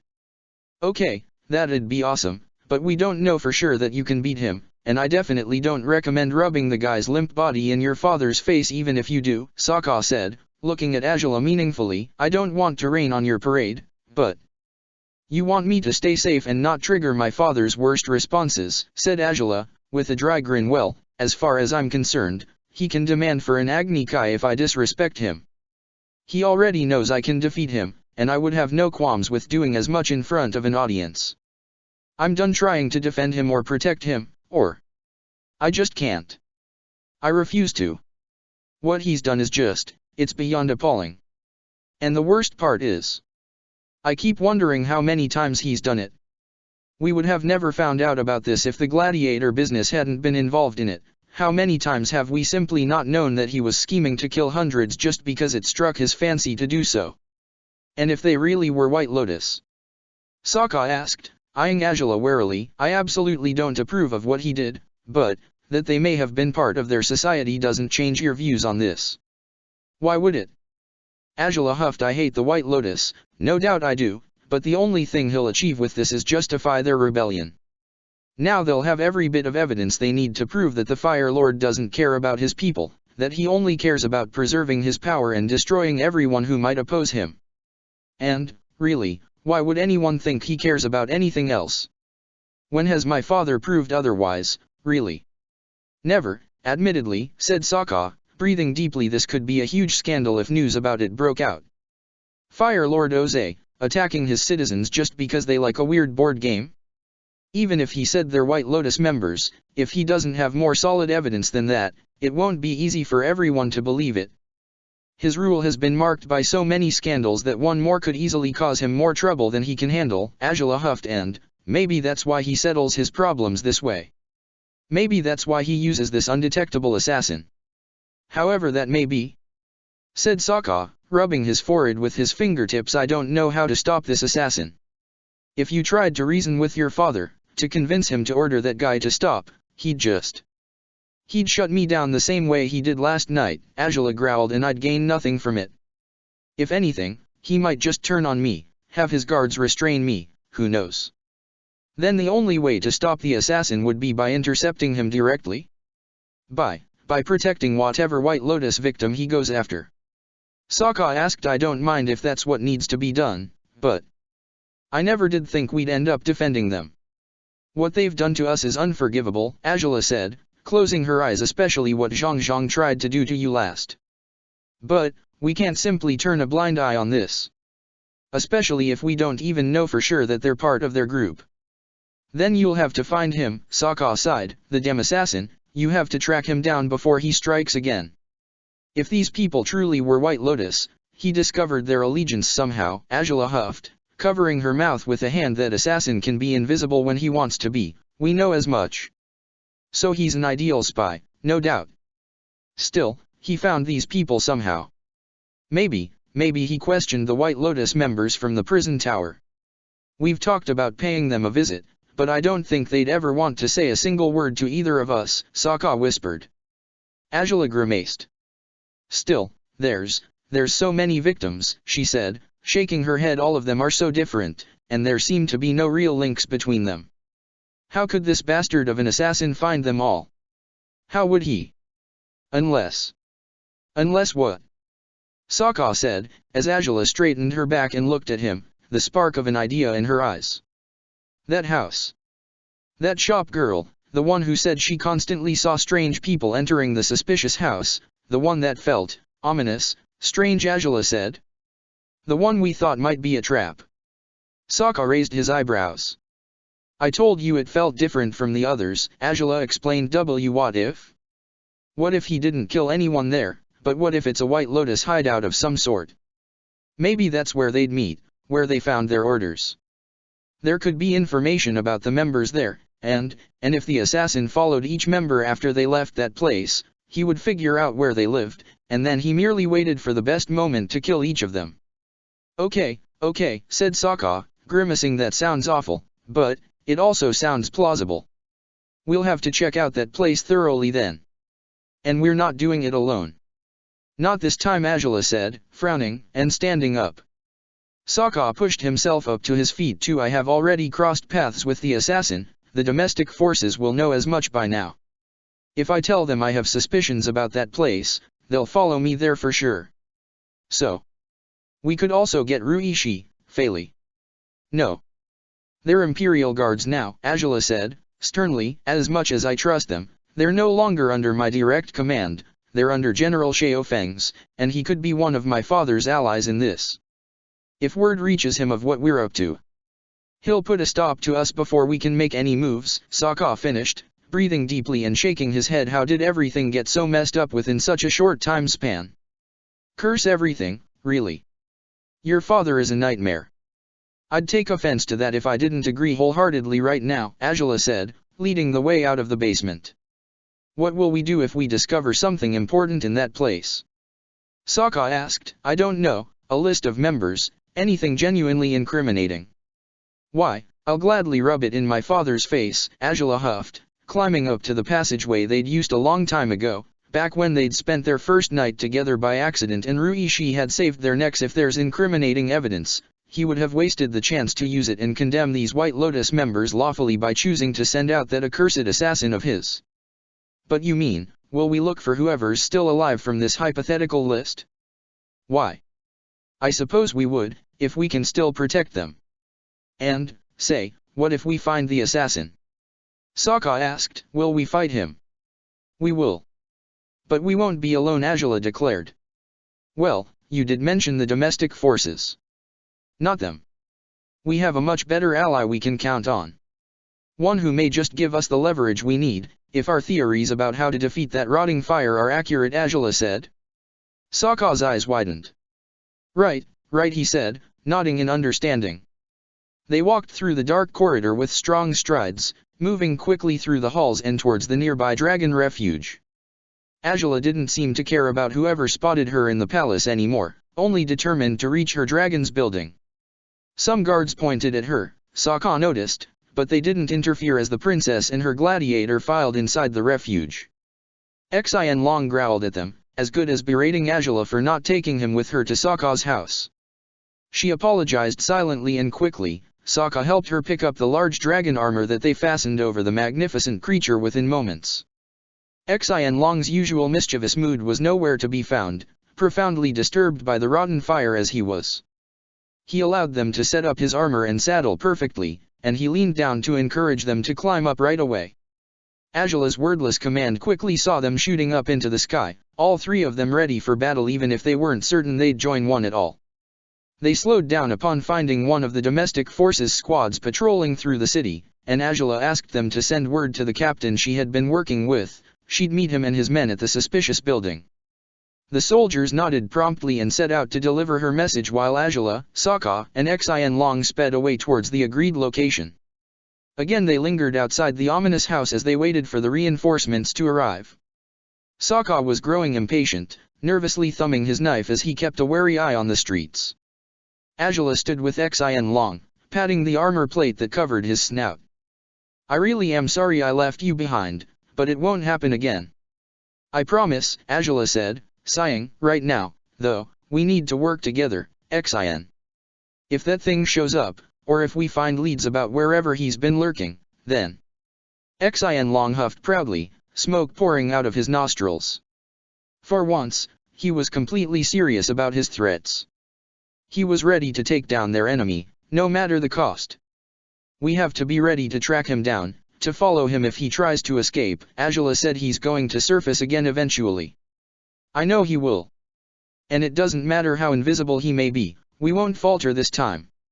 We'll find him, and if the only way to stop him is to kill him, we'll do just that.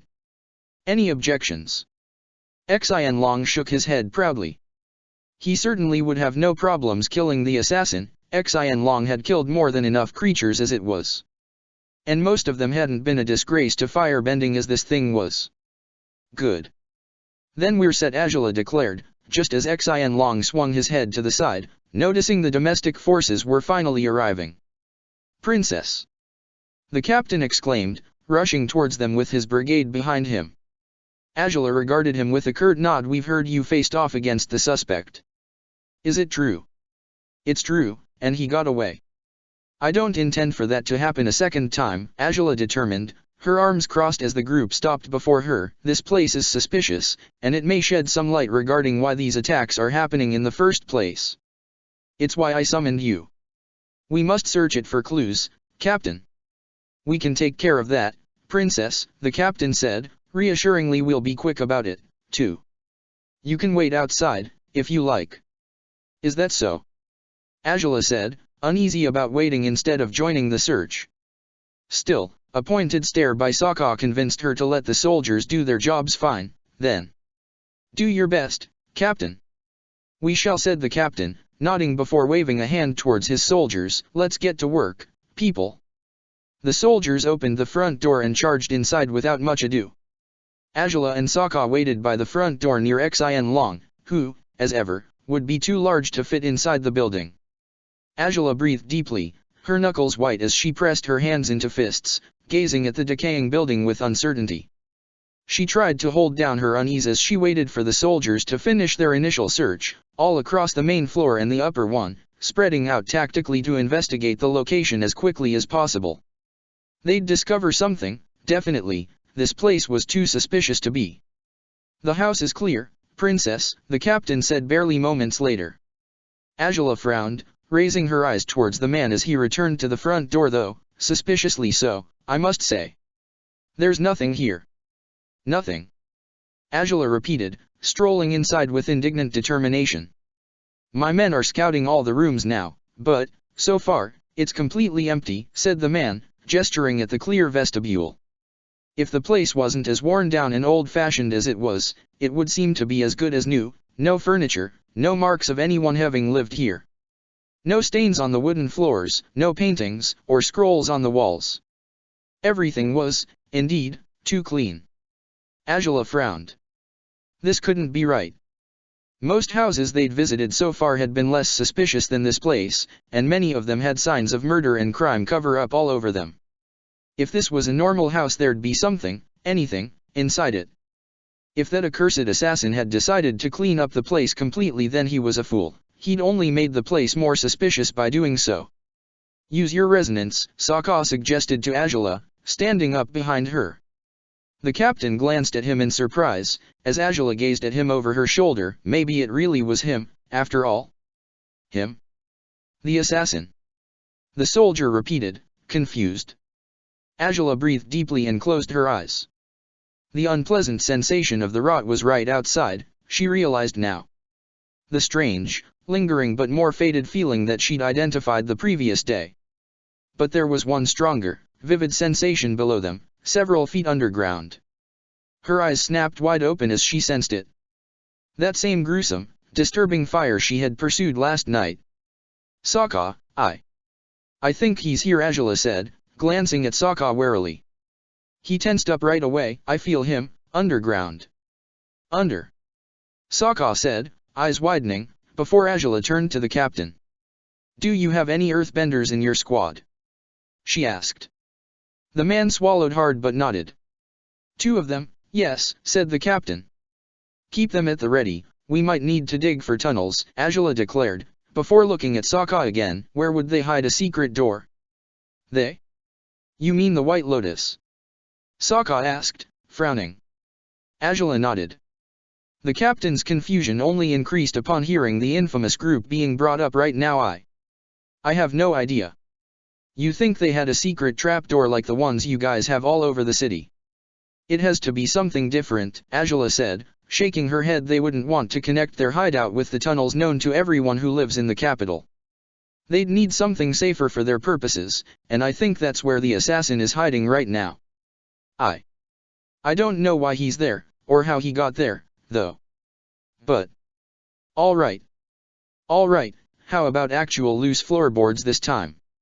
Sokka said, grimacing and looking at the captain. Tell your available people to look through the house for loose floorboards, all right? Could be that's how they concealed an entrance. What about the backyard? Angela suggested. Sokka bit his lip and shook his head. Too exposed, likely, he said. If any neighbors glanced outside, they might see people sneaking around in what looks like an abandoned house's yard, and it'd raise suspicions. It's got to be within the house's walls. Fair enough, Angela said, breathing deeply as the captain rushed away to convey the new orders to his men. The princess and her gladiator joined the search this time, as everyone stepped on the floorboards powerfully in hopes to find any signs of weakness in the structure. It wasn't until 5 minutes later that the captain summoned Angela. One of his men had found something. The loose floorboards by the kitchen area of the house were wide enough for an average person to slip through them, once removed. Still, it seemed the discovery had been in vain. There was nothing but earth beneath the floorboards. This is the only possibility so far? Angela asked. The captain nodded. Maybe we should be looking for something else, the man suggested, but Sokka shook his head as he scanned the exposed ground carefully. I think this is the time to call those earthbenders, he said. I can't be sure, but this earth looks too even. Too smooth. Almost like it's been bent back into place, Angela finished for him, nodding. Maybe an earthbender managed to shut the assassin in here. Either way, this could be it. Get your earthbenders to clear this earth, Captain. With any luck we might find a tunnel right here. Right. I'll gather my best men too, so they can scan through that tunnel quickly, said the captain, bowing his head and rushing out of the kitchen. Angela frowned before glancing at Sokka. He doesn't actually expect me to stand back while he sends his people to look through that tunnel, does he? She said. Sokka bit his lip. Can't say it'd surprise me if he did. All things considered, Angela. Oh, I'm a princess, so I can't put myself in danger? She asked, skeptical. Sokka, if your theories about Goldfire are correct, I'm the only one who can defeat this thing. It's not about taking risks, it's about reducing the number of potential casualties. If that bastard is really down there, then give them the command to retreat if he attacks them, Sokka sighed, and we'll face him up here after smoking him out. If this is a White Lotus lair, Angela, hell knows how many traps there might be lying about down there. You need to stay safe, and to let these soldiers do their jobs. Ever so cautious, Angela huffed, knowing he was right to be wary, but annoyed all the same. Fine, then. I'll stay here. Thank you, said Sokka, with a small grin. The earthbenders arrived before long, and just as Angela and Sokka had expected, they confirmed the earth below the loose floorboards had been bent into its current form. Angela breathed deeply. If there was a chance that they could catch the assassin unawares, they'd do best to attack when he had his guard down. You'll head down there silently with your squad, Captain, Angela commanded as subtly as possible. We have to be more cautious than ever if we hope to catch the culprit. Understood. Yes, Princess, said the man, nodding. If he attacks you, flee. Do not engage his fire, no matter what. Angela glared at the soldier dangerously, as though threatening to punish him if he failed to heed her orders. The captain flinched but nodded. I understand, he said, biting his lip before nodding at his earthbenders. The benders proceeded to do as was expected of them. After a few movements, the earth had been cleared away to reveal a dark tunnel. Angela gritted her teeth, dreading whatever would come next. Careful now, she said, as the captain led his men down into the darkness. We'll do our best, Princess, he said, before slipping into the tunnel and vanishing from sight. One by one, the 7 people the captain had selected entered the tunnel. The earthbenders lingered outside with Angela and Sokka, as did the rest of the members of the group. And so they stood, anxiously, silently waiting for any sign of whatever was happening down below. Nothing yet, said the male earthbender. Although not much time had ticked past, it felt like it'd been too long. Even if Angela wanted to hold back, to be patient, she could barely bring herself to do it. She huffed and closed her eyes, allowing her resonance to show her what was happening below. No fire-bending fights had broken out in the tunnels. She could feel the inner fires of the fire-bending soldiers, but they were tempered, perhaps a little scared. And there it was still, the morbid, dead-like fire that belonged to her father's personal assassin. She gritted her teeth. "He's there," she said, shaking her head. "He's there somewhere, and they're walking right into him. I don't know if they'll have the chance to run away if he attacks them when they're so close to him." Sokka eyed Angela with uncertainty, as did every other soldier in the small room. The princess snarled before long and shook her head. I can't stay here," she said. Sokka clasped her shoulder to stop her, but she shrugged his hand off. "Angela, I know it's possible you'll be able to fight that guy, but it's only a possibility," he said, looking at her sternly. "We don't know for sure that you can. If I can't fight him, those soldiers sure as hell don't stand a chance," Angela huffed, looking at him sternly, "and I'm not going to carry more soldiers' deaths on my conscience if I can prevent it." You can't die down there," Sokka said, his eyes wide. He looked serious, somewhat threatening, and yet Angela saw the fear mixed in his blue gaze. Being afraid certainly didn't befit him. She froze for a moment, looking back at him. "Angela, I won't," she said, earnestly. "Even if I can't fight him, he won't dare hurt me. Not yet anyways." Sokka gritted his teeth. It was true, this assassin was working for Oze. Unless Oze wanted to get rid of Angela, the assassin wouldn't be likely to hurt her, well, as long as his loyalty to Oze was stronger than his sense of self-preservation. The assassin was a mystery in just about every sense he could be, after all. "Still, I'd rather head down there too, if you'll go," Sokka said, frowning. Angela snorted. "I mean it. If you must, but do keep in mind that I'll end up protecting you if you go, and not the other way around," she said, skeptically. Sokka gritted his teeth. "I guess, but..." The sound of voices echoed through the tunnels. Their conversation ended abruptly, and the soldiers witnessing it turned back to stare at the opening on the ground. Angela gritted her teeth and waited, uncertain about whether to jump in or hold back. "Help." Upon hearing that word, she didn't hesitate anymore. Sokka was right behind her when Angela charged into the darkness, holding up blue flames in her hands.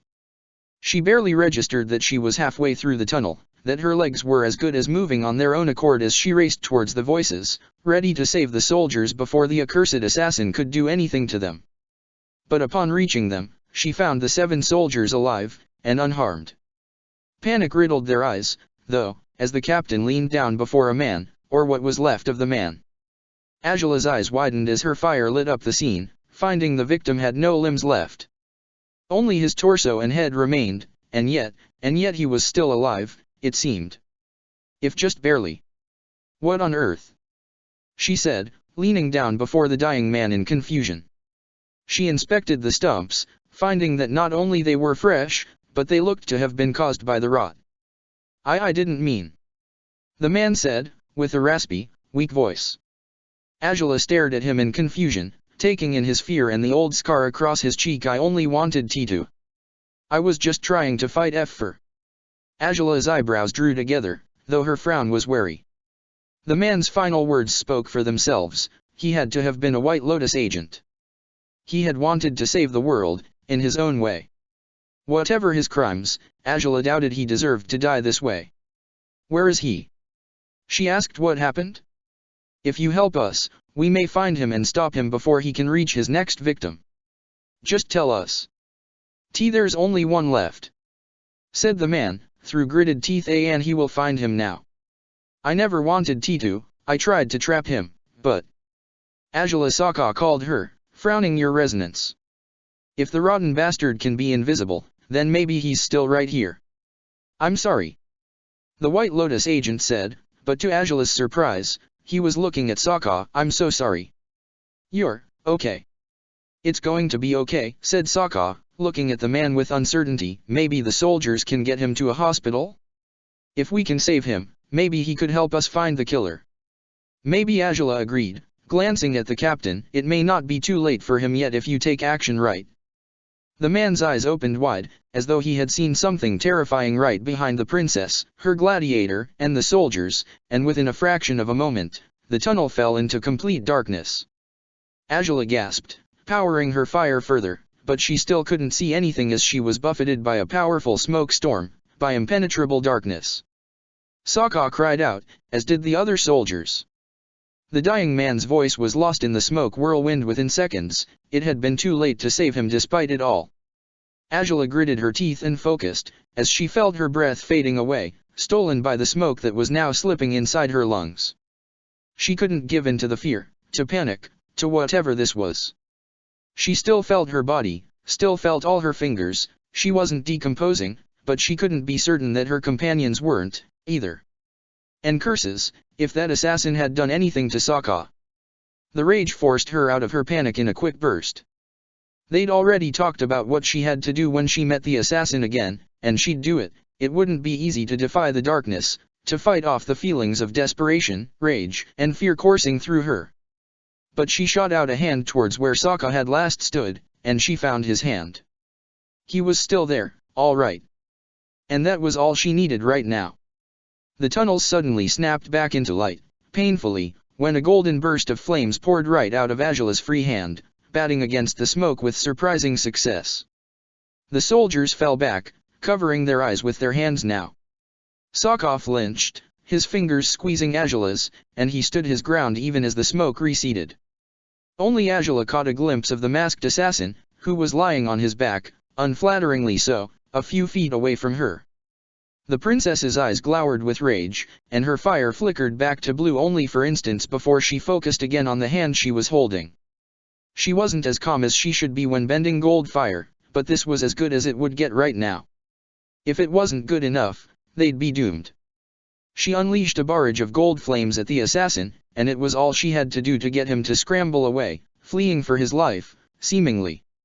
The closest thing to a war cry that Angela had ever released tore out of her throat then, as triumph coursed inside her, taking the place of the previous frustrations and anger.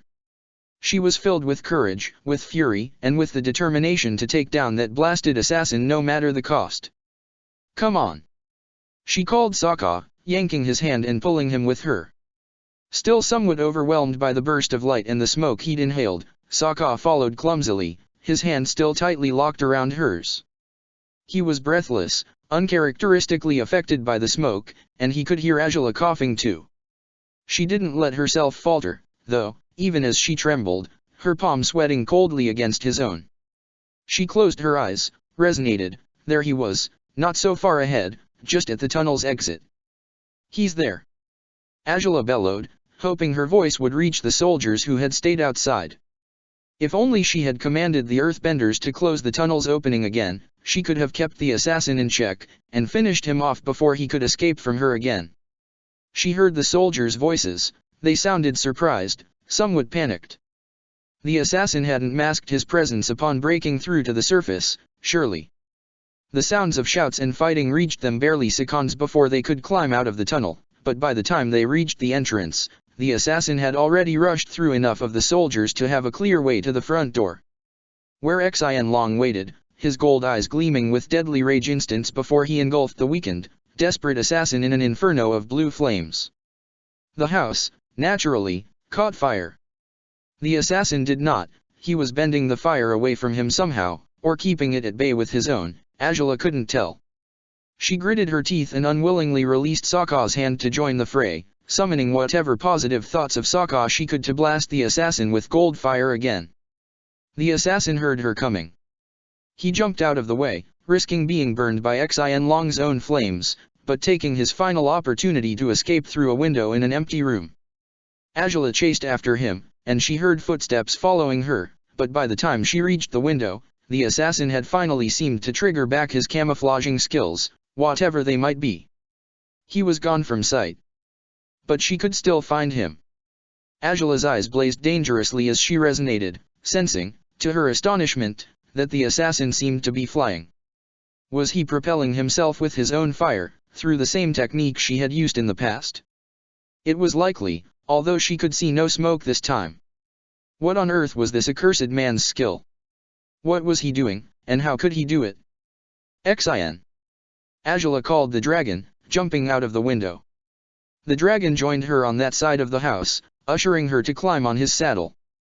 The princess only turned back towards the house to extend a hand to her gladiator, who had joined her with the most confused grimace she had ever seen on his face. Where is? What is he doing? Flying Angela responded, before coughing again. Sokka's eyes widened. Fly. Muffle out that fire. Angela ordered the soldiers, who were struggling to prevent the house from collapsing after Xin Long's assault. I'm going after the killer now. But Prin Dash. No one could ever stop Angela when her mind was set on something, especially when she was as determined as she was right now. She was going to catch the rotting bastard, no matter what it took, and fortunately, her dragon was just as motivated as she was to take down the man who was desecrating firebending in such a way. Xin Long didn't wait for her command before shooting out into the sky. Sokka clutched at Angela desperately, unstable and uneasy about what had just happened. A few soft coughs left him again, and Angela's hand reassuringly caressed his forearm. Where is he going? Sokka asked. Angela frowned, resonating again for as long as she could, hoping to properly identify the assassin's route. Her eyes widened. He's heading out of the city, she said. Sokka frowned. He's already past the crater. Where's he going? Is he escaping the city? Or he's finishing the job, Sokka said, eyeing the crater warily, and what lay behind it. He didn't often travel outside the main body of the city, but he'd been through those roads not long ago. He knew of one location that stood behind this very area of the crater, for he had spent an evening there only a few days before. That guy in the tunnels said, he said there was one left, Sokka said, trembling against Angela. She took her eyes off the horizon only for a second, to glance at her horrified lover. One victim left.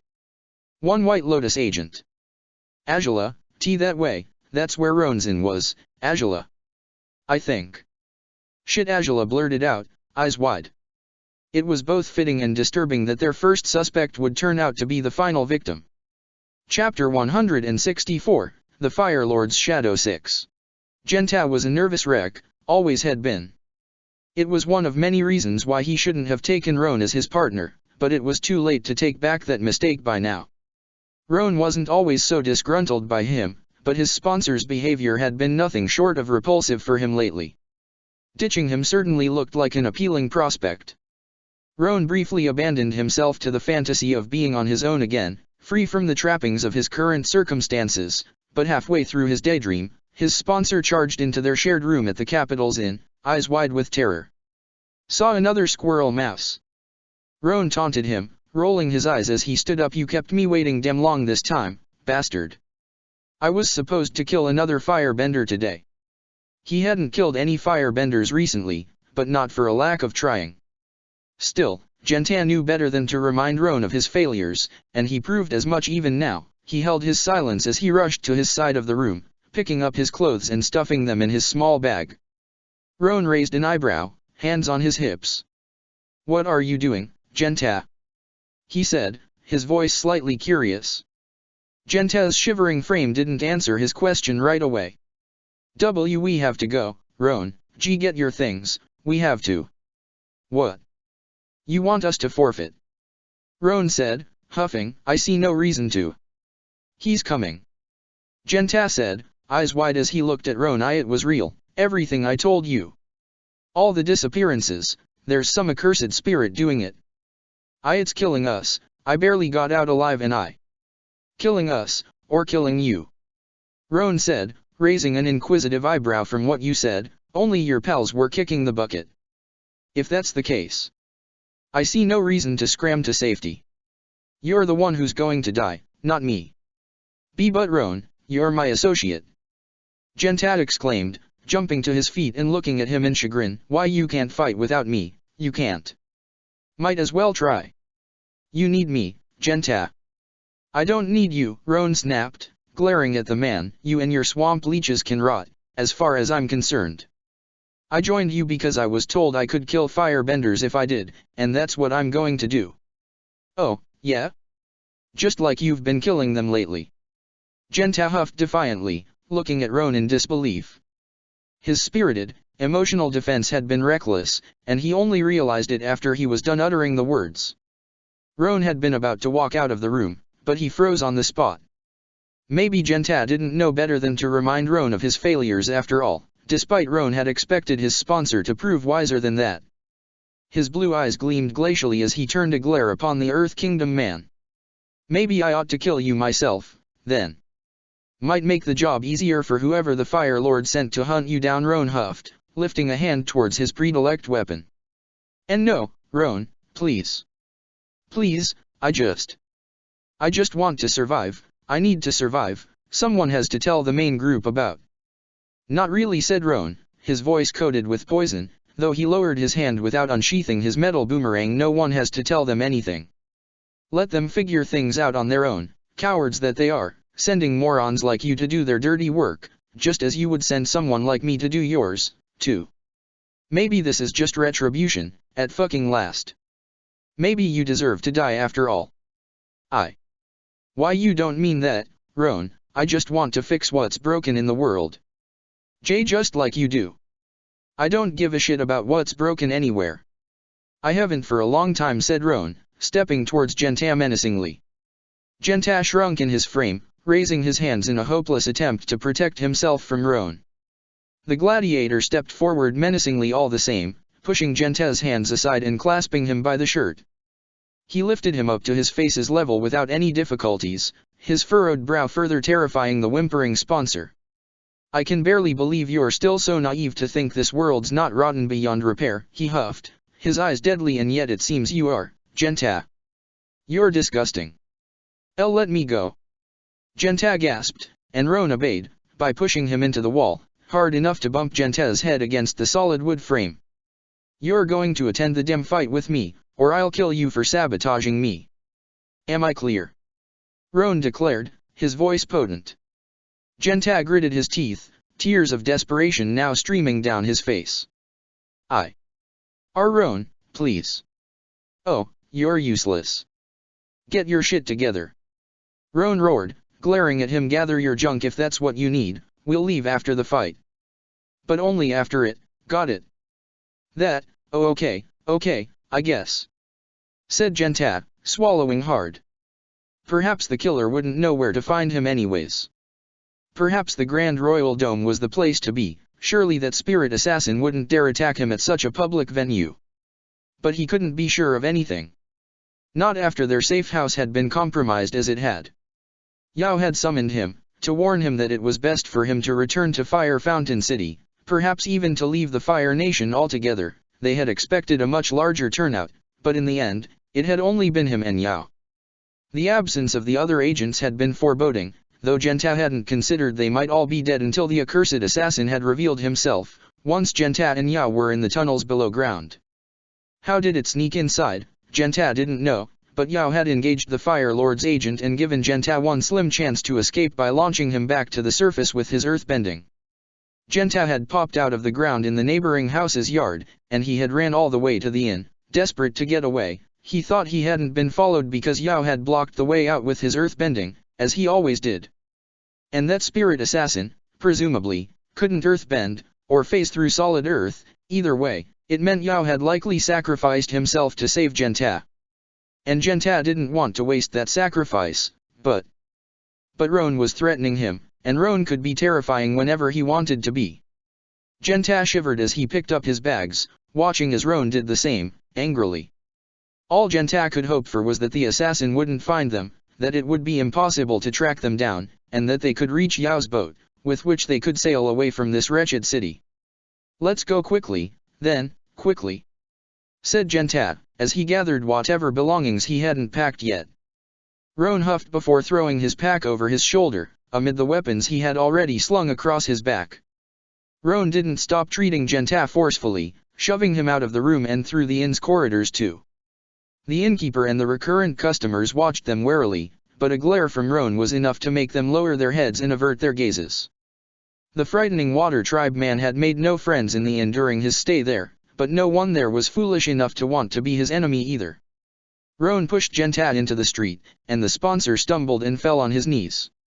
Roan showed no remorse for it, though, and he merely started the walk through the lonely dirt road that would lead to the main roads of the capital's bay. Gentat glared at him as he stood up again, wondering if Roan would even notice if he snuck away and made his way to the port by himself. "Keep up, Gentat, or you'll get worse than just a shove," Roan growled. Gentat gritted his teeth but followed him anyways, if only begrudgingly. They hadn't made it far into the dirt road when Roan stopped cold, his head angled upwards. Gentat nearly bumped into his back, and he stared at Roan's larger frame with confusion. "Why are we stopping?" he asked Roan. "Shut up," Roan growled, though there was an unexpected cadence to his voice right now. It took Gentat a moment to identify the emotion permeating his voice: fear. He had never heard Roan sound scared of anything before. Gentat glanced up at the sky, since it seemed that the source of Roan's distress was up there, somewhere. And he gasped, crying out pitifully in sheer horror upon sighting the armored dragon that flew at full speed towards them, blue fire blazing already in his half-open jaws. "What the?" Roan growled, lifting a hand towards his metal boomerang, despite knowing he couldn't possibly defeat the dragon with his current weapon. No, the accursed beast would kill him, and that was Sokka behind the princess, both of them on the saddle. So that was how it was, then. Despite everything, the bastard had decided to come after Roan, chasing after him for crimes he hadn't committed instead of the countless ones he had. Oh, that was fine by Roan. He'd die now, then, but he'd make sure to bring Sokka with him, if nothing else.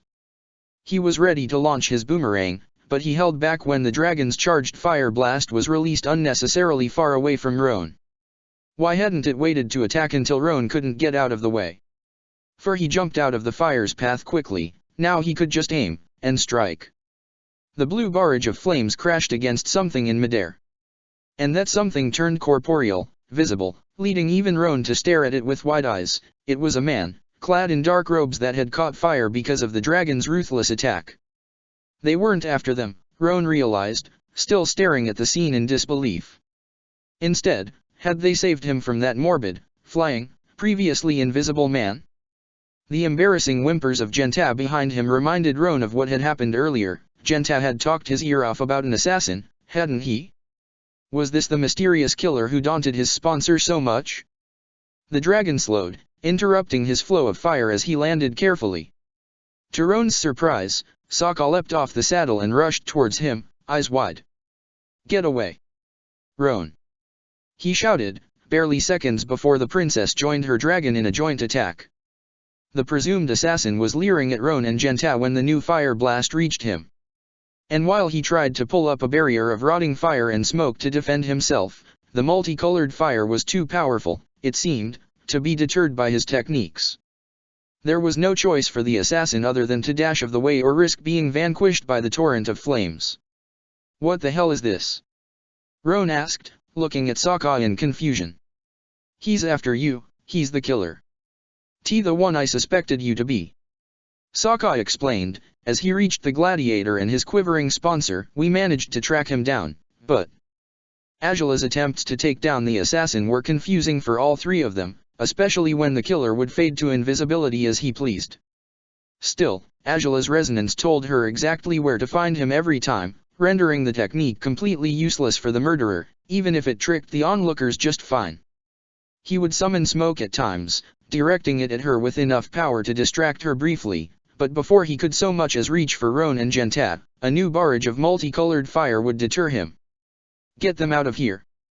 Azula roared at Sokka, who nodded promptly before pushing both Roan and Gentat towards the opposite side of the road. To his relief, Roan didn't resist. The street would lead them away and towards peripheral neighborhoods with less opulent houses than those Sokka had grown used to. They had a long way to go to reach the bay, but dread over the assassin infused them with all the energies they needed to reach it as quickly as possible. The only one to lag behind was Gentat, who was gasping breathlessly by the time Sokka had successfully dragged him all the way to one of the docks, constantly glancing over his shoulder warily. "Are they still fighting?"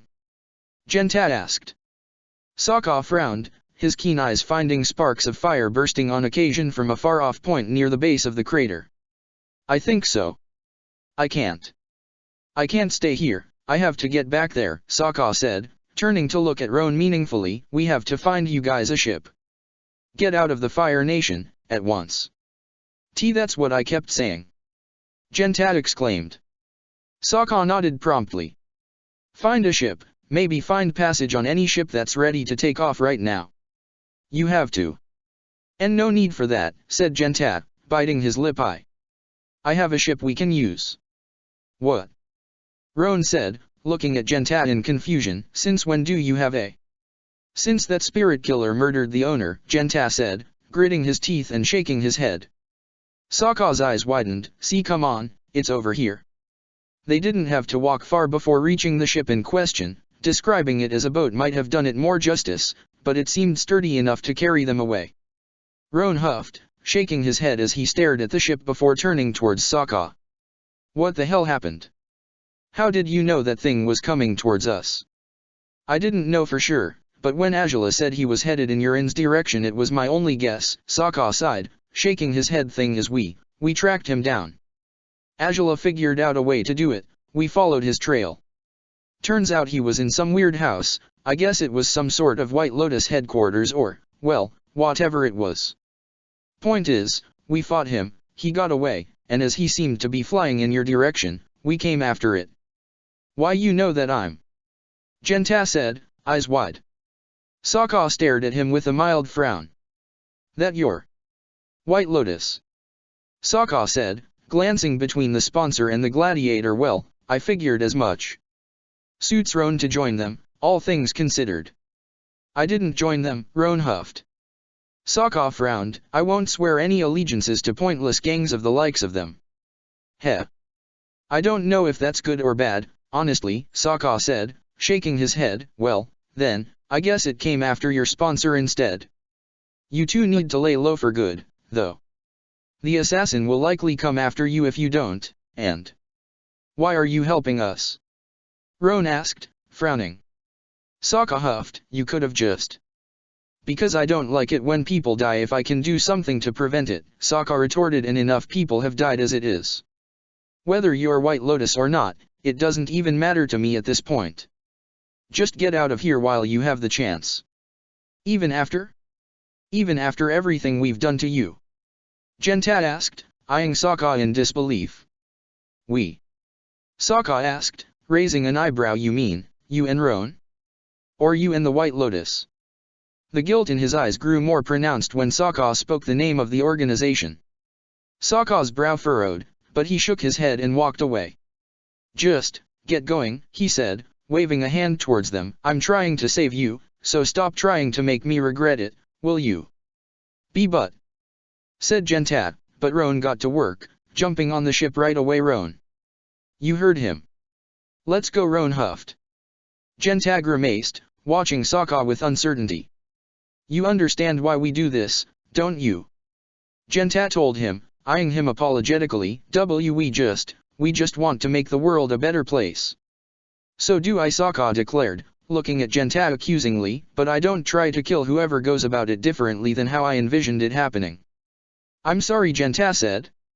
Sokka frowned. I wish that hadn't happened at all. You're a better person than they believe. Gentat. Roan roared, and the sponsor squirmed before climbing on the ship quickly. Thank you. Gentat exclaimed at Sokka, grimacing with unease once he was aboard the ship. Don't make me regret this, said Sokka, with a weak smile, his eyes on Roan now. The taller water tribesman frowned at his old friend. It was a strange sight for Sokka, namely because those dead eyes, that had showed no expression whatsoever for so long, were alight again with emotions now. With emotions Sokka hadn't seen in them since they were 6 years old.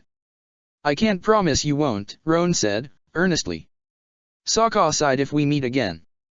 I don't think I'll be a gladiator anymore. Sokka gritted his teeth, eyeing Roan warily. The man actually seemed said to speak those words, even if his tone was coated with uncertainty.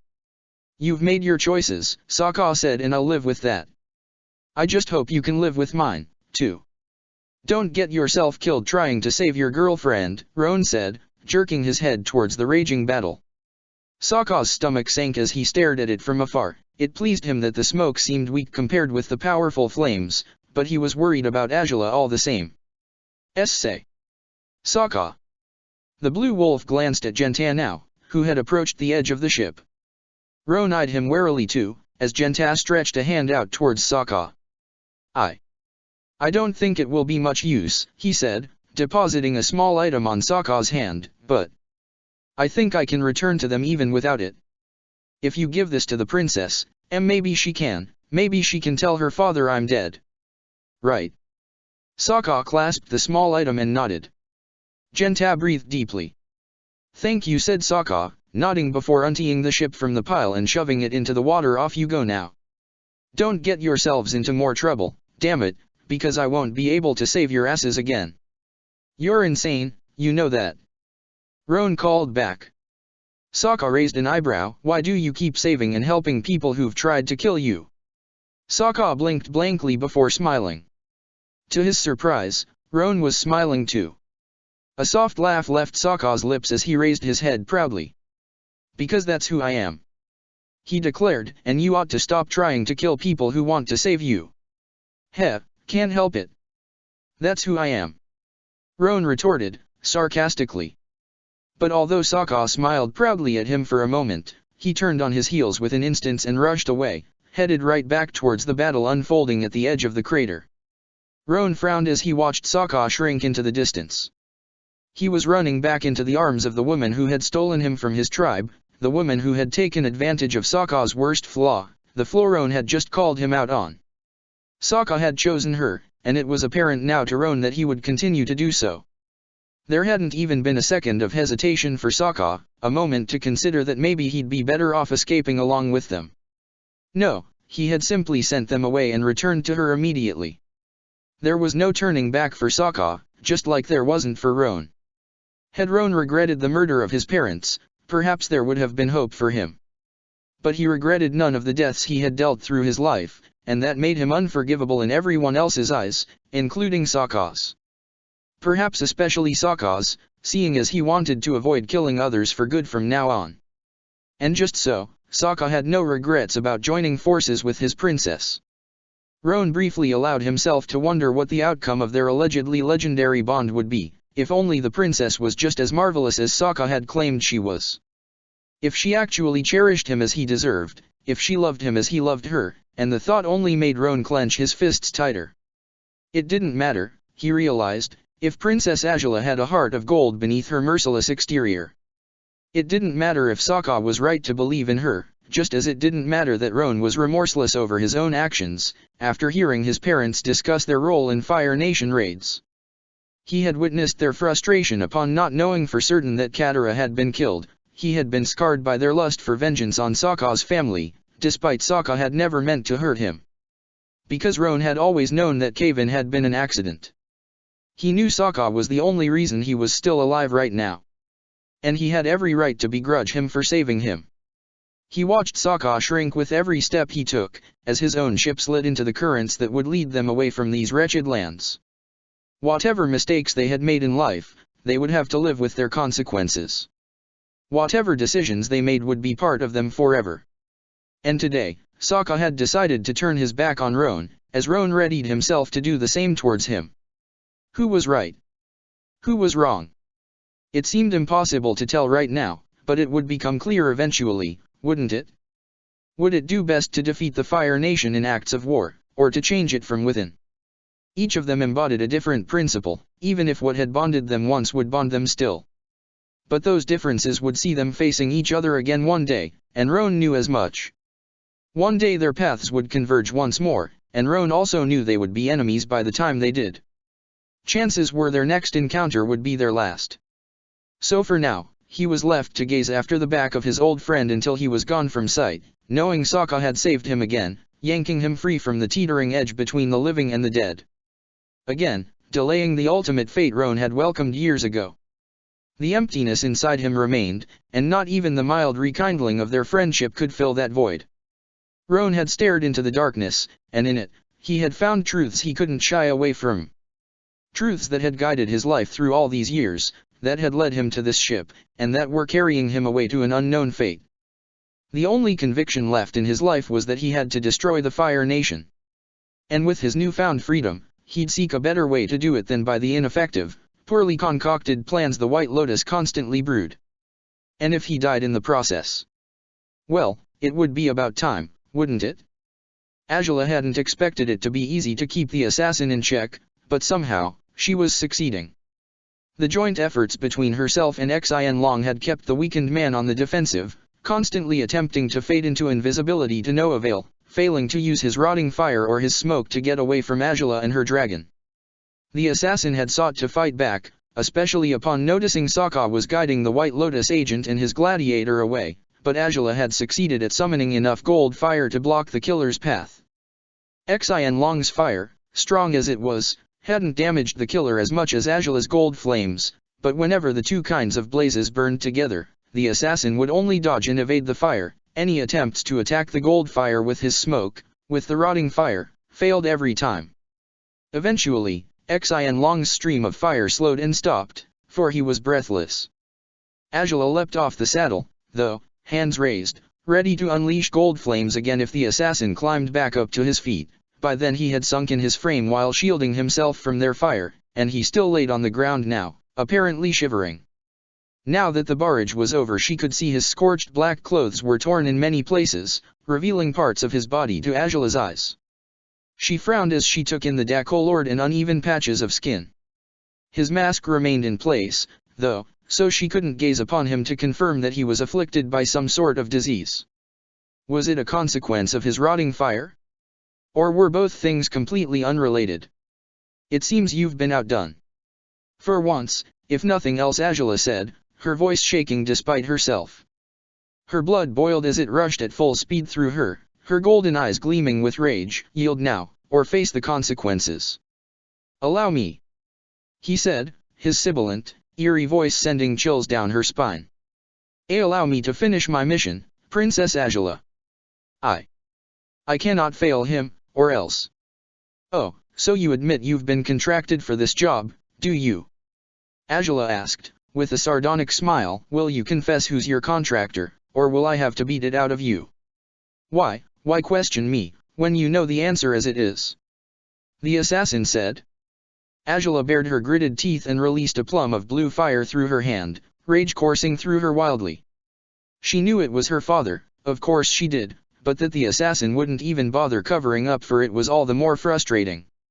He had raised his head towards her, lying on the ground still as he was, gazing at her through the slits of his mask. Let me finish my assignment, the assassin pleaded. I cannot return to him empty-handed. If I do, he'll know that I failed. And he will ask why. It will only be best for us both, Princess, if I... Oh, no doubt it would be inconvenient if you told him the truth, just like everything related to this matter is inconvenient, Angela snapped. But you must realize, assassin, that I didn't try to stop you blindly.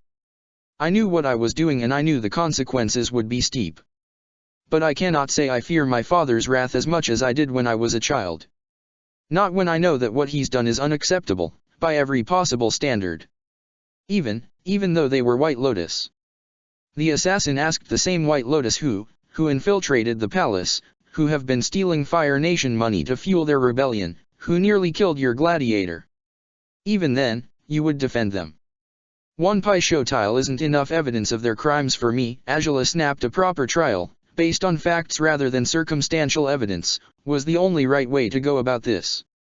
I wouldn't have stood in the way of my father's wishes if he hadn't entrusted their fulfillment to someone like you. Even if it was the only way to protect the Fire Nation for good. The assassin said. Angela frowned. If that's what he believes, then I certainly need to give him a piece of my mind, she said, shaking her head. The White Lotus needs to go down, I have no doubts about it, but they will only grow stronger if we attack them as you did. We would encourage them to take revenge, to rebel against our rule, and that would turn them into a larger problem than the one they already posed.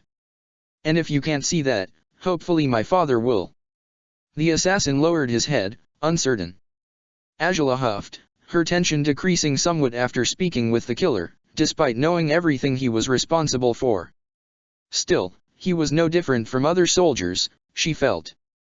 Now that she had spoken with him, he no longer felt as vague and incorporeal, though it also helped that she had discovered her fire could fight his. He was unsettling still, no doubt, but he was no longer something beyond her control. And he was no longer the one she held responsible for all those deaths, even if they had come by his hand.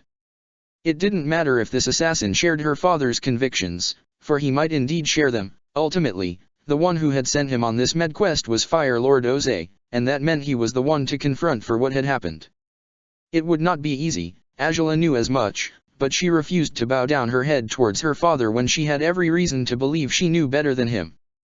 When she knew his actions and commands were mistakes that would cost him dearly if he was caught by the wrong person. And perhaps this time she was that wrong person. Perhaps this time he had overstepped his limitations and underestimated his daughter entirely.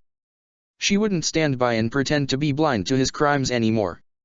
She had been his complacent ally for years, but she wouldn't allow that to be her role anymore, not after this. A sound behind her startled her, but she was immediately relieved upon seeing it was Sokka. He looked unkempt, and it was apparent that he had run to and from the base docks to help Roan and his sponsor escape. But he seemed oblivious to his state of exhaustion, his blue eyes only latching onto Angela's own. Knowing each other was safe and sound was, as ever, their main priority. "If you hope," the assassin said, surprising Angela when he spoke again. "If you hope to change your father's mind, I advise you not to even try. He will not listen to you, princess, not if you believe he will be convinced to stop chasing the White Lotus. I am no ally of the White Lotus, nor will I ever be," Angela snapped, "but I cannot accept that he would spread chaos and terror throughout the nation to fight them. Throwing the entire nation into disarray seems to be fine by him, as long as it means delivering a powerful blow to the White Lotus, right? Well, I refuse to believe that this rotten fire of yours was the only way to deal with this problem." "Rotten fire," the assassin repeated, pushing himself up to a sitting position with difficulty. Angela raised her fingers menacingly, urging Sokka to stand behind her. "It would seem that way to you, I suppose. How do you do it?" Angela hissed. "How did you find me?" the assassin retorted. Angela frowned heavily. "If you will not answer my question, allow me to return to my task." "You'll return to nothing," Angela determined, frowning heavily. "You can't return to it even if you try," Sokka said, glaring at the assassin. "They're gone now." "Gone?" the assassin asked, his voice betraying his nervousness. "Now you." "They're gone," Sokka repeated, and the assassin sighed. "Then you have doomed us all," the assassin declared. He will not take kindly to this failure. "Considering you killed over 30 of them, that merely 2 would get away is hardly of any consequence," Angela huffed. "You might as well lie to him, tell him you succeeded and that I simply chased you off because I will not lie to the Fire Lord," the assassin declared. Angela huffed. "What an exemplary vassal you are, then," she said, glaring at him skeptically. "You would do best not to antagonize him, princess," said the assassin. "He has paved the way for you to become his heir for years. It would be unwise to make him regret it." "And it wasn't unwise to send you to commit a string of assassinations, was it?" Angela asked. The assassin lowered his head. "It would have worked, if I hadn't gotten in the way. Something my dear father clearly counted on," Angela snapped, rolling her eyes. "Well, then, seeing as it's too late for you to achieve your mission and I happen to have much to discuss with my father, I believe it is only proper for us to speak with him at once. Wouldn't you agree? You understand the grave peril that it would entail to—" "I understand well enough," Angela growled, interrupting him again. "You needn't worry, feel free to tell on me. I'll gladly own up to sabotaging your mission." The assassin still seemed apprehensive, but he climbed to his feet all the same. Angela glared at him, noticing he seemed unstable and uneasy. "You'll fly there, I assume, just as you flew here. However it is that you do that," Angela huffed. "If you change your course, I will hunt you down again, and I can't promise I'll be so merciful this time." "I understand," said the assassin, nodding. "Then I shall go ahead. I would not do this, normally, but your actions leave me with no choice but to inform your father of the truth. And like I said, I don't mind. If you didn't tell him, I'd do it myself," Angela huffed. "So go ahead, Do it on your own terms. I'll follow you to the palace. The assassin nodded again before breathing deeply and fading into nothingness again. Angela frowned, staring at the spot he had been standing at, and noticing the glint of a faded shape just where he had stood last. A glint that moved as he went, that wrapped around his cloaked form in such subtle way that it would have been imperceptible to someone who didn't know what to look for. Just as she hadn't, when she had barged into her father's office that day, after sensing the assassin's presence. She felt it now, though, faded heat, just as the assassin took off. A small speck of smoke, quickly vanishing in thin air. Her resonance allowed her to sense the assassin flying towards the palace indeed, and she breathed deeply, determined not to lose track of him until after she had spoken to her father. Angela. Sokka called her, placing a hand on her shoulder. Angela breathed out heavily, as though she had just broken out into the surface after being submerged underwater for hours. Are you all right? She asked him, looking at him with concern. She didn't seem to care right now about any potential onlookers, and fortunately there were none, but her hand moved to Sokka's chest in an intimate gesture that she should never have made while they were in plain sight. Still, Sokka only nodded and clasped her hand in his, kissing her fingers gently before pressing something to her hand. Angela frowned, and her eyes widened when she saw what it was. She gazed at him with questioning eyes. Gentat, the sponsor, he gave it to me, Sokka said. If need be, tell your father I did it. Tell him I avenged myself after what happened in the Earth Kingdom. Sokka, I don't want to tell him anything of the sort, I want to. You want to confront him. Do it, Sokka said, his hands on her shoulders now, but don't do it at the cost of your own well-being. Your father is not a good man, you know it just as well as I do. If he believes he had his way, there's a chance he'll listen to you. If he believes you've betrayed him, which no doubt he will, he might start to treat you like Zuko. Angela finished, as Sokka's hands tightened gently on her armored shoulders. If he ever started to act towards you like he did with him, you'd do what you'd wanted to do to him back when you first saw him? Angela asked, with a weak smile. I'm glad for your protectiveness, if anything. But I don't think that will happen, for an array of reasons. Maybe what you've done will come in handy. Still, I'll meet you at your place later. After I'm done with this. She turned her head towards the crater, her eyes steeled now as she thought of what lay ahead. Sokka, on the other hand, was riddled with uncertainty. You sure? Wouldn't you rather I go with you? He asked. Angela shook her head. I know you think it's dangerous, it probably is, she admitted, looking back at him now, her gaze softening immediately. But I'll have better luck confronting my father alone. Go home, I'll be with you again in no time. You sure? He asked, hands seeking hers again. Goodness, Angela, I just can't trust those two. Your father, that assassin. I know. If worst comes to worst I'll just run to Xin Long and get as far from them as possible, Angela said, smiling weakly and cupping his face. I'll be fine. Just clasp my necklace, like I did with yours. Hold it against you, and believe in me. I'll be back with you before you know it. Sokka gritted his teeth and embraced her tightly, as Angela buried her face in his shoulder. For all his strength, for all his hard work to become an unparalleled warrior, he felt weak now, powerless. Seeing her take off after such a long day, not knowing what awaited her when she confronted her father, was terrifying. But he had no choice. The princess and her dragon were on their way after the assassin before long, and he was left to find his way back home, his throat tight, his fists clenched. He had certainly hated Oze all along, and he had no shortage of resentment for him, but never before had he feared for Angela's safety to this degree, and it was all her father's fault. For she was loyal to him, even if she meant to confront him, but was he equally loyal to her? Would he feel the need to listen to his daughter, to respect her beliefs and opinions? Or would he simply cut her down for speaking against him? Angela knew she was being reckless, and she knew her father would make her face dire consequences if she stepped out of line, yet she couldn't hold back. She continued to use her resonance, sensing that the assassin was already in the palace, in the throne room, no less. That was where her father would await. That was where she'd confront him. It seemed fitting, somehow, to handle this matter in such an official location. Xian Long grunted to remind her that he wouldn't hesitate to wreck the palace to reach her, in case anything happened to her. She nodded as she climbed off his saddle, patting his armored snout gently before turning to the palace building, her brow furrowed, her inner fire flaring in an unpleasant way. With a deep breath, she strode inside and crossed the corridors steadily, hoping not to tremble, hoping not to betray how affected she was by everything that had happened, for her father would latch onto any weaknesses, any displays of vulnerability, to invalidate everything she said. To demean her, to prove she was no good, just as he did with Zuko. She crossed the curtain without wavering for a second, knowing the steady stride of her heavy footsteps had been heard even as she was storming down the hall.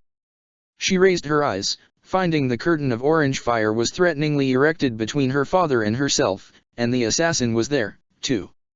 He knelt to the left, his head hunched, his damaged cloak a message for her father. She had known who this assassin was, but she hadn't held back even so. And now her father knew it. He was enraged, no doubt, and the flames in the throne room betrayed as much. Despite her bravado, Angela did feel slightly daunted. She meant to go toe-to-toe with her father, but she had never faced his wrath to this extent before. Silence spread through the room, with only the sparking of fire to fill it. The princess's eyes did not stray from her father's shadowed form at his throne, unwilling to take a single step back as it was. Crown Princess Angela, Ozai uttered her title with uncharacteristic contempt. Angela didn't waver. Even so, I have only just received a disturbing report about you. I pray it isn't true, child, or else. Or else, what? Angela asked, raising her eyebrows defiantly. Ozai huffed, standing up promptly and surprising her. No doubt, he wasn't used to this kind of insolence. I told you to step aside, to not involve yourself in this matter. Ozai bellowed, and yet you disobeyed me, and you even obstructed Cephas's mission deliberately. What do you have to say for yourself? What you considered a mission, I considered a threat that I could scarcely measure against the citizens of our capital. Angela hissed. For days I've heard of disappearances, of sponsors going missing, of people who seem to have vanished in thin air. Or, rather, in ashes and smoke. I asked you, point blank, if they were White Lotus, and you did not answer. You meant to keep me in the dark about your so-called mission, because it was never meant to affect you, curse it. Ozai exclaimed, you were never supposed to even know that this. Then, by all means, scold him. Angela yelled, pointing at Cephas, who shuddered upon being mentioned again. If you were so determined not to have me involved, you should have told your pet assassin not to leave any evidence in his trail. It does not excuse your involvement, especially once I told you to step back, Ozai growled. Angela shook her head. You have been doing this for years, no doubt, she said. This is hardly his first mission, is it? You've done this for decades, probably, and I've never heard a word about it. I've never noticed, I've only sensed him sparsely, recently. But this time, somehow, he was so bold as to murder people on the streets, in the middle of the day, no less. The circumstances were different. We were dealing with a massive White Lotus infiltration, an infiltration through the honorary citizenship system, most of all. Ozai bellowed. Angela scoffed. And the best way to handle it is by unofficially executing every single one of them. She asked, do tell, how did you find out who they were? What evidence existed of their White Lotus membership? How do I know that this accursed assassin of yours wasn't merely chasing down any fools who had pie show sets at home? Oh, simple, if that were the case your uncle would have been dead a long time ago, Ozai answered sardonically. Angela would have been amused under any other circumstances. Father. Cephas undertook a delicate investigation, one that took months of preparation. Ozai growled. He was thorough. He found their hideout, tracked down each member and made certain of their allegiances, and you just trust his assessment that blindly, said Angela, with a sarcastic grin. Well, father, I certainly hope you caught only White Lotus members, because if he made any mistakes, if he overstepped his boundaries and killed anyone who was innocent, it means you've been executing your own people over unfounded accusations. You, the Fire Lord. Since when does the most powerful man in the world need to hide anything he does? All my life you've taught me to own up to who I am, to what I do. You told me to take pride in being a monster. And yet you've been hiding secret executions from me, from the entire Fire Nation, for years now? Is it every disappearance in the Fire Nation is his fault, as commanded by you? Did he kill every lowly commoner who lived in Zhanghui village, so that they couldn't spread word of the pollution that destroyed their hometown, by any chance? Because there's no sign of them, hasn't been for years, so, maybe that's what you did, why not? Ose's fists were tightened, and Angela thought briefly that he would attack her. If so, she wouldn't have any qualms fighting back. His excuses were falling on deaf ears, and he could see that plainly. Tread carefully with the words you speak, Princess Angela, Ose growled, raising his hand and pointing at her menacingly. She only scoffed. The worst part about all this is, I won't tell anyone. I wouldn't. I know what would happen to your rule if the entire city understood the truth behind these assassinations, Angela said, her eyes reflecting her profound disappointment, but it doesn't change what you did. It doesn't make it any less absurd. You're only giving the White Lotus every right and reason to rebel against you, and yet you still mean to defend your actions.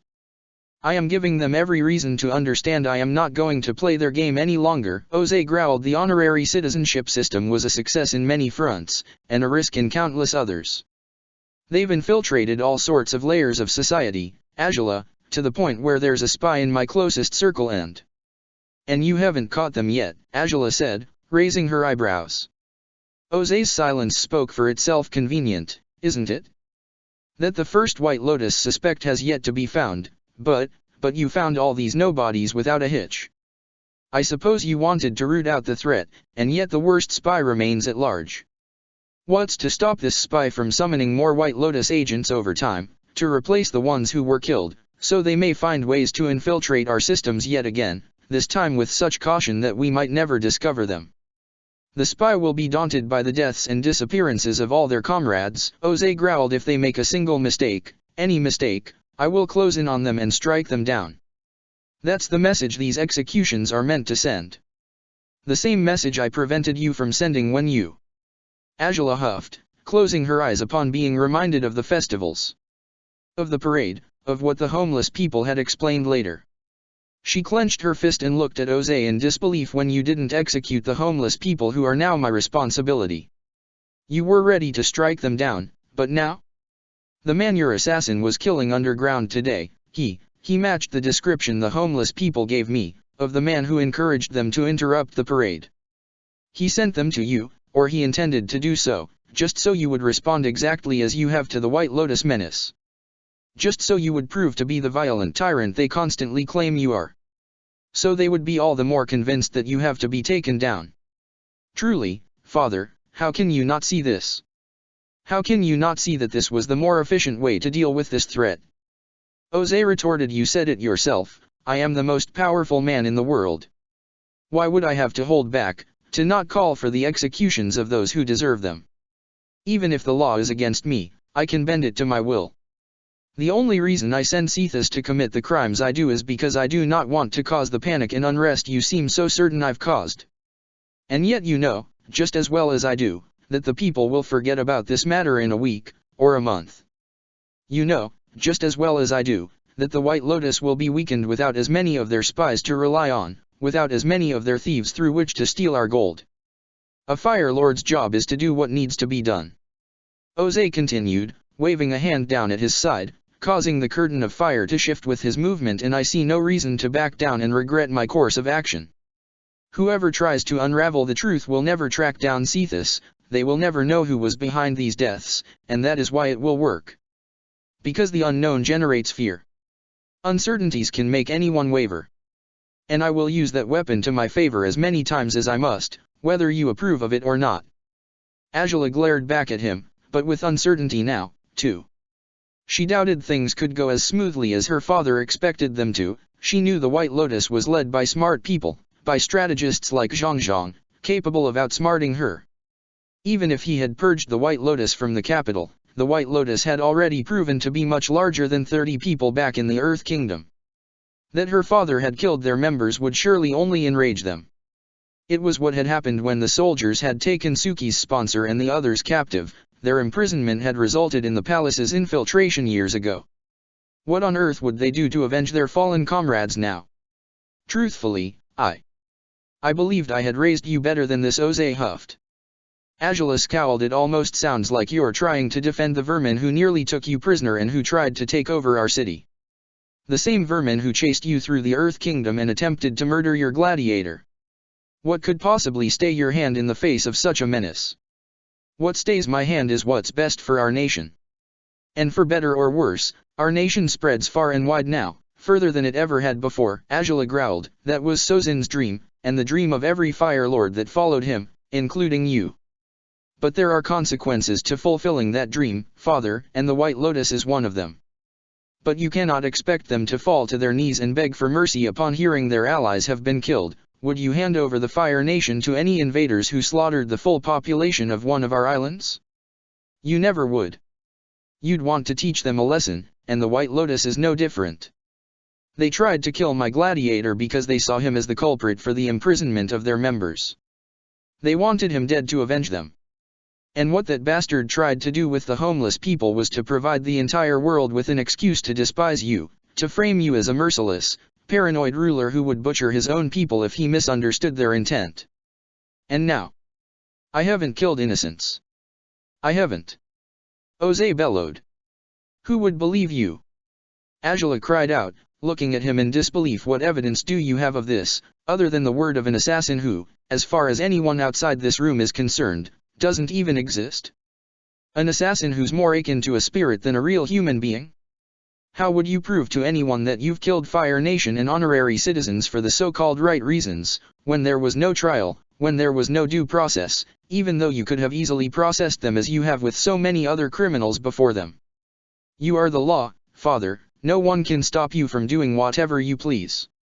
You know this just as well as I do. Indeed. No one can, Jose growled, harshly enough that Angela felt as though someone had punched her in the gut. No one, not the White Lotus, not homeless people, not Fire Nation citizens, not honorary ones, not Cephas, not you. I am Fire Lord, Angela, and I will be until I draw my last breath. And you are overstepping boundaries you aren't allowed to cross, child. I warned you to tread carefully, but you seem to believe you are invulnerable, don't you? That you can still have everything you want, even after speaking to me as you have. I believe that you will see reason, Angela said, shaking her head. If not today, one day. Because I was raised by you. I was. You made me who I am, and I know this fully well. You raised me into knowing that the dragon's extinction was wrong, into recognizing the mistakes of all my forefathers, into working hard every day towards becoming a better princess, so that maybe one day I'd be a better leader for this nation than those who've come before us. That, Father, is the legacy I wanted to uphold. The beliefs I still pledge myself to. Not this. Not mysterious murders and secret plots that have only spread unrest and fear across the entire city. No one understands what's happening, Father, and they are terrified. They have no idea why anyone's being targeted, and they think they're next. If anyone else was causing this terror, Father, you'd be out there seeking whoever's responsible and taking them down at haste. And that's why I acted as I did. And yet you continued to do so even after I explicitly told you not to involve yourself in this matter any further. Jose snapped truthfully, Princess Angela. I thought you were much more prepared than you are. I misjudged you. What is that supposed to mean? Angela grunted. If he dared banish her now, she would challenge it. She would do it. She wasn't afraid of fighting an Agni Kai, if that was what it took, to defend what she believed in. You do not truly understand what it means to lead this nation, Jose said, his voice deep. Angela's eyes widened. You've idealized it, you've allowed yourself to sink to your throat in a puddle of delusions. Leadership, Angela, isn't all joy and fun. Leadership means making the hard decisions, for good reasons, even if you know no one else will approve of them. But you will make those decisions, because you know you're right. And you still believe you were right about this? Angela asked seriously. The White Lotus is short 30 members now. So yes, I think I was, Jose said, matter-of-factly, considering the kind of life you've led lately. I truly expected better from you. The life I've?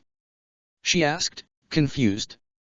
Her heart sank, and then her stomach, and then her entire body seemed to crumble down as she felt dizzy, uneasy, shaken up by her father's words. No, he surely didn't mean, he hadn't found out about Sokka. He couldn't have, or else Sokka would already be. But her eyes shifted quickly towards Cephas. The assassin. She didn't constantly use her resonance, she couldn't know what the bastard had seen over the past 2 years. Perhaps he knew. Perhaps he had informed her father, and Ozai had merely given her the benefit of the doubt, because she was indeed a good daughter, because she had potential for being Fire Lord. And after this conversation, he was thoroughly convinced otherwise. So now, at last, he'd act on his information, and... After all, you have your own secret executioner, Ozai said. Angela's wide eyes met his, fear rushing through her in a terrifying wave. What? He hasn't killed many for you, but he has proven himself capable of it, Ozai declared. Angela's face was marred by confusion. Now I witnessed his savagery with my own eyes. After all, that is why you requested for that condition for your hand in marriage, isn't it?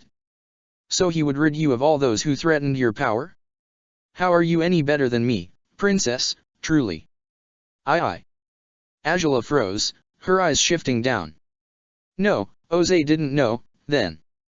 But, did Ozai have a point? It seems you hadn't thought of that, then.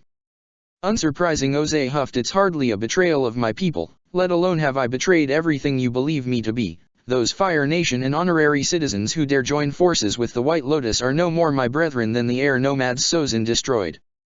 You said the honorary citizens had joined us by choice, which meant they had witnessed our greatness. Fire Nation citizens who turn against their nation are the exact opposite of that. And they deserve to face a steep punishment for such a crime.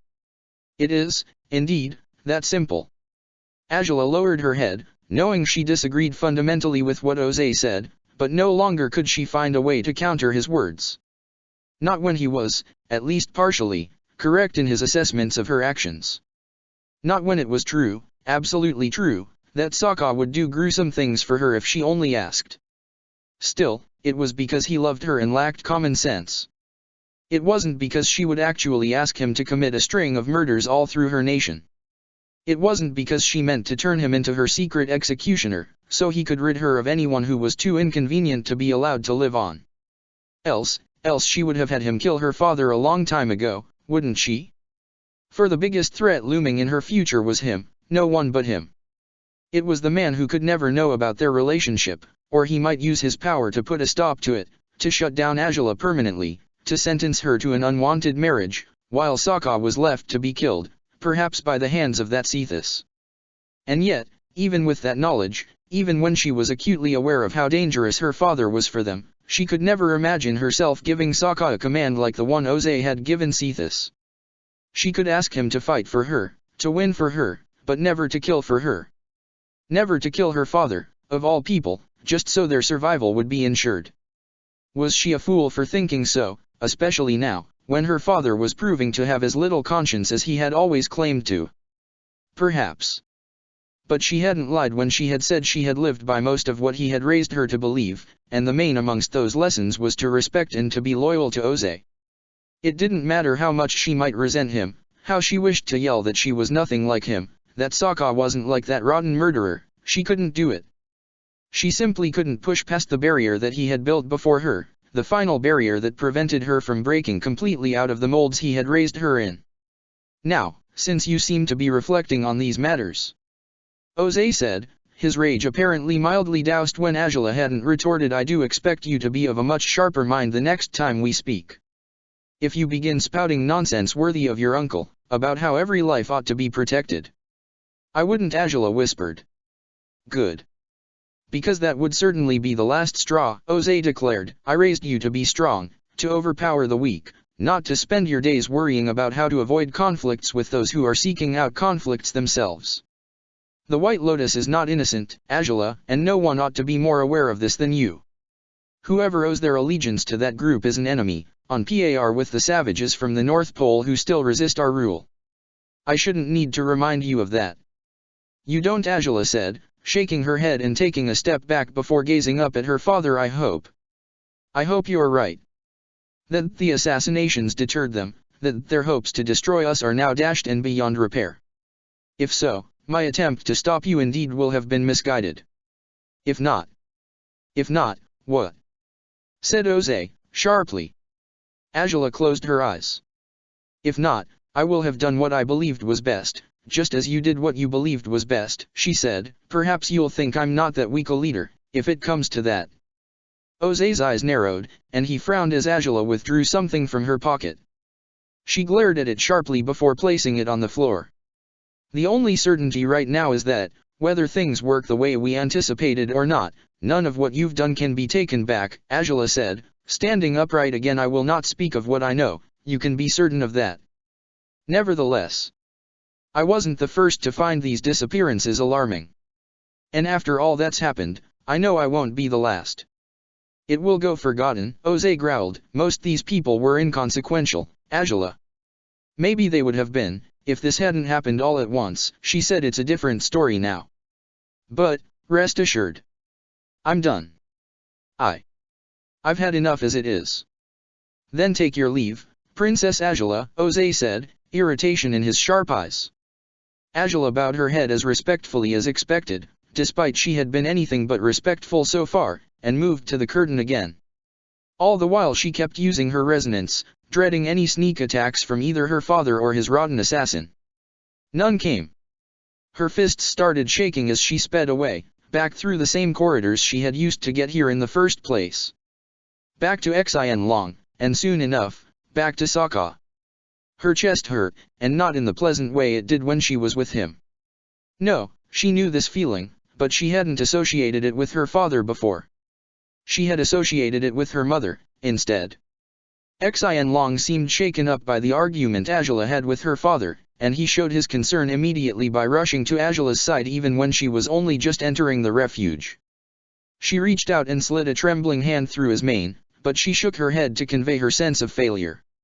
She should know better than to allow her father to sway her, to turn her world upside down, but it seemed he was right on one account. At least, had she been a better leader, none of his words would have affected her. Maybe she still had a long way to go, but the more she thought of it, the clearer it became that whatever growth she had to do would be best done anywhere but here. Jose had watched his daughter storm off, the rage inside him burning still, even as he knew she was retreating in defeat. All the same, his eyes slid down across the marble floors, towards the small object Angela had deposited on them. What is it? He asked, and Cephas diligently moved to pick it up with his gloved hand. The assassin frowned as he looked at it. He knew from experience that no White Lotus member would part from their tiles willingly, but the princess couldn't have come by that man's tile by accident. Was this just a taunt? Had she found a random tile and offered it to her father? If so, when could she have possibly found one, on such short notice? Cephas. It's a tile, my lord, he said, showing it to him. A White Lotus tile. Jose frowned, glaring at the White Lotus shape with confusion. How? Had she killed the man after all, when Cephas wasn't paying attention? Had someone else done it? Cephas did say her gladiator was there, so perhaps. Were his daughter's loyalties still reliable, even if she disagreed completely with what he'd done? He gritted his teeth and turned on his heels, storming away from the throne room, his mind more clouded than it had been in years. He left his secret assassin behind, still holding the White Lotus tile, with no orders to follow anymore. Sokka wasn't sure Angela's suggestion would work, but he held the betrothal necklace between his hands, pressing it to his forehead. His elbows rested on his shoulders as he waited, hopelessly, for the sounds of Xianlong's landing in the garden. He focused on the sound of his own breathing, even on the feeling of his heartbeat steadily pulsing inside his chest. He had to focus on anything else, on everything else, as he sat on his bedside waiting for her to come back. Waiting for her to come home. He had rushed to the house, surprising Song when he had showed up in such a hurry. Upon hearing Angela wasn't there yet, he hadn't panicked much, since not much time had passed by then, but the minutes had slipped away slowly, too slowly, and his fears were loud and overwhelming. The less thoughts he wanted to have on his mind, the more they arose and ate away at him, demanding that he gave himself to the darkness that threatened to pull him into its grasp. But she had to be fine. She was dealing with her father. No doubt it was dangerous, but it was Angela, and Oze couldn't be so stupid as to try to hurt her.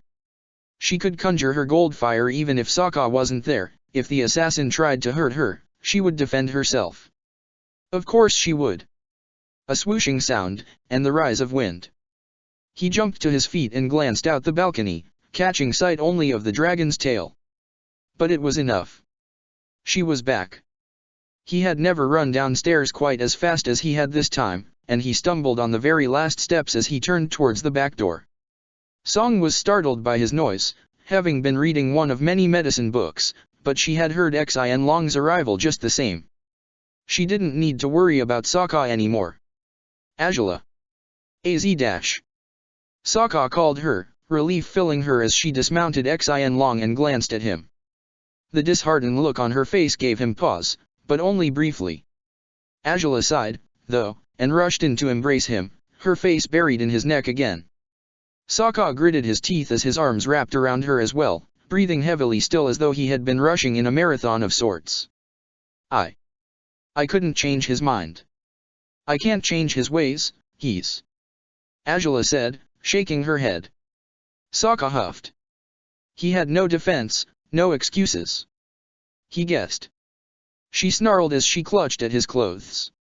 He's as good as proud of what he's done, and he actually said I'm the one who needs to grow and change, she said, that I'm not the leader he thought I was if I. Only because you're better than what he expected you to be, nothing more. Sokka declared, hugging her tighter. Azula gritted her teeth. Don't let his bullshit reach you, Azula, you know he's only acting like this because he can't justify what he's done and he knows it. And hell, as far as I can tell, he's scared of you and everything you can achieve. I'm his biggest threat. Azula laughed against his chest, though her voice sounded choked. It seemed she was on the verge of tears again, as she had been too frequently these days, just as he is mine. How did it? How could things come to this, when even now I can't? I can't even think about betraying him, about turning my back on him like Zuko did, because I know you won't like hearing this. Sokka said, caressing her back gently, but you may have to start thinking about it indeed. Sokka. I don't want you to antagonize your father any more than you have, he said, cradling her in his arms carefully, but eventually, you'll have to choose between doing what you know is right, or letting him get away with everything you know is wrong. And if you allow the second thing to happen, the world will be as good as doomed. You're the only one with any chance to. I can't, she gasped, shaking her head as she felt herself weaken in his arms. I know it's the right thing to do, Sokka, but I don't expect you to do anything about him right away, Azula, he said, caressing her hair. Now you don't have to think about any of this right now, but, he's not the Fire Nation, Azula. He never has been. He's a Fire Lord, he's a ruler, and rulers change. Your grandfather wasn't the Fire Nation either, and your father, well, he must have done away with him somehow, probably with that assassin, too. I don't know, Azula huffed, pulling away while clasping his arms and shaking her head. I don't know anything, I just know that I don't want to go back there. I don't. Not while that blasted Cephas is lurking, when I can't even. Sokka, I hadn't even thought of how much that bastard could have seen, could have heard, how he could have followed me when I wasn't aware of it. He could have seen us, even, for all we know. I don't even know how long he's worked for my father, and yet. Sokka said, looking at her with concern as she trembled again. And yet my father is worse than he could ever be, she whispered, her eyes wide, tears slowly dropping down her cheeks. Sokka gritted his teeth and embraced her again. Azula wept silently against his chest, needing him to ground her, to help her find her footing, to give her respite and help her put some distance between herself and her sorrows. She knew he was right, and yet she couldn't accept most of his words. Just as she couldn't accept her father's, even the few of those that might have been more accurate than she wanted to admit. It took some time for Azula to stabilize, but Sokka held her in the backyard, sitting on the ground and keeping her in his arms as she vented. Xin Long wrapped his long body around them too, offering his own form of comfort, and seeking some for himself, too. By the time dusk was falling, Azula finally seemed to have calmed down. We were going to Tylee's, weren't we? She asked, her voice hoarse. Sokka sighed. Isn't it too late to drop by over there by now? He asked. She shook her head. Doubtful, she said. We should be fine. I think, anyways, though we probably should eat our own dinner. I doubt she'll have made enough food for us. All right, then, said Sokka, kissing her brow softly. We'll go find some dinner. And maybe some mochi for dessert, too. No need to pamper me with that, Azula huffed. Sokka smiled. Maybe I'm the one who wants to be pampered today, he said, hugging her tighter. His words gave her pause, and within seconds she was looking at him with chagrin. Why, your birthday. Shit. Goodness, why am I so? Azula, stop, he said, smiling warmly as he took her hands in his own. She huffed and shook her head, her dark hair falling disorderly around her face. I'm a mess. You can try to deny it, but I am, she stated. Sokka chuckled, kissing her fingers. You're a beautiful mess. Or a hot mess. Or both, he said, smiling. She raised her eyes to meet his own. Don't sweat it, Azula. It was a messed up day for a lot of reasons, and hey, this way anything we do on my birthday next year will be miles above this year, right? Not like it could possibly be the other way around. A worse birthday than this one would have to be an insurmountable nightmare, Azula sighed, dropping her head on his shoulder. I'll make it up to you. You don't owe me anything, so you don't have to make up for anything either, he said, kissing the top of her head. I love you, Azula. All I truly want today is to know you're safe, and to stay by your side, so, by all effects, my wishes have been granted. I still believe you should be a little more ambitious than that, she smiled sadly, kissing his neck. But I guess I can't fulfill any potential ambitions you might have right now either way. So, we'll have to settle for this, sad as it may be. We'll be okay, said Sokka, rubbing her back gently. This will be behind us eventually, Azula. I hope so, she whispered, closing her eyes tightly. I truly hope so. While it was already late, they still took their time to wash thoroughly. Their day had been too hectic and they both needed it. For once, their bathroom escapade wasn't as enthusiastic and fun as usual, for they merely focused on scrubbing each other clean properly, finding some more comfort in cleanliness.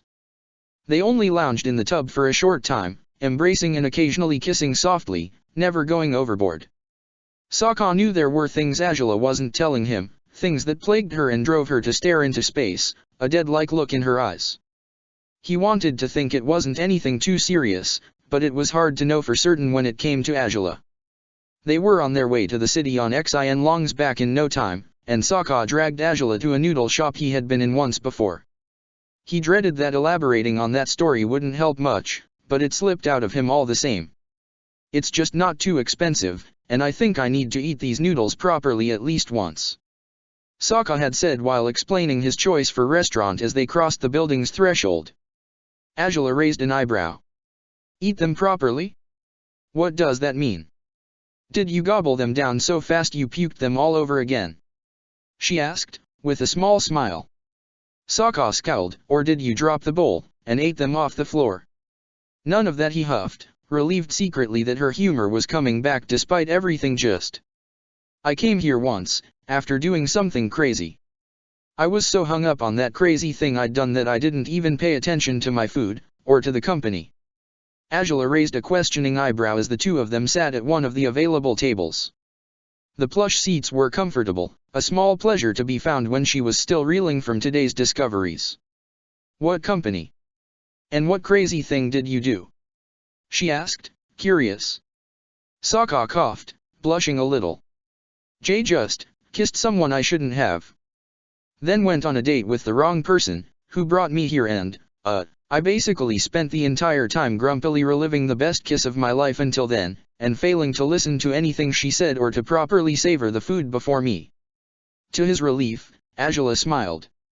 He guessed it was a good thing that the memory of their first kiss, and its consequences, was no longer as dark a thought for her as it had been for a long time. The downside to it, of course, was the realization that they'd been through such hardships by now that Azula had put matters into perspective. Their catastrophic falling out from years ago sure seemed a lot less harrowing nowadays. You know, I feel bad for her, she said. Sokka raised an eyebrow. I mean, I sabotaged her chance to be with a handsome, fun, and fascinating man, didn't I? And then she ended up with my brother, of all things. Talk about a downgrade. Sokka snorted as Azula smiled warmly at him.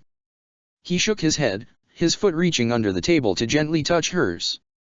It was the only furtive touch they could allow themselves in the establishment. It wasn't too crowded, but it wasn't private either way.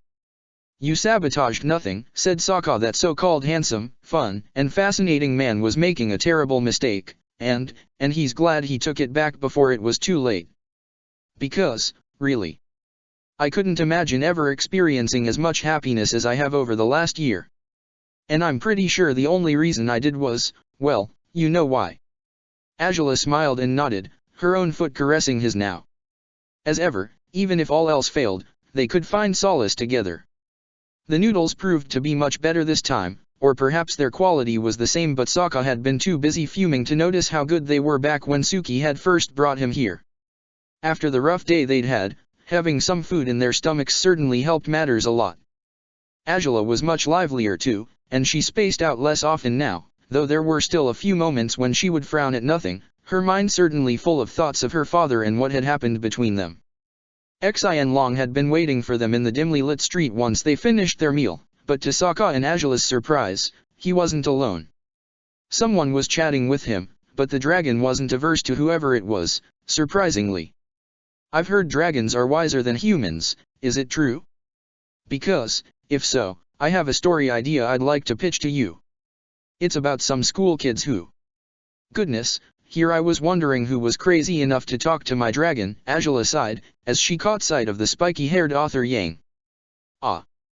Princess. Blue Wolf. He jumped, looking at them with wide eyes. I figured you'd be nearby, but I wasn't sure. Hi. Hello, said Sokka, with a weak grin. Yang smiled and lifted a paper, showing them a new leaflet for the Gladiator League Chronicles. Oh? Got something published? I did. What you advised me to, he said, biting his lip as he handed the paper to Azula. I hope it will help people feel encouraged to return to the Gladiator League, after everything that's happened. Though, can I ask about what else happened with those disappearances? I wanted to continue unraveling the mystery, myself, but... Don't waste your time. It's a dead end, Azula sighed, offering the paper back to Yang, but he shook his head. No, keep it, he said, smiling. My writing is hardly that good, but... I'd like to thank you for inspiring me again. I guess the two of you always seem to do that for me, somehow. We do? Sokka asked, with a weak grin. Well, that's good to know, Yang. Thanks. I'm the one who should be thanking you both, he said, grinning proudly. Anyways, I should head home. I was buying some soy sauce, Hien asked me to get some. Then you shouldn't keep her waiting, Azula nodded. I'll probably drop by to visit one of these days to make sure everything's going well. Good night, Yang. Good night, Princess. Said Yang, bowing his head in her direction before bowing towards Sokka too. Good night, Blue Wolf. Good night, though you really don't have to bow towards me. Sokka said, but Yang only snickered before scrambling down the street. Well, I guess he's in a good mood, even if we aren't, Azula sighed, shrugging. Maybe his stories will help the gladiator business after all. Hopefully, anyways. Only time will tell, Sokka said, patting her shoulder and gesturing at Xian Long's saddle. Shall we? Yang had a perfect view of the dragon as he flew overhead, and he gazed at Xian Long with wonder, a slow smile spreading across his face.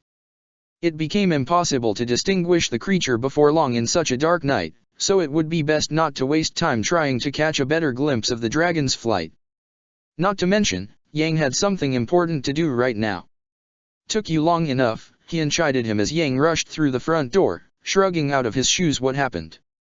I ran into someone, he said, smiling shyly, or someone's, as the case may be. That's not a thing, you know? Pluralizing that word. Hien smirked, but Yang seemed to ignore her as he handed her the soy sauce. I know, but, well, you know. He said, eyes out of orbit. He had barely spared a glance at Hien, who sighed upon recognizing Yang's behavior. You're inspired. Wait, you said you ran into some people and then got inspired? Goodness, Yang, please don't tell me it was. It was, he said, eyes wide, finally gazing up at her. I know you think I'm crazy, and no doubt I must be. But there's a story worth telling there, even if it's completely fabricated. Maybe, Yang, but if your great idea for your masterpiece ever reaches the princess's ears, we're both going to be dead, said Hien, with a dry grin. Or, at least, you will be.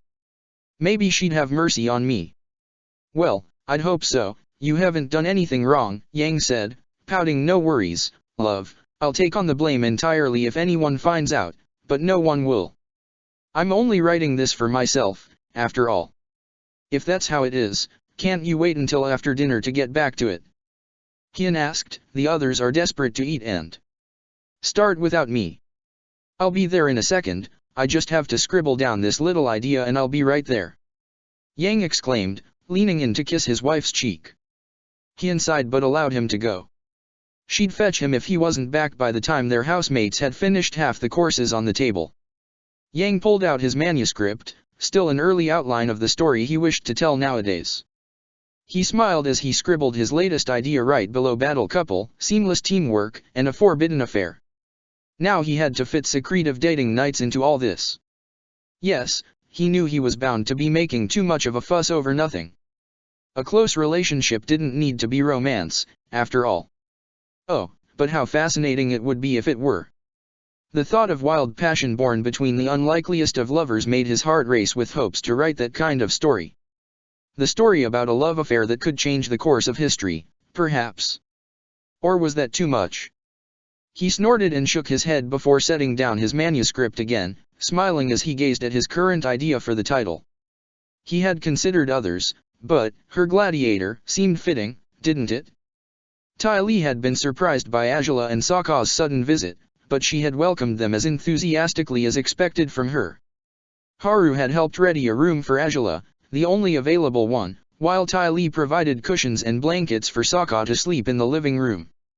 Naturally, Ty Lee would have had no qualms with Sokka sharing Angela's room, even if the bed was quite small, but Ran was still in the dark about the clandestine relationship, and they all non-verbally agreed that it would be best if she continued not to know of it. She as well had been surprised to hear Angela and Sokka had dropped by at such short notice, but she seemed happy to see them all the same. By now, everyone had tucked in, including Sokka. He lay amid the cushions, his eyes glued to the ceiling. It was late, and it had been a tiring day, but his racing mind was nowhere near as exhausted as his body, it seemed. Else he should have been able to fall asleep easily, he guessed. But it had been a whirlwind of a few weeks after all those assassinations. They had figured out who the killer was, stopped him before he could reach Ronan, his sponsor, and Angela had confronted her father and survived. While it wasn't the best case scenario, it could have been worse. So why did he feel so distraught? Why was he burdened by the heavy sensation of failure? They had done all they could, and often that wasn't enough, but this time it was painful to have failed. All those lives had gone to waste, just like the lives Sokka had been forced to steal in the amateur league. Yes, there was a strong chance that those people had despised him, White Lotus members that they were, and that they would scoff at his remorse for their deaths, but that didn't make him feel any less anguished about what had happened.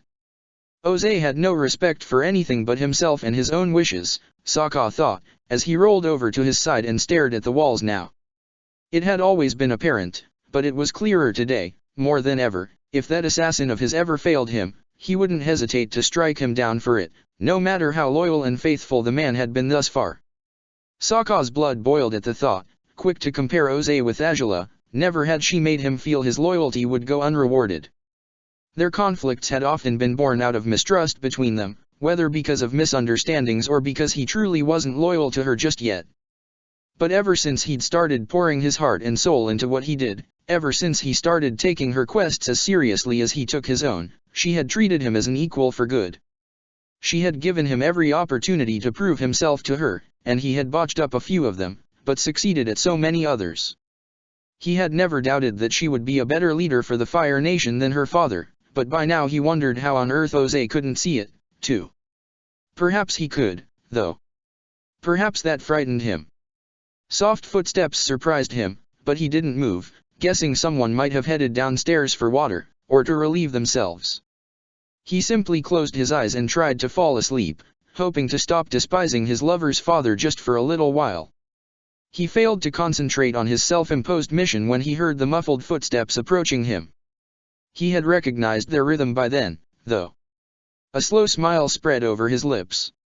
If someone was an antidote to dark thoughts, it was her. "Can't sleep?" he asked, and her loud sigh answered his question immediately, just before she knelt beside him.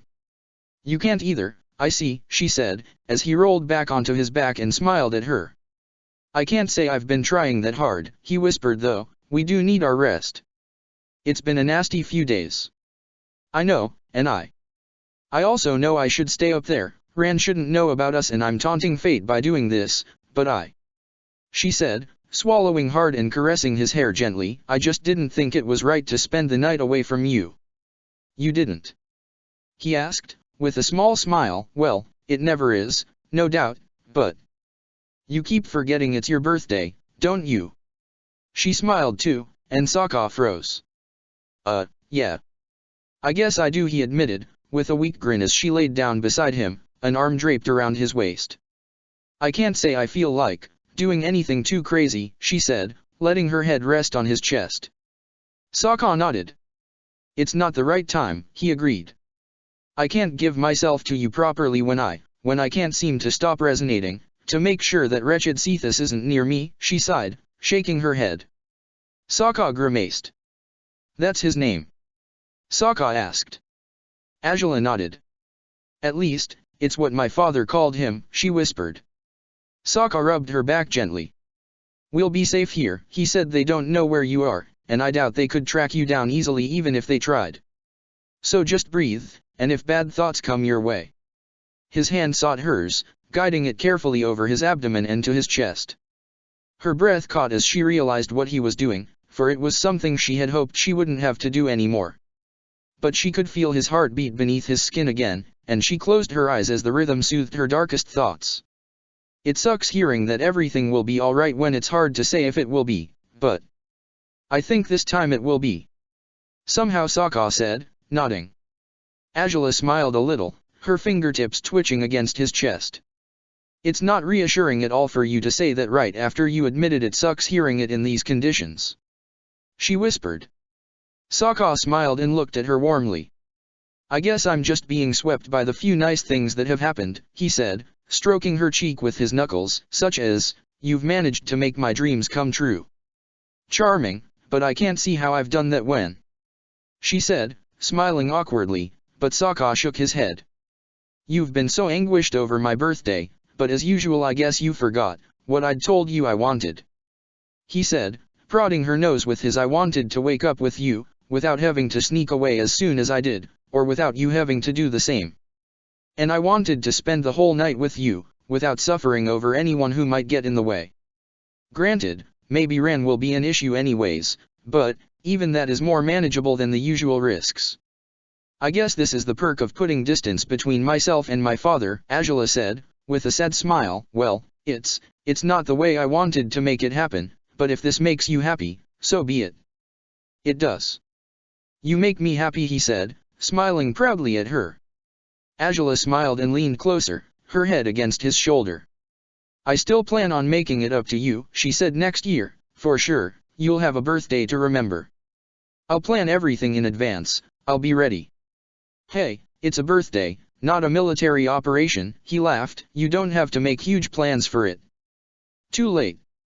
I have enough ideas as it is," she said, shaking her head. Sokka sighed but smiled. "You're not getting away with a simple celebration next year, whether you like it or not. Are you going to host a parade in my honor?" he taunted her. Azula smirked. "Might as well," she said, kissing his lips softly. "You should commission a theater play about my life, while you're at it," he teased her now. "Only if they promise to include our raunchy sex life in it," she declared, proudly. Sokka laughed, pressing his forehead to hers. "And can I have an all-you-can-eat buffet?" he asked next. "With special meat courses just for you," she said, smiling, and prodding his nose with her own. His amusement seemed never-ending. "Well, now, you shouldn't be so surprised. We've been working together for years, I can make a guess or two about how to please you by now. You can, but you're just such an overachiever, he laughed. I say all I need is you, but your answer is to satisfy any whim I've ever had? Seriously, girl, you don't have to go out of your way for me. Maybe I want to, she said, smiling sadly. Maybe you're the best thing in my life. The one good thing worth cherishing when I feel so broken. Angela. So yes, I want to pamper you. I want to please you. I want all your whims to come true, she said, kissing his forehead and breathing deeply, because the only stability in my life comes from you, Sokka. And I want to cherish you for as long as I may have a chance to. Sokka sighed and cupped her cheek, kissing her softly at first, though the exchange deepened before long. She presented no opposition, allowing him to explore her mouth thoroughly. He embraced her tightly afterwards, pulling her atop him so he could embrace her comfortably. Angela's hand lingered on his chest, and she sighed as she closed her eyes. He meant to relax and, hopefully, fall asleep with the princess in his arms, but before he could do that, a soft tune left her lips. It wasn't the same melody he had heard her singing with Xin Long all those years ago, but it was a beautiful one all the same. His eyes widened at her gentle singing, the fluctuations of her voice betraying her talent for the musical arts. Sokka smiled soon enough and dropped his head back as he listened intently, basking in the song she had finally decided to sing for him. Darkness had spread in Angela's life again, and once more, his heartbeat, his life, his very existence proved to be the light she needed to guide her through the shadows. Perhaps the fortune-teller's predictions had been true in roundabout ways, perhaps the last one was so vague that she shouldn't take it seriously. But right here and now, as she relinquished her pride by singing for the man she loved, she felt safer than she knew she ever would in the palace. Had their venue been any different, the feeling wouldn't fade away. For her home was no longer comprised by walls and a roof. Her home had the most beautiful blue eyes and a disarming smile that never failed to make her feel welcome. That never failed to convince her, although no one could know if it would indeed be the case, that one way or another, everything was going to be alright as long as they remained by each other's side. Chapter 165, Southern Water Tribe 9. Kino clung to the rim of the saddle as tightly as he could, vertigo rushing inside him. While he hadn't quite experienced fear of heights before, it was hard to feel at ease when you were soaring miles above ground, even if the size of the bison, and the extent of the Avatar's confidence, should have eased Kino's anxiety. But as was clear by his heavy breathing and wide eyes, that wasn't at all the case. Come on, didn't you say you wanted to try flying one day? Katara taunted him, smirking as she relaxed on the saddle. You have nothing to worry about, Kino. Appa is as good an airbender as Aang is. I get that, but it's still scary. He exclaimed, his voice shriller than ever. How do you airbenders live like this? How are you not scared of just falling and becoming bender pudding when you splash against solid ground? Because airbenders could easily save themselves if they fall off things. Aang called back from Appa's neck, where he sat as he led his bison through the sky. His amusement was apparent. He found Kino's nervousness hilarious, which wasn't common for Kino. It was usually Katara who made fun of him, not the Avatar. Well then, make sure you save me if I fall, too. Kino squeaked, trembling as he glanced down at the snow, the cold breeze buffeting against his black curls. Aang chuckled and closed his eyes, allowing the wind to brush against his hair, too. Sometimes he missed being bald, even if he was well accustomed to his hair after all these years. It came in handy to grow out your hair in the South Pole, for it was a natural layer of protection against the merciless cold, but Aang would have gladly continued to abide by air nomad tradition and shave it all off if he were no longer at risk of being discovered. For the risk still existed, regardless of whether Zuko, Suki, and Kino were perfectly trustworthy. Any hypothetical foreigner to come into South Pole lands couldn't be allowed to know that Aang was the last of the airbenders, and the Avatar. Hiding his identity was essential, and if certain plans bore fruit soon, it would become even more urgent to keep it hidden in the future. He swallowed hard as he glanced down at the tribe, which loomed ahead of them. They had made a couple of laps through the terrains near it, but it was time to land again. Heikata would be expecting him and Katara by now. Well, as we did promise this would be a short ride, you're going back to solid ground in a bit, Kino, said Aang, glancing back at him with a sad smile. What, so soon? Katara asked, surprised. Aang nodded. You know we shouldn't dawdle, he said.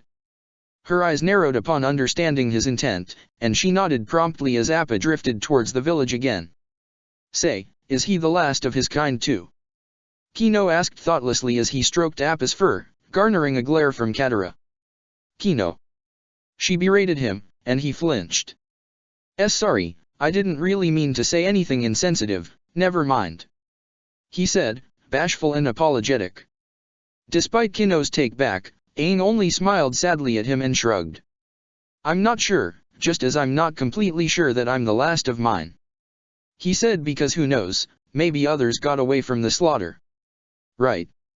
Hopefully said Kino, biting his lip because we should find a girl, so that Appa can get busy with her. Ha. Kino Katara growled now, looking at him in disgust. I don't think that's any of your business, now, is it? Hey, it's just common sense talking. Said Kino, beaming. It's just like Aang, you know? He has to get married and make babies as soon as possible to make sure the airbending is passed on to a new generation. Aang's entire face reddened, and Katara's eyes widened. Kino's proud smile was tinged with malice, too. Though, now I think of it, maybe he shouldn't marry, he said, tapping his chin. He should find lots of girls, heaps and heaps of them, and get them all pregnant, so. Kino. Katara bellowed now, her irritation at dangerous levels now. Her cheeks were red too, outraged and protective of Aang as usual. What the hell are you talking about? Did you forget all your human decency down on the ground? Or maybe at the settlement, heck, maybe all the way in the Fire Nation. Hey, no need to be so grouchy, I'm just saying he should be efficient about rebuilding the airbending population, Kino declared, proudly. If I was in the same situation I'd definitely give that a shot. I wonder how many girls would let you get away with that, said Aang. Katara snorted. Considering he can't convince any to allow him to woo them in the tribe, I question that even a single one would, she said, shaking her head. Aang smiled awkwardly while Kino glared at Katara.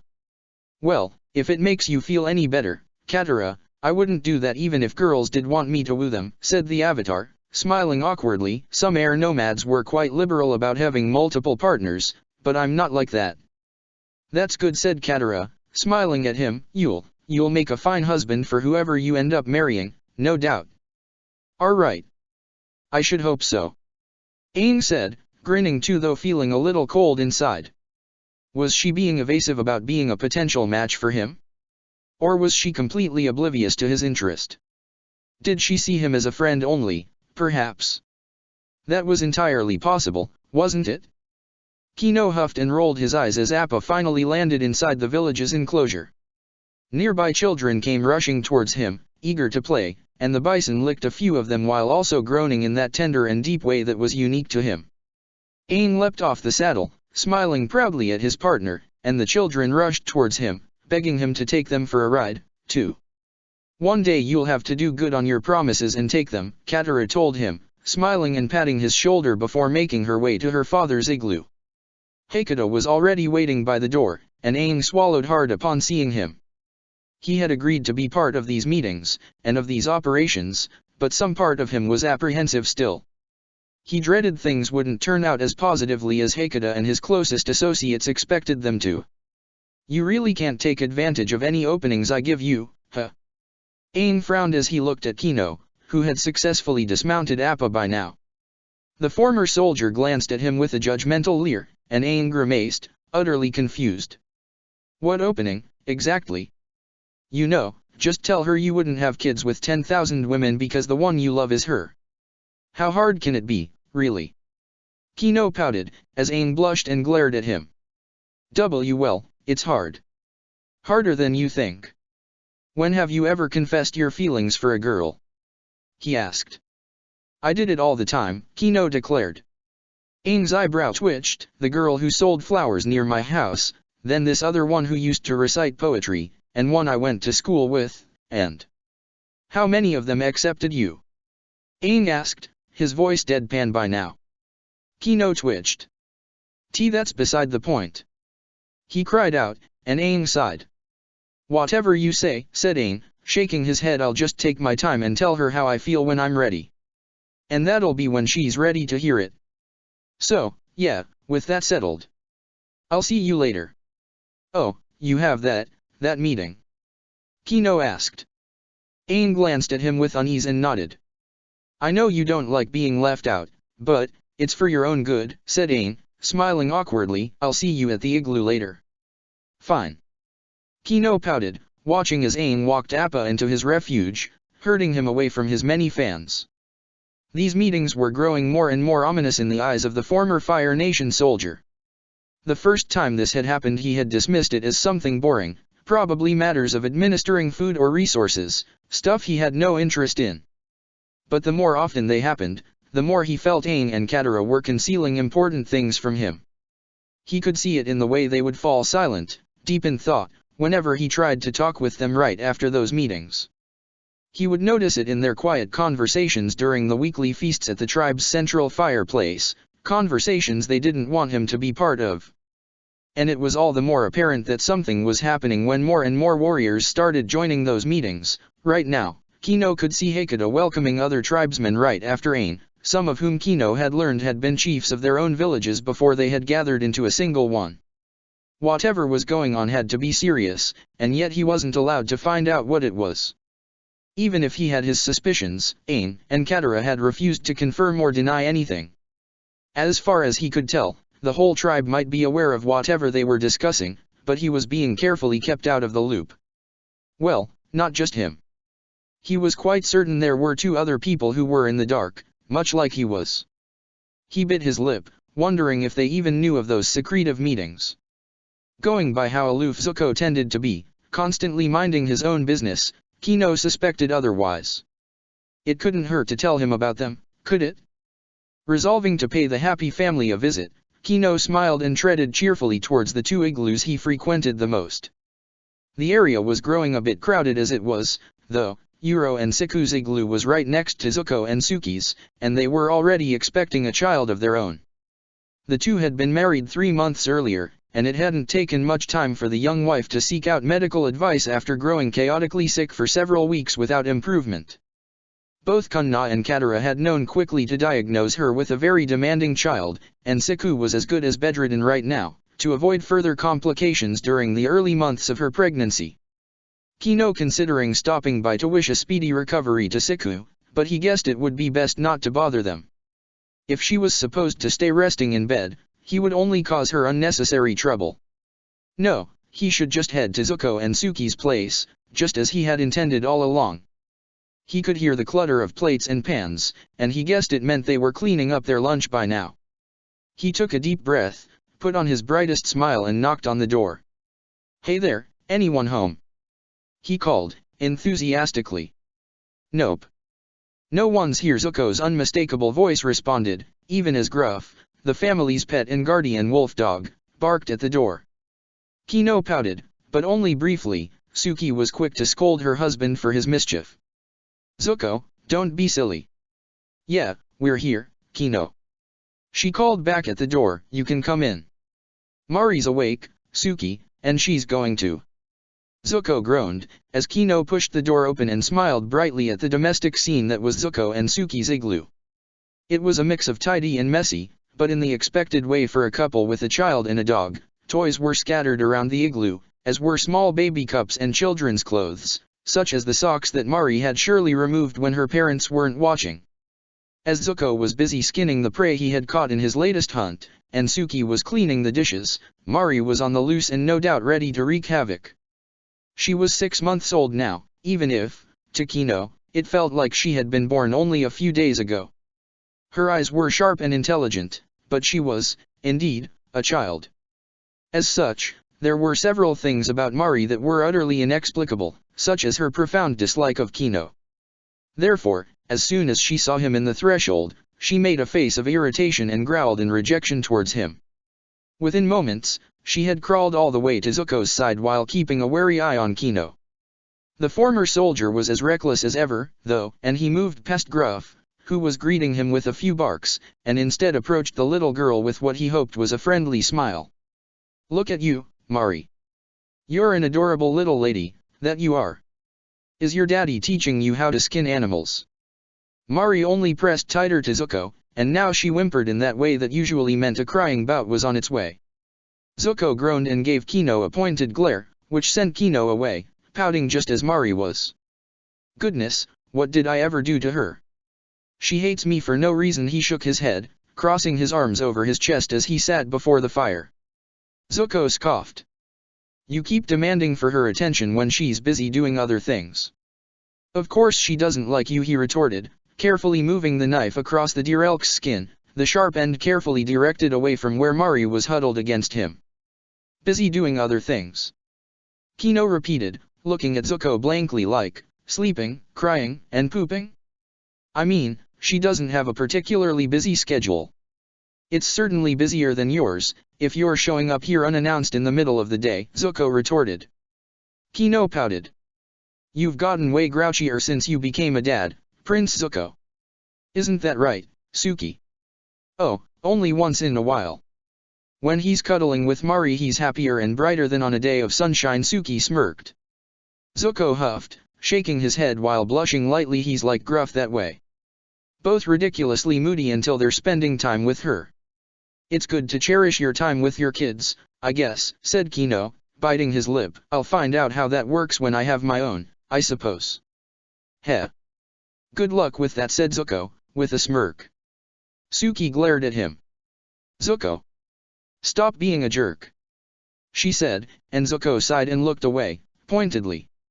Well, at least he listens to you. Kino smiled happily at Zuko's silence. Goes to show who's the dominant spouse here. Kino. Zuko growled, in a dangerous tone. Not that Kino's words were off base, but it wasn't nice of him to comment on their relationship at leisure as he just had. Relax, I'm just messing around. Besides, you've been insulting me since I entered the igloo. I deserve a chance for a little revenge, he pouted. Zuko sighed and rolled his eyes. Why are you here, Kino, really? He grunted. How do you not have anything better to do than to come check if Mari likes you yet? Well, I actually had something to talk about with you, and Suki, said Kino, watching as Mari's fear of him was replaced by intrigue regarding a nearby toy.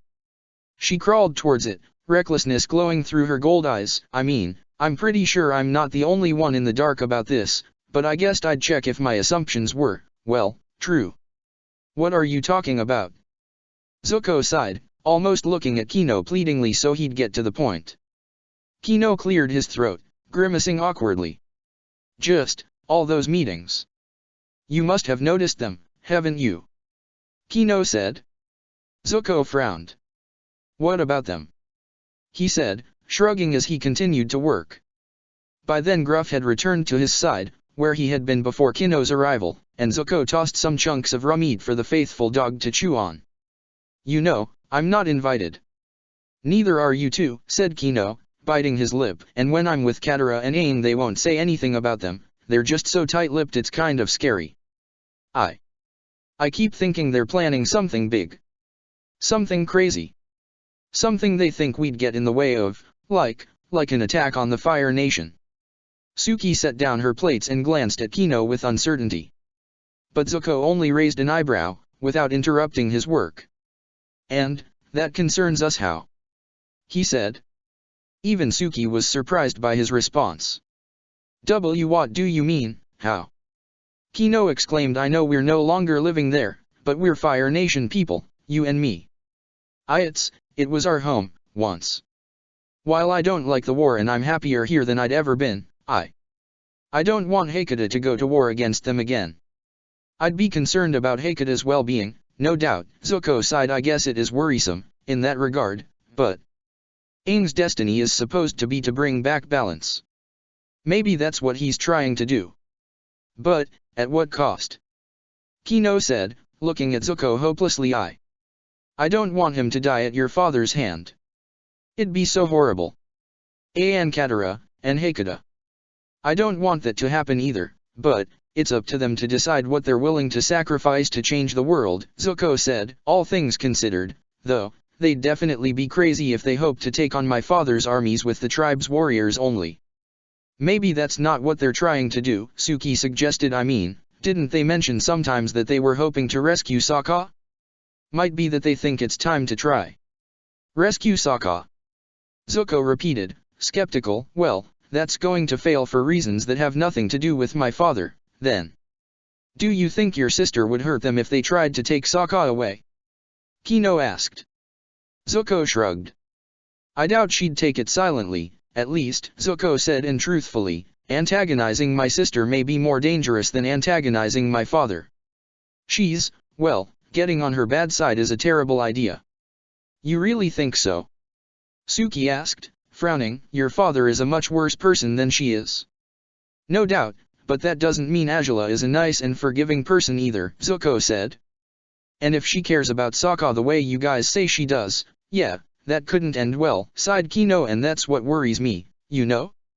Even if it's just a small extraction mission or whatever it is, I can't imagine they'd make it very far in their plan before someone catches them. And after they're caught, well. I guess it's a risk, but then again, we're also talking about the Avatar.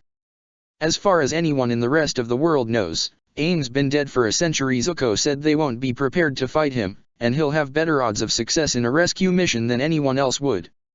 Well, that leads to another concern, one I thought you might voice eventually, Zuko. Said Suki, surprising her husband. This operation, as you'd call it, might not be some silent, quick thing that won't affect other people. It could be an invasion, of the magnitude of the White Lotus's attack on the capital, if not bigger. It could have catastrophic results, for everyone we care about.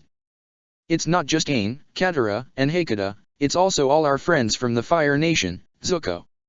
Most of them have nothing to do with the war, and they disagree with it altogether. True, Zuko conceded, frowning, but, if Hakata's smart about this, that won't happen, or at least, I guess so.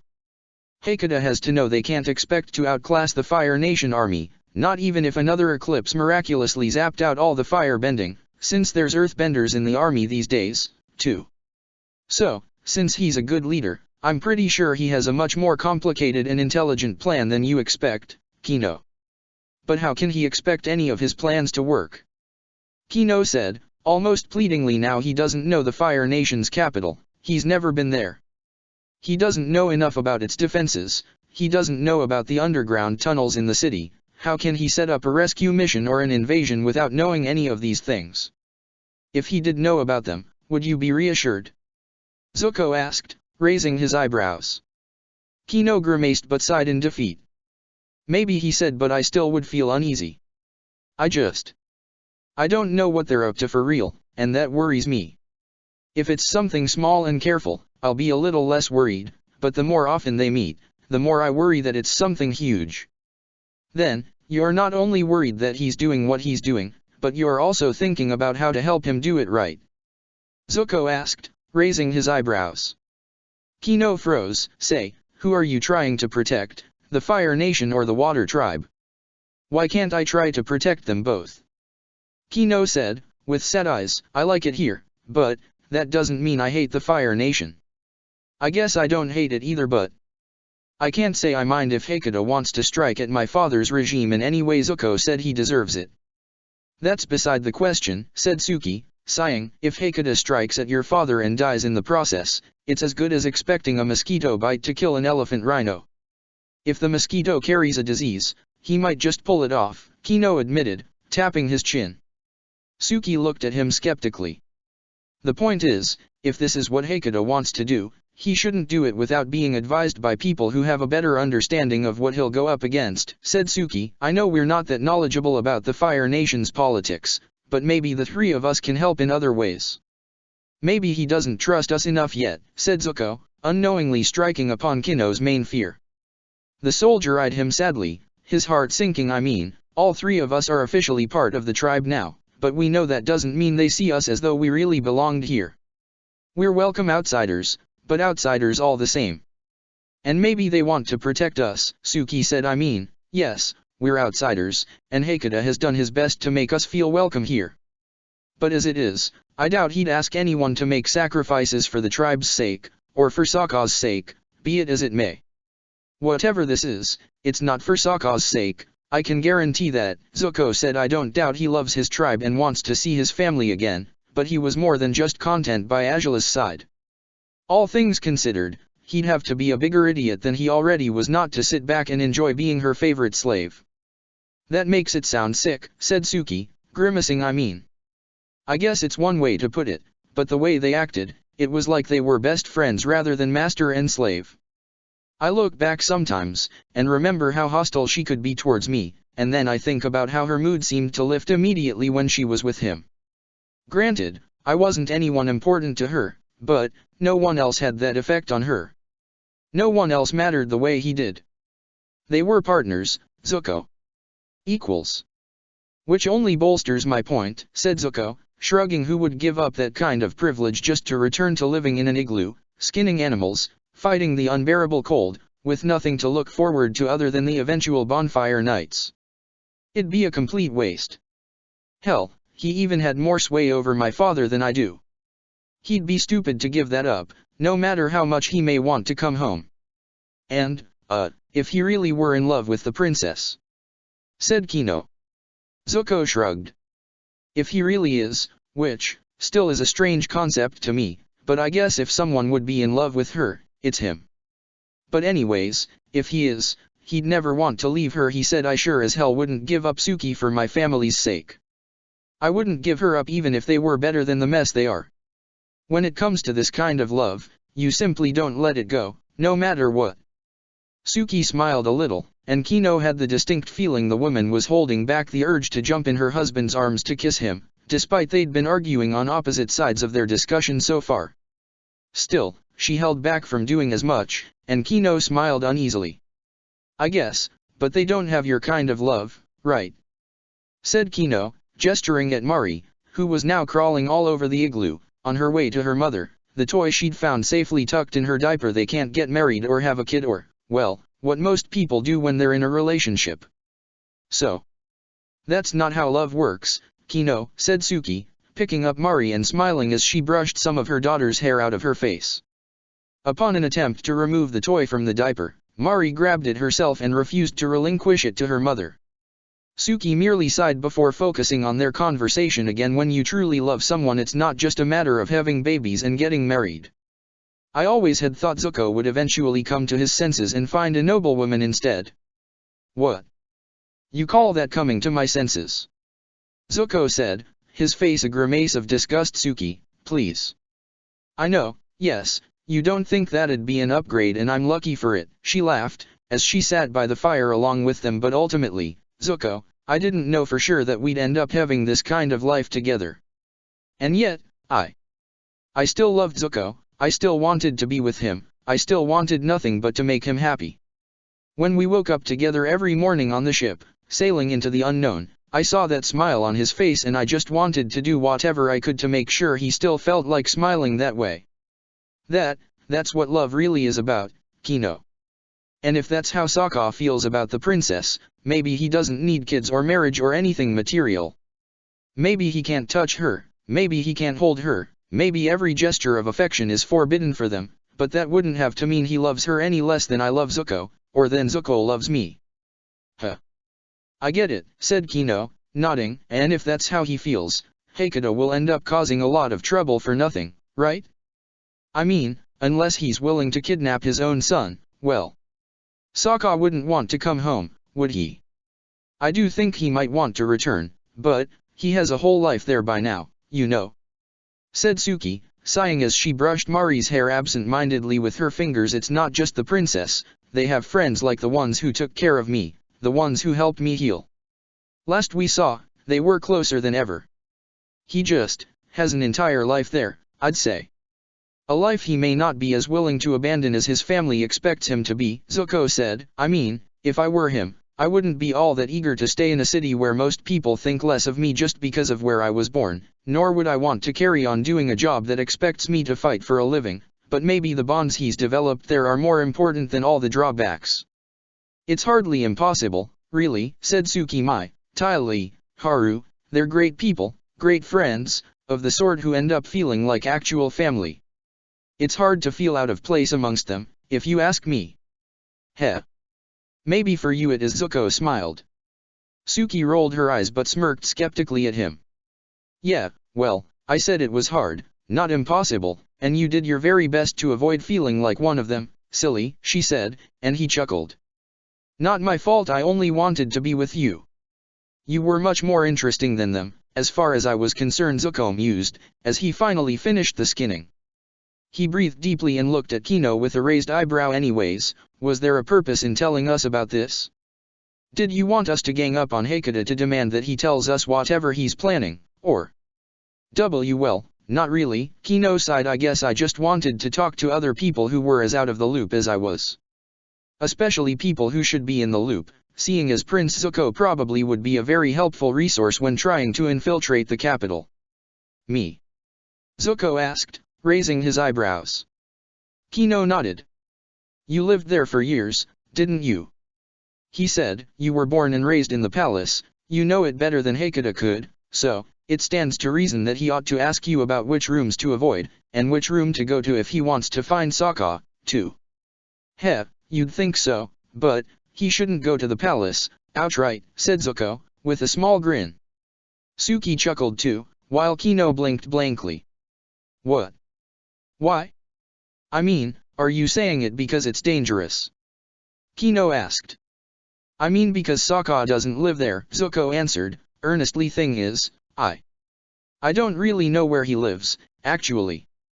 I never got to go there. That's true. Neither did I, Suki mused, frowning a little. You think Ty Lee might know?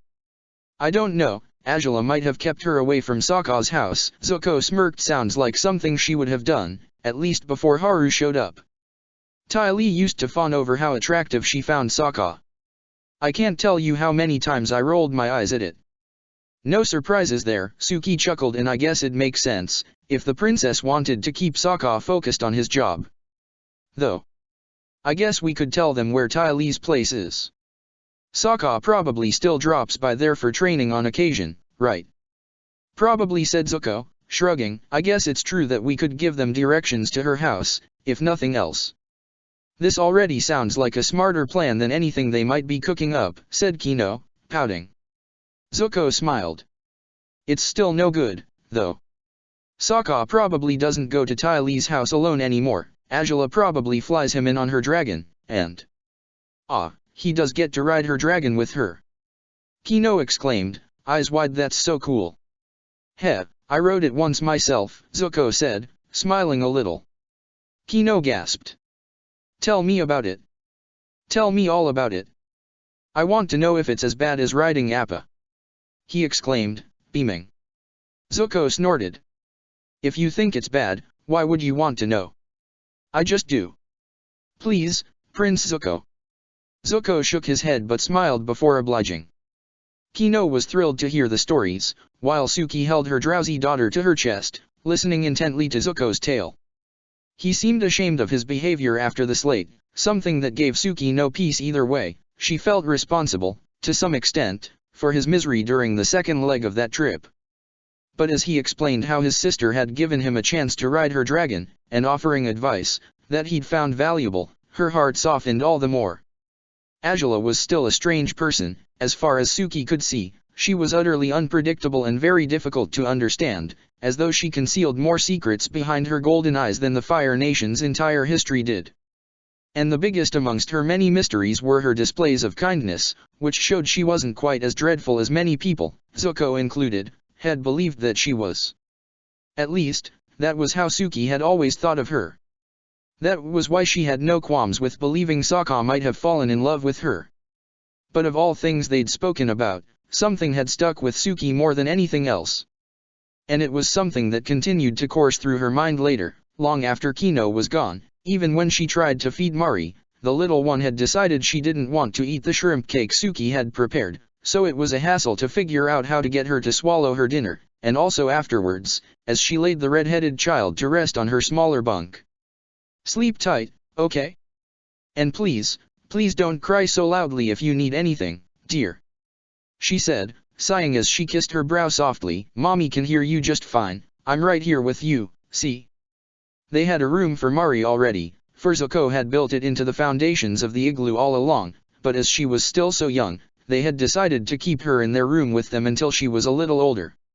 Suki had placed her on the small sleeping bag gently, and she laid there caressing her sleepy daughter's head until Zuko and Gruff showed up. The dog dropped at the foot of their bedding while Zuko let his hair down. It was long enough to reach his shoulders by now. Suki bit her lip at the sight of him, wondering if she was merely crazy or if her husband would become more attractive with every passing day. "She's already asleep?" Zuko asked, leaning down to kiss Mari's brow. The little girl mumbled something incoherent as a response to his kiss, and he smiled fondly at her. "Sleep well, Mari. I love you." Suki's blissful sigh came accompanied by a lazy grin, and she watched Zuko take off the clothes from the top of his body before dropping heavily on their dual sleeping bag, eyes closed already. "Why am I so tired? If I only caught one deer elk and I didn't even take that long skinning it?" he asked. "Because Mari woke you up twice last night and you couldn't get proper rest afterwards," Suki sighed. Zuko grimaced. "Yeah, I guess that makes sense, but if it's for her, I'll put up with it," he declared. Suki smiled. "You're such a sweet dad." "The sweetest I've ever seen," she said, draping an arm around his waist and kissing his cheek. Zuko smirked a little. "Sweet enough that you've decided we can try to have a second kid yet?" he teased. Suki bit her lip. "I'm still thinking about it," she said. He chuckled. "Well, unless you outright say no, it means there's still some chance for it," he said, beaming. "Some days I just feel like I was born to be our children's father. I honestly can't imagine finding a stronger calling in life than this one." Suki's tender smile softened all the more upon hearing him talk that way. There was something innocent about the glint in his eyes, something that had been absent in Zuko for years, surely, something that had only appeared in them when he had held their daughter in his arms for the first time. It was as good as impossible to refute his claims. Maybe they both had been born to start their beautiful and humble family. "That's lovely to hear," she said, kissing his shoulder softly. "I guess I still want to think about it some more, but chances are you'll have your way anyhow." Zuko smiled somewhat mischievously at her, and she laughed before kissing him softly. He held her against his body, a peaceful smile on his face as his wife continued to caress him gently. He was almost fully soothed into sleep when Suki spoke again, her words confusing and surprising.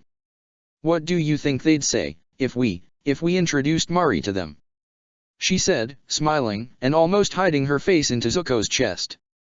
He raised his eyebrow, even though his eyes remained closed. "Who's them?" he asked. Suki huffed. "You know who I mean. We were talking about them most the afternoon," she smiled, shaking her head. "My, Tylee, Haru, even Sokka and your sister." Zuko mused, fingers absent-mindedly brushing Suki's long hair. "I guess Maya would be pleased. She seemed to be quite supportive of us together. I guess, since she found her own happiness, she may have wanted me to find mine, and... Suki said, glancing up at him to find he had opened his eyes again as he smiled at her. "And I can't say I've ever been happier, it's true," he whispered, pressing his forehead to hers. "I never had thought I'd be grateful that Mai had married Ruonjian, but by now, I'm so very glad she did." Suki laughed and kissed him, and Zuko smiled warmly into her lips. Suki sighed blissfully afterwards, a hand caressing his cheek. "I guess I started thinking about how Mari might have fun if she could play with you a day," she said. Zuko looked at her with interest. Granted, he's a few years older than her, but still. He used to be a good kid. "I hope he's still one." Zuko smiled. "The worst things he did were, well, pulling my hair all the time and hiding a little too well when we played hide and seek." Suki laughed and tightened her embrace around Zuko. His lips brushed the side of her head now. "As for Tylee and Haru, they might just start crying in joy because we made it so far." Zuko smirked. "I'm pretty sure Haru was crying when we left the capital." "Yeah, it looked like it," said Suki, laughing softly before sighing. Some days I miss them. I know it's silly, it's not like I was that close to them, or genuinely part of their group, but I enjoyed my time with them. It was the first good thing to happen to me in years." "I know," said Zuko, biting his lip. "Do you think we'll ever see them again?" Suki asked. I worry that they might not be doing as well as we assume they are. I mean, everything seemed to be so stable for them when we left, but it's been over a year now since we did. I can't help but wonder if anything's changed." "Maybe things have changed for the better," Zuko shrugged. "Heck, maybe Mai's expecting her second kid by now." "What?" And we can't let her get ahead, can we? We should definitely. Zuko! She exclaimed, laughing at his teasing jokes as he laughed too. Oh, goodness, I love that you can be such a goofball sometimes, but you sure love taking me by surprise with that, don't you? I'll stop, he laughed, pulling her closer to kiss her brow. Well, what about your sister? Suki said. Zuko blinked. How do you think she'll feel about being an ant? I don't know. She'd probably be baffled anyone would sleep with me, for starters, Zuko said. Suki snorted. I mean it, Suki. That's just sibling nonsense, I guess, said Suki. I mean, wouldn't you feel the same way if you heard she's pregnant, or married? Just the mere thought, said Zuko, grimacing. It's like, utterly incompatible concepts with my sister. I can't imagine her with a kid, and she probably can't imagine me with one either. So, she'd be surprised, said Suki, smiling weakly. Zuko huffed. She ought to love Mari, though, he said. Suki raised an eyebrow. She's feisty, clever, doesn't follow any of our rules and always does her own thing. Heck, now I think of it, Mari's a lot more like Angela than she is like me. Well, she is your sister, said Suki, smirking a little. Maybe some personality traits are hereditary, even if they come from an ant. I sure hope so, said Zuko, pouting, because if not, I'll start suspecting you had an affair with my sister and... Oh, yeah? How did I do that, exactly? In the middle of the ocean. Suki laughed. Zuko's attempt to feign indignation ended as quickly as it had begun. Mind you, even if I was as reckless as to be interested in her in that way, I'm pretty sure she had an unfavorable opinion of me. What, she did? Zuko said, raising an eyebrow. Must be she knew you were a better gladiator than Sokka. I don't think so, said Suki, smiling with unease. Not only am I pretty sure he was better than me, at least going by his fight at the slate, but I don't know. She seemed not to like me much, for some reason, even if she saved me. I've always been a little confused about it. Angela makes no sense to any normal people, Zuko sighed, which is why Sokka liked her as much as he did. He's completely mental. Suki smiled, looking at him reproachfully regardless. Really, though, understanding my sister's train of thought isn't something most people ought to try to do. Zuko grimaced. I tried a bit too hard back in the day and I always got burned for it. I definitely don't recommend it. Well, I guess I just hope she'll eventually forgive me for whatever I did to trigger her displeasure. Suki sighed dramatically. Else, well, I guess Mari will have to keep on living thinking you're her father, rather than her real. Ah. I knew it. The two of them laughed at their shared joke, and they cuddled together through the night, occasionally chatting again about their old friends. By the time Suki was fully asleep, though, the smile had faded from Zuko's face. He had a lot of shortcomings, no doubt, but some of them he hadn't worked on remotely as hard as he should have by now. He sighed, wondering if he was naturally selfish. Suki surely thought about their old friends on occasion, hoping their lives would be turning out for the best. Meanwhile, he had barely spared them a few thoughts ever since settling down at the South Pole. Sokka and Angela were constantly debated about, and Zuko frankly doubted he had any reason to worry about those two. He didn't think they were undefeatable, but he would sooner worry about whoever crossed their path than about them. The last time they'd seen them, Sokka had been a terrifyingly powerful warrior, and Angela was an extraordinary fighter of the sorts who came about only once every several generations. Unless they had destroyed each other's patience by now, surely they'd be okay. But Ty Lee, the two of them had helped him countless times, and he hardly had bothered hoping they'd still be doing well until today. He had even talked so casually about how Hakata should take his people to Ty Lee's place and wait to ambush Sokka and Angela there. How much trouble would that nonsense cause his old friend? He truly was inconsiderate, wasn't he? He had no doubts both Mai and Ty Lee would love Mari. And just upon imagining what a meeting between them might look like, his heart yearned to make it happen. His daughter filled him with joy, and he knew she could spread that feeling to countless other people. If perhaps there was a way to repay those two for all the help and patience they'd had with him, it might just be by giving Mari a chance to meet them. But it was a fleeting wish, and one he hadn't even considered until tonight. He had been so focused on his core family, on Suki, and their Mari, that he had done his best not to think or worry about anyone else. As much as he had a dreadful relationship with his father, and he had no hopes of returning to the Fire Nation until Azula had replaced him, it wasn't fair to deprive his child, or however many children they might end up having, from knowing their heritage and meeting people who would love them. People who would be part of the family too, just as everyone in this tribe seemed to be. His chest hurt as he thought about it, mainly because of his awareness of how impossible that was. He couldn't tell anyone where he was, or he'd risk bringing unwanted attention to the South Pole. He couldn't leave with Suki and Mari just to go visit his friends in the Fire Nation either. There was no way his old boat could get through the currents if it had failed the first time, and it was simply too risky to take up a long journey on such a small vessel. But maybe there was one way. The thought made him frown, as the conversation with Kino came to mind again. Heikuta was planning something. Whatever it was, it could mean bringing the two worlds, South Pole and Fire Nation, into direct collision. Did Heikuta merely want to check on Sokka? Did he want to take him away from the tropical archipelago? Or did he want to put an end to the Fire Nation's rule? Shivers rushed down his spine. What if Oze was dethroned? What if Heikuta was hatching a rebellion stronger than it seemed, under Aang's leadership? The Avatar was meant to bring balance back to the world. After all, couldn't those secret meetings mean Heikuta finally intended to end the war? Things could become chaotic if that truly happened, if Aang genuinely defeated Oze, but Zuko had a hard time imagining what might come from it. Fleetingly, he wondered if the Avatar would want to reinstate his birthright. He scoffed at the very notion soon enough before rolling on his side and embracing Suki fully. Maybe he had been away from the Fire Nation for too long, but as he was, he could barely remember why he'd fought so hard to obtain that throne in the first place. Aang's fire blasts grew stronger every day, his stance improving, his breathing timed in the right way.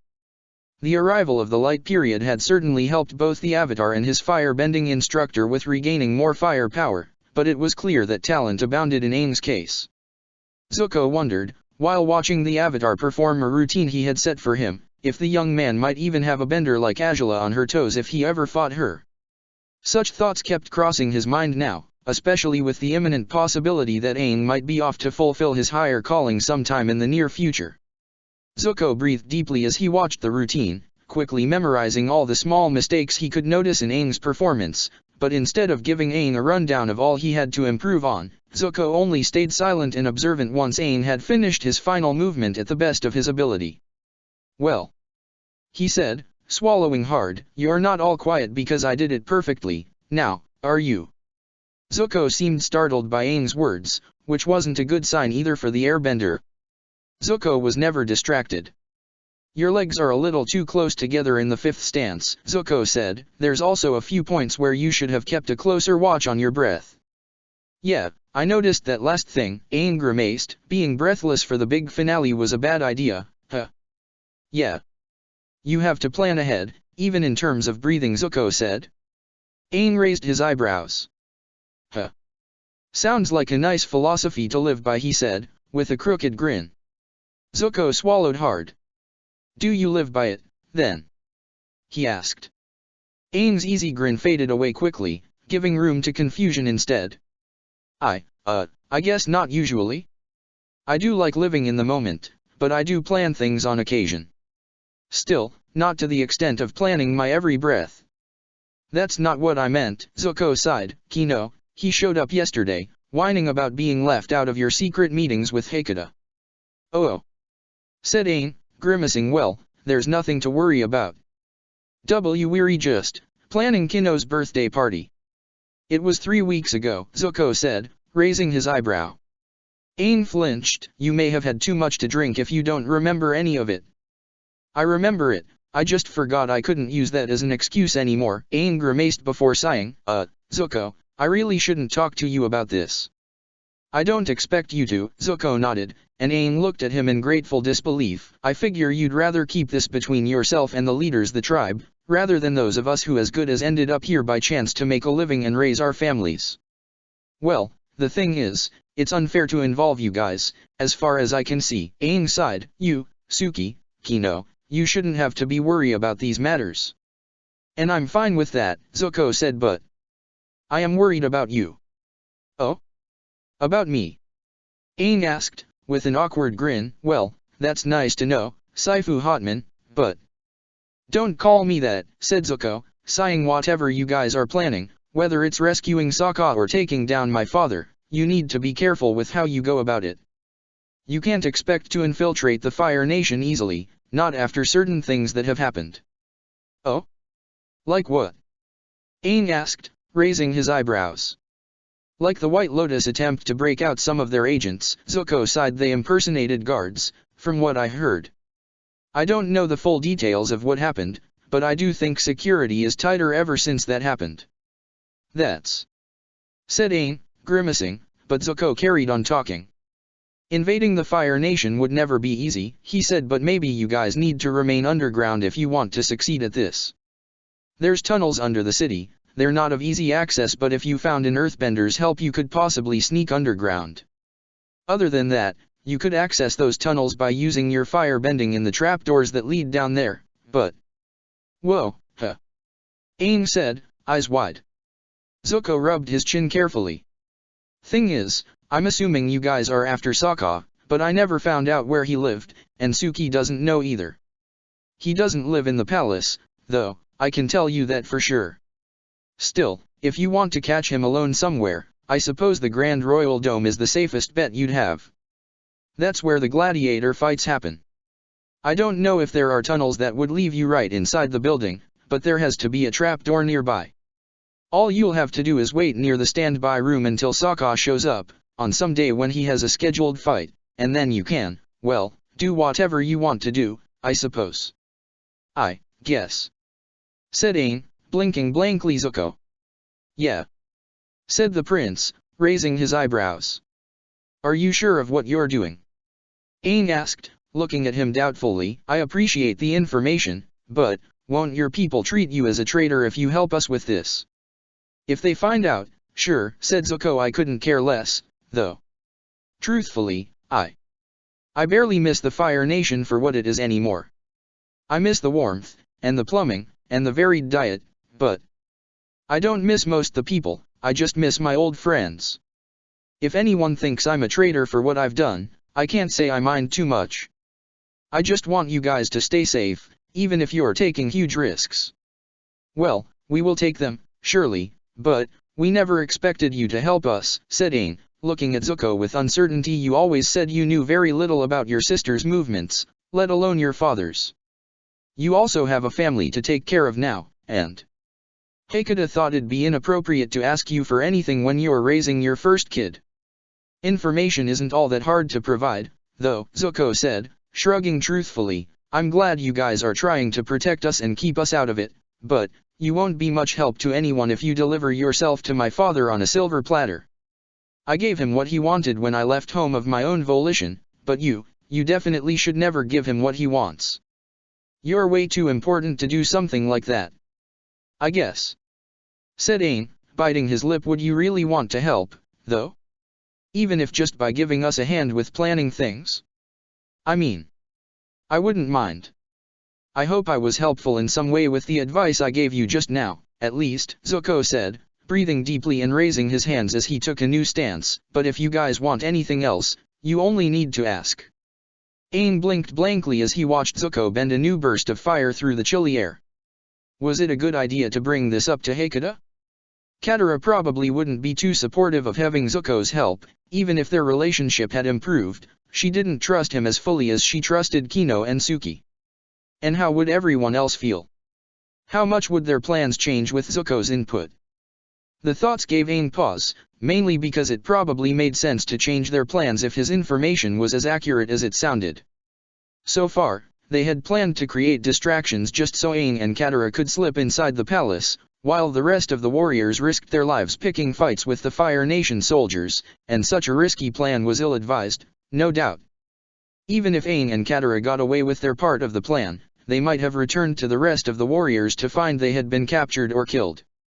And as it was, they had no better strategies than that. Why not take this chance, then?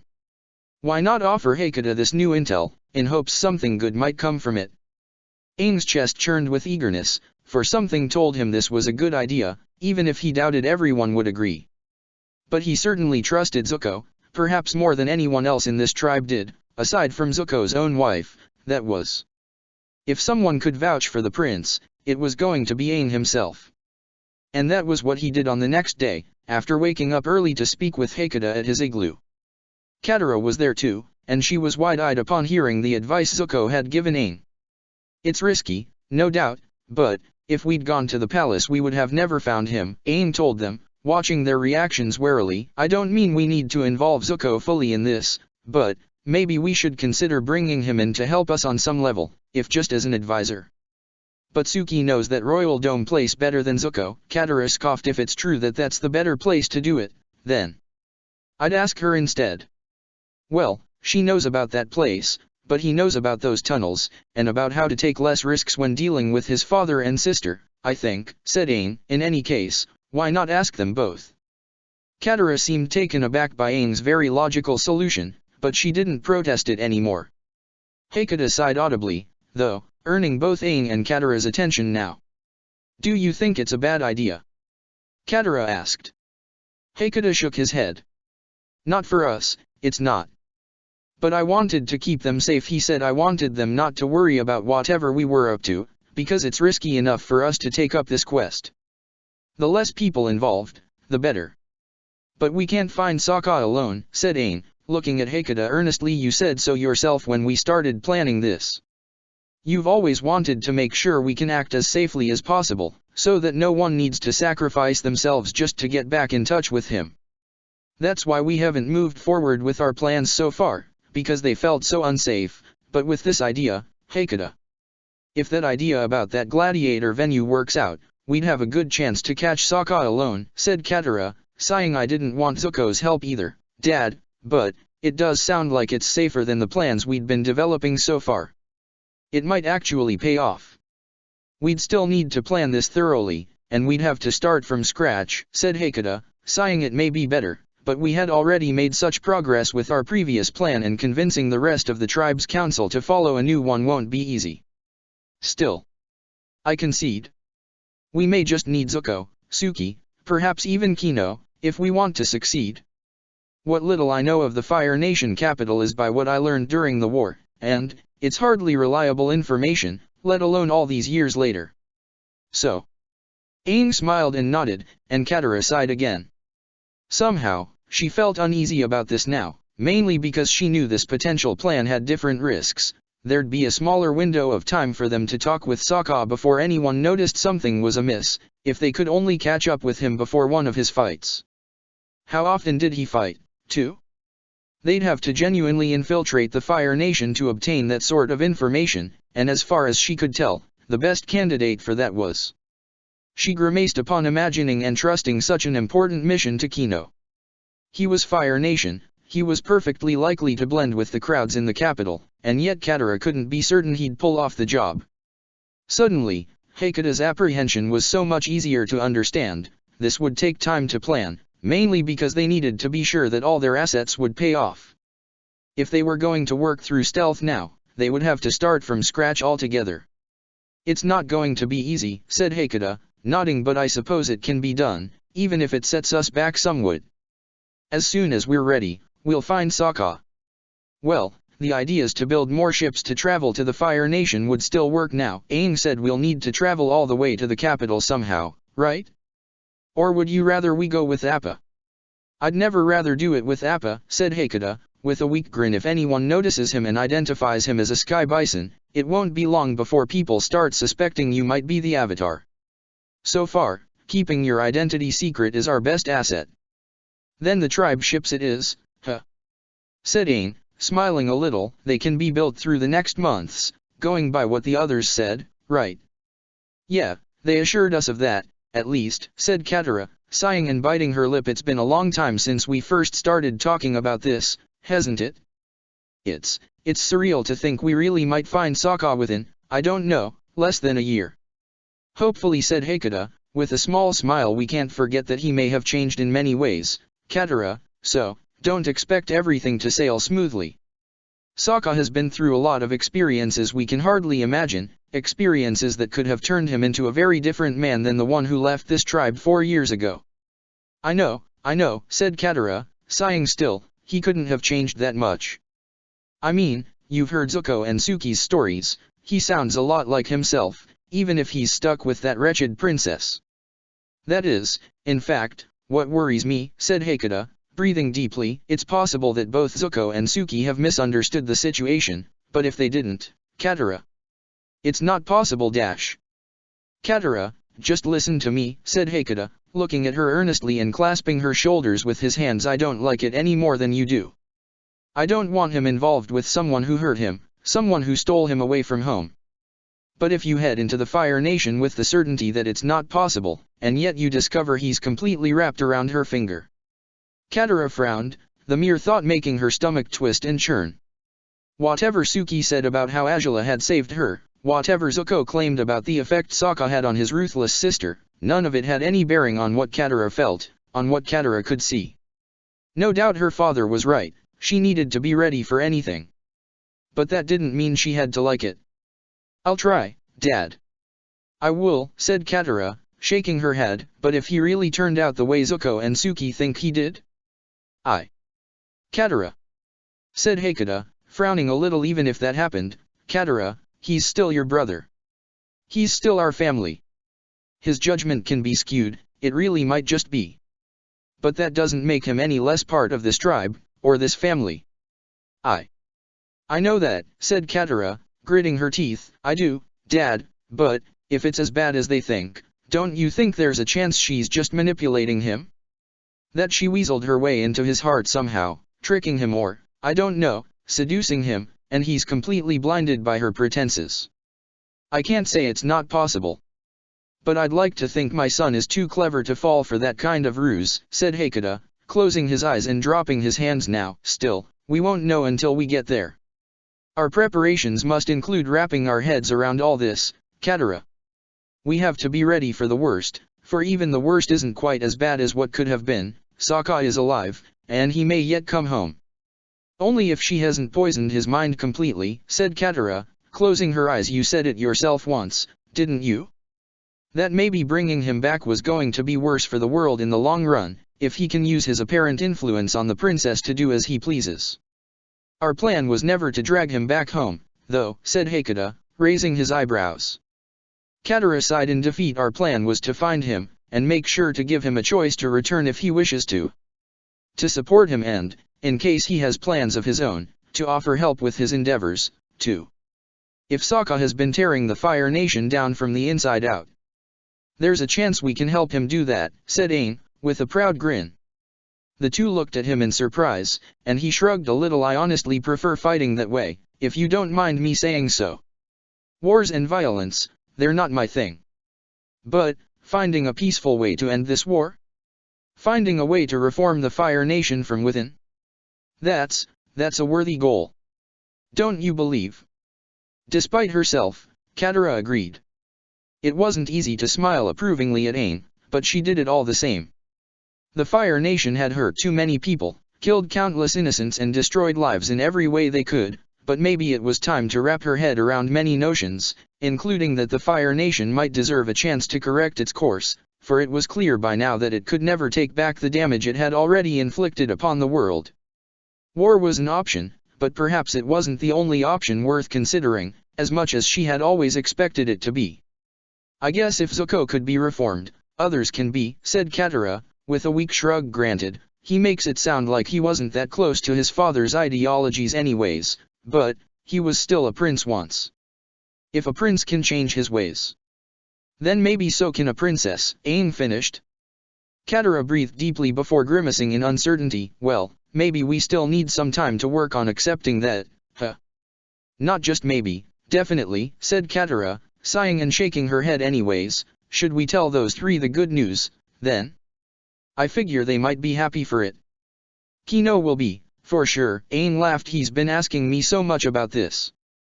I figure he won't be too surprised when we finally tell him what we were planning. He must have come up with tons of theories. I wonder if heading into the Fire Nation just to have a chat with my brother will be one of them. Katara smirked before jerking her head toward the door. Shall we, then? Aang smiled and patted Hakata's shoulder gratefully. The older man seemed relieved over their newest agreement, and yet he seemed anxious, ever waiting for whatever dangers might be looming in the horizon. His strategic mind was extraordinary, they knew as much, and he certainly wanted to see to it that this attempt to get back in touch with Sokka would pay off. He would take every precaution, and make the wisest choices he could muster, all in hopes to see his son back home when the time was right. But for now, he had Katara. He had Aang too, he thought, as he watched the two of them sprint to the central fireplace, where the three foreigners sat right now, with the red-headed child in her mother's arms. He had Zuko, he had Suki, he had Kino, he even had Mari. The one who still needed to come home was Sokka, and as soon as he did, their family would be complete. Or as complete as it could be anymore, after so many had passed away. Kino, predictably, was ecstatic upon hearing the news, and Hakata smiled as he saw the young soldier leaping in joy and hugging Aang and Katara with an arm each. Suki seemed surprised, most of all to know that Zuko had been the instigator of this change. Zuko himself was astonished, clearly, but perhaps he was proud of himself, too. The small baby didn't seem to understand any of what was happening, but she was happy to see Katara, stretching her arms out in hopes for a hug that the waterbender obliged with quickly. Yes, they were a family, as any water tribe was bound to be, Hakata thought. And while it was childish, foolish, ill-advised, he allowed himself to dream of the best outcome. He allowed himself to believe, if just for that moment of silent joy, that his son would come home one day. Check the description for the links to the author.